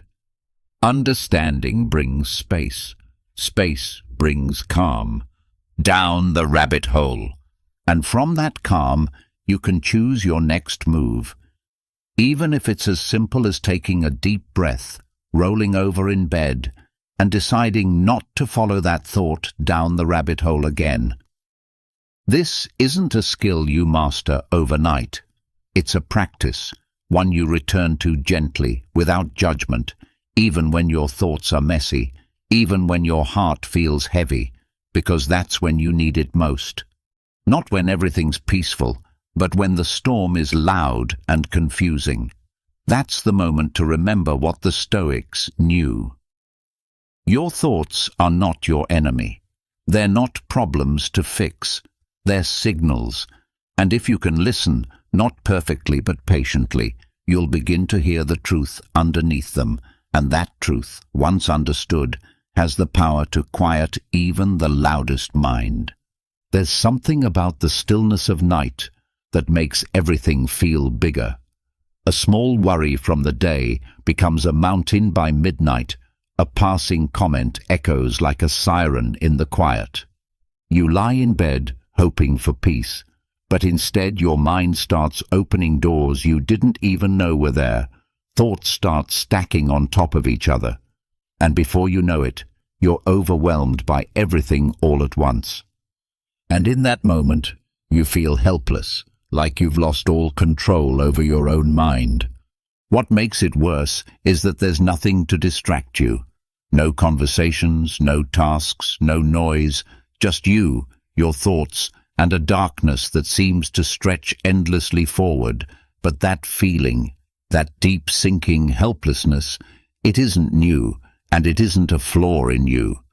Epictetus, a Stoic philosopher born into slavery, understood it well. His life was one of limitations of external conditions he couldn't control. But he taught something that flipped the entire script. What you can control. Some things are in our control and some are not. And within that single idea is a kind of freedom that most people overlook. Because when you're caught in the spiral of nighttime anxiety, what you're really feeling is the weight of trying to control what you cannot. The future, other people's thoughts, past conversations, the outcome of things you haven't even begun yet. The mind clings to these things as if replaying or predicting them might somehow change them. But it won't. And the Stoics knew that. What you can control is how you relate to those thoughts. There's power in that idea, even if it sounds simple. The helplessness you feel doesn't come from the thought itself. It comes from believing you have no choice but to follow it. But Epictetus would argue otherwise. He believed that the only true freedom lies in mastering your response. He once said, "It's not what happens to you, but how you react to it that matters." That includes what happens inside your own head, especially at night. Because the stories you tell yourself when you're tired, alone, and vulnerable, those can shape how you feel about everything else. And if you believe that you're at the mercy of your own mind, then you'll stay trapped in that helplessness. But there's a shift that happens the moment you realize you still have choices. Even in the quiet, you can't control whether a thought shows up. That's automatic. But you can choose what you do with it. You can decide to observe it instead of obey it, to question it instead of absorb it. To gently turn your attention toward your breath, your body, your surroundings, grounding yourself in what's real instead of what's imagined. And maybe that doesn't make the worry disappear, but it does shrink it. It puts a little space between you and the spiral, and sometimes that space is all you need to breathe again. Carl Jung once said, "I am not what happened to me. I am what I choose to become." That applies not just to events in your life, but to every thought that passes through your mind. You are not your fear. You are not your worst memory. You are not the anxious prediction your brain whispers. You are the awareness underneath those things, the part of you that can witness without getting pulled under. And that part is where your power lives. That's what the Stoics were pointing toward when they spoke of inner freedom. Not the absence of trouble, but the presence of self-mastery. Of course, this takes practice. The mind is used to running the show. It loves to imagine, to dramatize, to rehearse every worst-case scenario like it's preparing for a performance. But when you begin to see those thoughts as just thoughts, not instructions, not truth, not destiny, something starts to change. You no longer take every mental whisper as a command. You begin to respond with calm, with perspective. And even on the nights where the noise gets loud again, you remember you've met this noise before. You've sat with it and survived. And that memory becomes a kind of anchor. The reason nighttime makes us feel so helpless isn't just the lack of distractions, it's the illusion that we're alone in our struggle. But we're not. The greatest minds in history have felt this same vulnerability. They've faced the same sleepless nights, the same overthinking, the same sense of futility. Socrates, who spent his life questioning human behavior, said, "Know thyself. Know thyself." And to know yourself means to meet these moments of fear and not turn away. To see them not as signs of weakness, but as invitations to grow stronger from within. Even Aristotle saw the connection between reflection and virtue. He believed that the highest good for a human was not pleasure or success, but reasoned action aligned with one's values, and that includes how we handle our thoughts when no one's watching. That includes how we speak to ourselves when things are quiet. If we react with panic, we build panic. But if we respond with steadiness, even when it's hard, we start building resilience. That's not some motivational slogan. That's how the mind actually changes. One small decision at a time. It helps to remember that not every solution needs to arrive tonight. Sometimes the only thing required is presence. Sometimes you don't need to solve the problem. You just need to stop feeding it. Let the thought drift by. Come back to your breath. Feel the air move in and out of your body. Place your hand on your chest. Remind yourself that you're here, alive, safe in this moment. And if the thought returns, let it echo like a passing wave. But don't chase it. Don't fight it. You have better things to do, like rest. This is the kind of power Epictetus was talking about. Not the kind that dominates the world, but the kind that guides your inner life with quiet strength, the kind that allows you to feel fear and not be ruled by it, to experience uncertainty and not lose your center, to lie awake with a racing mind and still choose peace over panic. You don't need to be perfect at this. You just need to return to the practice again and again until the helplessness begins to fade. Not because the thoughts stop, but because you no longer believe that they have the final word. And maybe that's what reclaiming control really looks like. Not commanding your thoughts to be quiet, but learning to stand calmly in their presence. Not demanding a silent mind, but developing a steadier relationship with the noise. Because it's not the noise that breaks us, it's how we meet it. And with the right mindset, the right perspective, even the loudest mind can be softened by stillness. Even the most restless night can become a place of reflection, of resilience, and maybe eventually of rest. Naming emotions. There's something strangely powerful about putting words to what you feel. Not poetic words, not explanations, just simple, honest labels. This is fear. This is shame. This is worry showing up again. That kind of naming doesn't seem like much on the surface, but it quietly changes everything, because the moment you name a thought, you create just enough distance from it to stop being consumed by it. Before that moment, the thought feels like truth. It blends into your identity. It takes over your body.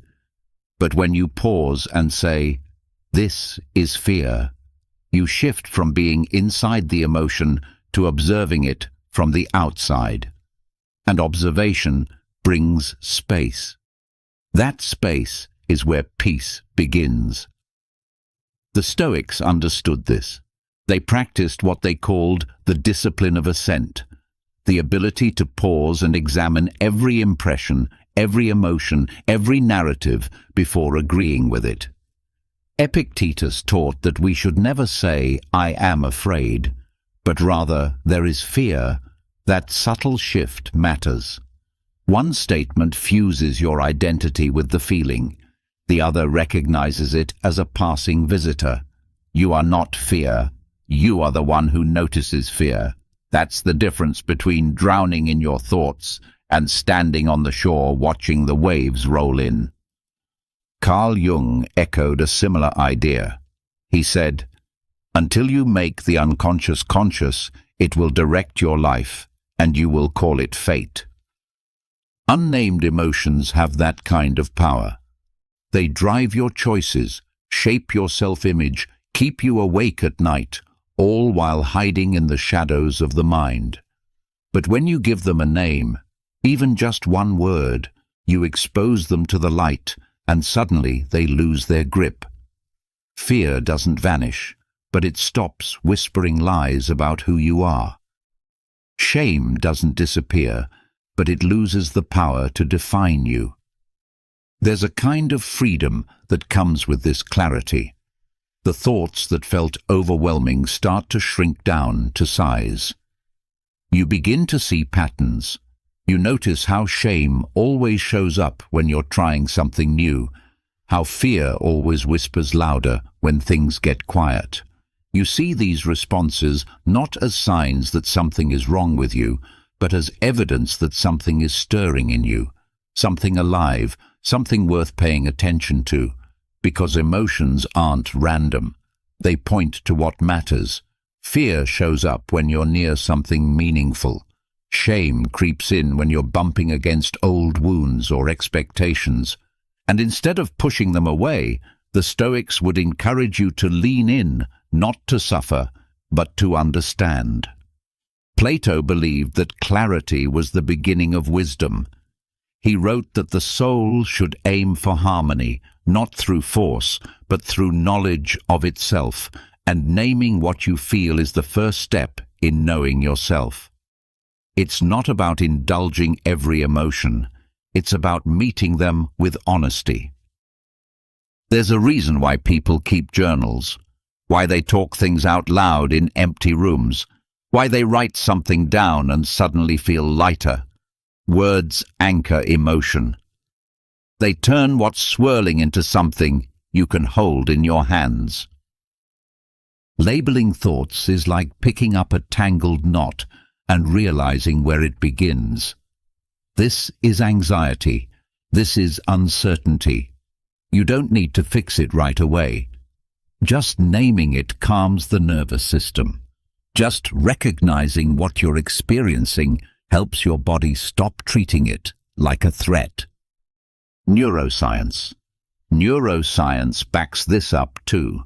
Studies show that labeling emotions reduces activity in the amygdala, the part of your brain responsible for fight or flight responses, and activates the parts associated with reasoning and awareness. In other words, giving something a name returns control to the part of you that can respond instead of react. It also helps you speak to yourself more gently. When you say, "I'm overwhelmed," it feels like a judgment. But when you say, "There's a lot of fear in me right now," something softens. That sentence makes room. That sentence sounds like something you'd say to a friend, and that's the point.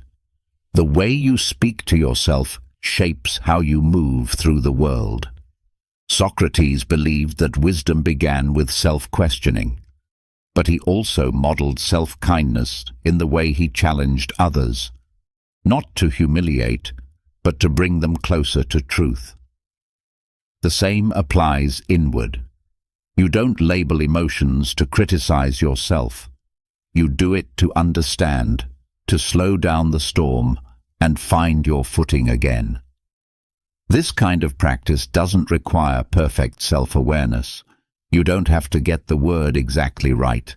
You just need to pause long enough to listen to what's really going on, to stop letting the emotion drive your behavior blindly, to say, "Okay, this is shame. This is the feeling that tells me I'm not enough." And then, just let it be there for a moment. Breathe with it. Watch how it loses intensity simply by being seen. That's not weakness, that's strength. Over time, something remarkable begins to happen. You develop a kind of inner map. You start to recognize old patterns sooner. You catch yourself mid-thought and say, there's that fear of failure again. And with that recognition, you respond differently. Maybe you don't lash out. Maybe you don't give up. Maybe you don't spiral into doubt. Maybe you just breathe, acknowledge the emotion, and move forward anyway. That's the Stoic approach in action. Not resistance, not suppression, but awareness and alignment with reason. It's not about being emotionless. It's about being unshaken. And to be unshaken, you have to first see clearly. Labeling your thoughts doesn't make you cold or detached. It makes you conscious.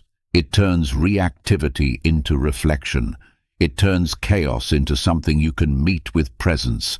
And it brings a kind of quiet strength that stays with you, even on nights when your mind refuses to settle. The goal. The goal isn't to get rid of fear or shame or uncertainty. The goal is to stop letting those emotions write your story in the dark. You get to be the author. And when you name the emotions, you take the pen back. One word at a time, one breath at a time, one moment of clarity in the middle of the night. And suddenly you're no longer powerless. You're present. You're grounded. You're awake. Not in the anxious sense, but in the aware sense. And that changes everything. Some thoughts don't respond to logic. You can talk them through, journal about them, try to see them from every angle, and still they sit there, heavy, unresolved, like a stone in the chest. Marcus Aurelius knew this feeling well. He wasn't just a Roman emperor. He was also a thinker, a Stoic, and a man who struggled nightly with the same mental storms we do. In his private notes, never meant to be published, he wrote down his thoughts as a way to steady himself.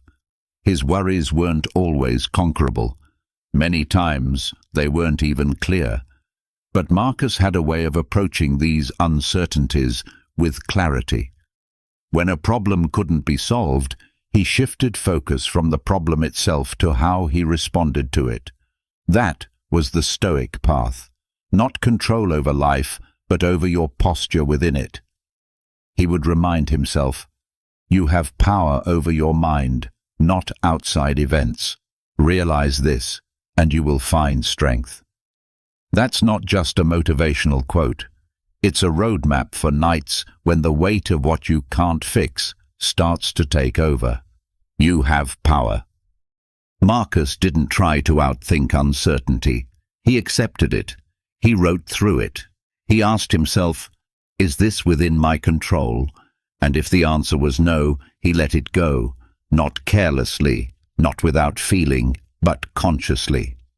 He understood that a mind chasing after every unresolved thought is a mind that will never find rest.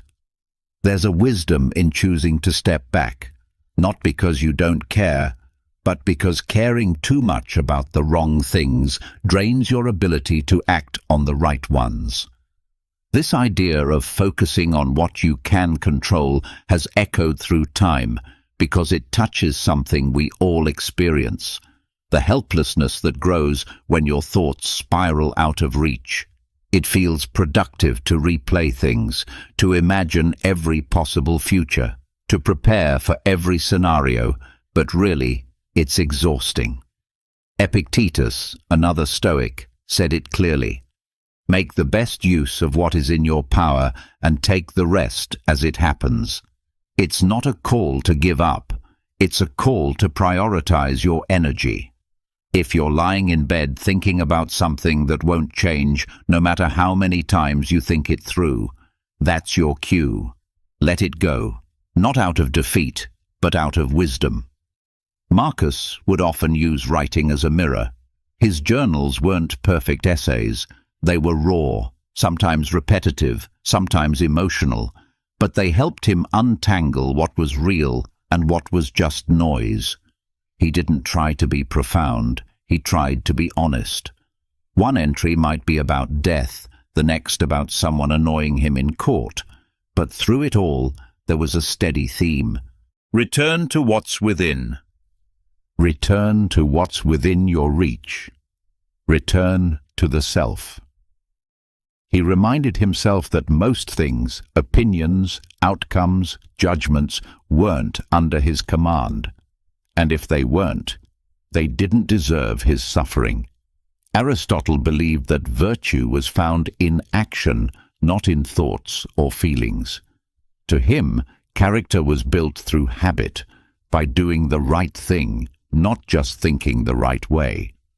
And Marcus applied that even in the realm of thought. He practiced a habit of turning away from rumination and toward perspective. When a worry returned, he didn't fight it. He noticed it, named it, and redirected his attention. You are distressed, he'd write to himself, but what are you distressed about? About something in the outer world. Then know that nothing outside of your own mind can truly harm you. The beauty of this practice is in its simplicity. You don't need to solve everything before sleep. You just need to sort what's yours to carry and what isn't. Write it down if it helps. Draw a line. On one side, what's in your control, on the other, what isn't, and then practice letting go of the second list. Don't try to suppress it. Just acknowledge it and place it somewhere outside your body, outside your brain. That act alone shifts the weight. Your nervous system calms. Your breath returns. Because your mind isn't built to hold every possible future, it's built to meet the present moment with wisdom. Carl Jung believed that peace came not from pushing things away, but from integrating them, seeing them clearly, understanding where they come from, and making room for them without letting them take over. Marcus Aurelius did the same. He didn't pretend to be fearless. He acknowledged his fear, and then reminded himself that courage wasn't the absence of fear, it was moving forward anyway. He didn't need certainty to find stillness. He just needed honesty and a willingness to act where he could. What we need. There's something deeply human in the way Marcus met his worries. He didn't always win. Some days he failed. Some entries show a man clearly frustrated, tired, disheartened. But he returned again and again to the discipline of the mind, to choosing his focus, to letting go of what had no solution in the moment. And that's the part we can take with us, because we all face moments where the weight of uncertainty grows too loud, where the silence of night becomes a backdrop for worry. And in those moments, what we need isn't more thought. What we need is clarity. It starts with asking, is this mine to fix? If it is, then act. Even a small step will bring relief. If it isn't, then surrender. Not with apathy, but with acceptance. That's what the Stoics taught. Not to be emotionless, but to be anchored, even when storms roll in, especially then. There's humility in this practice, a quiet strength, a kind of wisdom that doesn't need to solve everything to feel at peace. It simply knows its limits and honors them. Marcus Aurelius didn't conquer every thought, but he refused to let the unsolvable ones run his life. That's the lesson he left behind, one that still whispers through the centuries. Focus on the space where your power lives. Let the rest go, and maybe that's enough for tonight. Not certainty, not perfection, just enough presence to choose what matters and release what doesn't. Just enough stillness to remember you are not your worry. You are the one who decides what it means. And in that, even the most restless mind can begin to rest. Floating writing. There's something sacred about the way words settle on a page when the rest of the world has gone quiet. When the noise dies down and the distractions fall away, writing becomes more than just an outlet. It becomes a ritual, not in the religious sense, but in the deeply human sense, a practice that gently guides the mind out of chaos and into clarity. Even a few lines scribbled in a notebook before bed can carry more weight than 100 thoughts bouncing around in your head. Because writing, unlike thinking, has structure. It gives shape to what felt formless. It turns noise into language. It becomes a soft landing for the mental debris we carry all day. We don't usually realize how many unspoken things we hold on to until we sit still and try to put them into words. Worries, regrets, small resentments, things we wish we'd said differently. During the day, we push them down, numb them with productivity or noise, but at night they rise, and if we don't do something with them, they just stay there, floating. Writing is the act of sitting down and saying, I see you. It doesn't demand that we solve anything. It just invites us to notice, to name, to release. Marcus Aurelius did this almost every night. His meditations weren't written for publication. They were written for survival, for sanity, for self-examination. He faced war, betrayal, the constant weight of leadership. And yet, he returned to the page with honesty. He wrote not to impress others, but to remind himself of what mattered, of what was in his control, of who he wanted to be. And we can do the same, not with long essays or perfect grammar. Just a few sentences, just a moment to get honest before sleep. Carl Jung believed that what remains unconscious will shape your life until it is brought to awareness. That's exactly what journaling does. It's a mirror that shows you the patterns you were too busy to notice during the day. It reveals the thoughts that echo quietly in the background. Sometimes they're about fear, sometimes anger, sometimes longing, but all of them want the same thing, attention. And when you give them that, just by writing them down, you begin to reclaim your mind from the grip of unconscious reaction. The act doesn't need to be dramatic. You can start with something simple. Here's what felt heavy today. Or, what I keep thinking about tonight is that small prompt opens the door. And once it's open, even for just 5 minutes, something begins to shift. The emotion that felt overwhelming becomes something you can observe. The thought that wouldn't let go becomes something you can hold, examine, and put down. You don't need to resolve it. You just need to give it a place to rest. Socrates taught that the unexamined life is not worth living. That doesn't mean we need to analyze every emotion or become experts in philosophy, but it does mean we benefit from reflection, from looking back, even briefly, and asking, did I live today the way I want to live? Writing is how we answer that question, not always with certainty, but with sincerity. When you write about your day, you create a kind of closure, like finishing a chapter, so your mind isn't stuck rereading the same lines all night, and writing also allows for gentleness. In our minds, we can be harsh.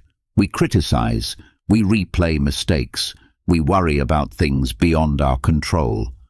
But on the page, there's an opportunity to shift that tone, to meet yourself with patience, to say, that was hard today, but I handled it. Or, I wasn't proud of that moment, but I learned something from it. That voice, the one that understands and forgives, becomes stronger the more we write. And the stronger it becomes, the easier it gets to sleep at night.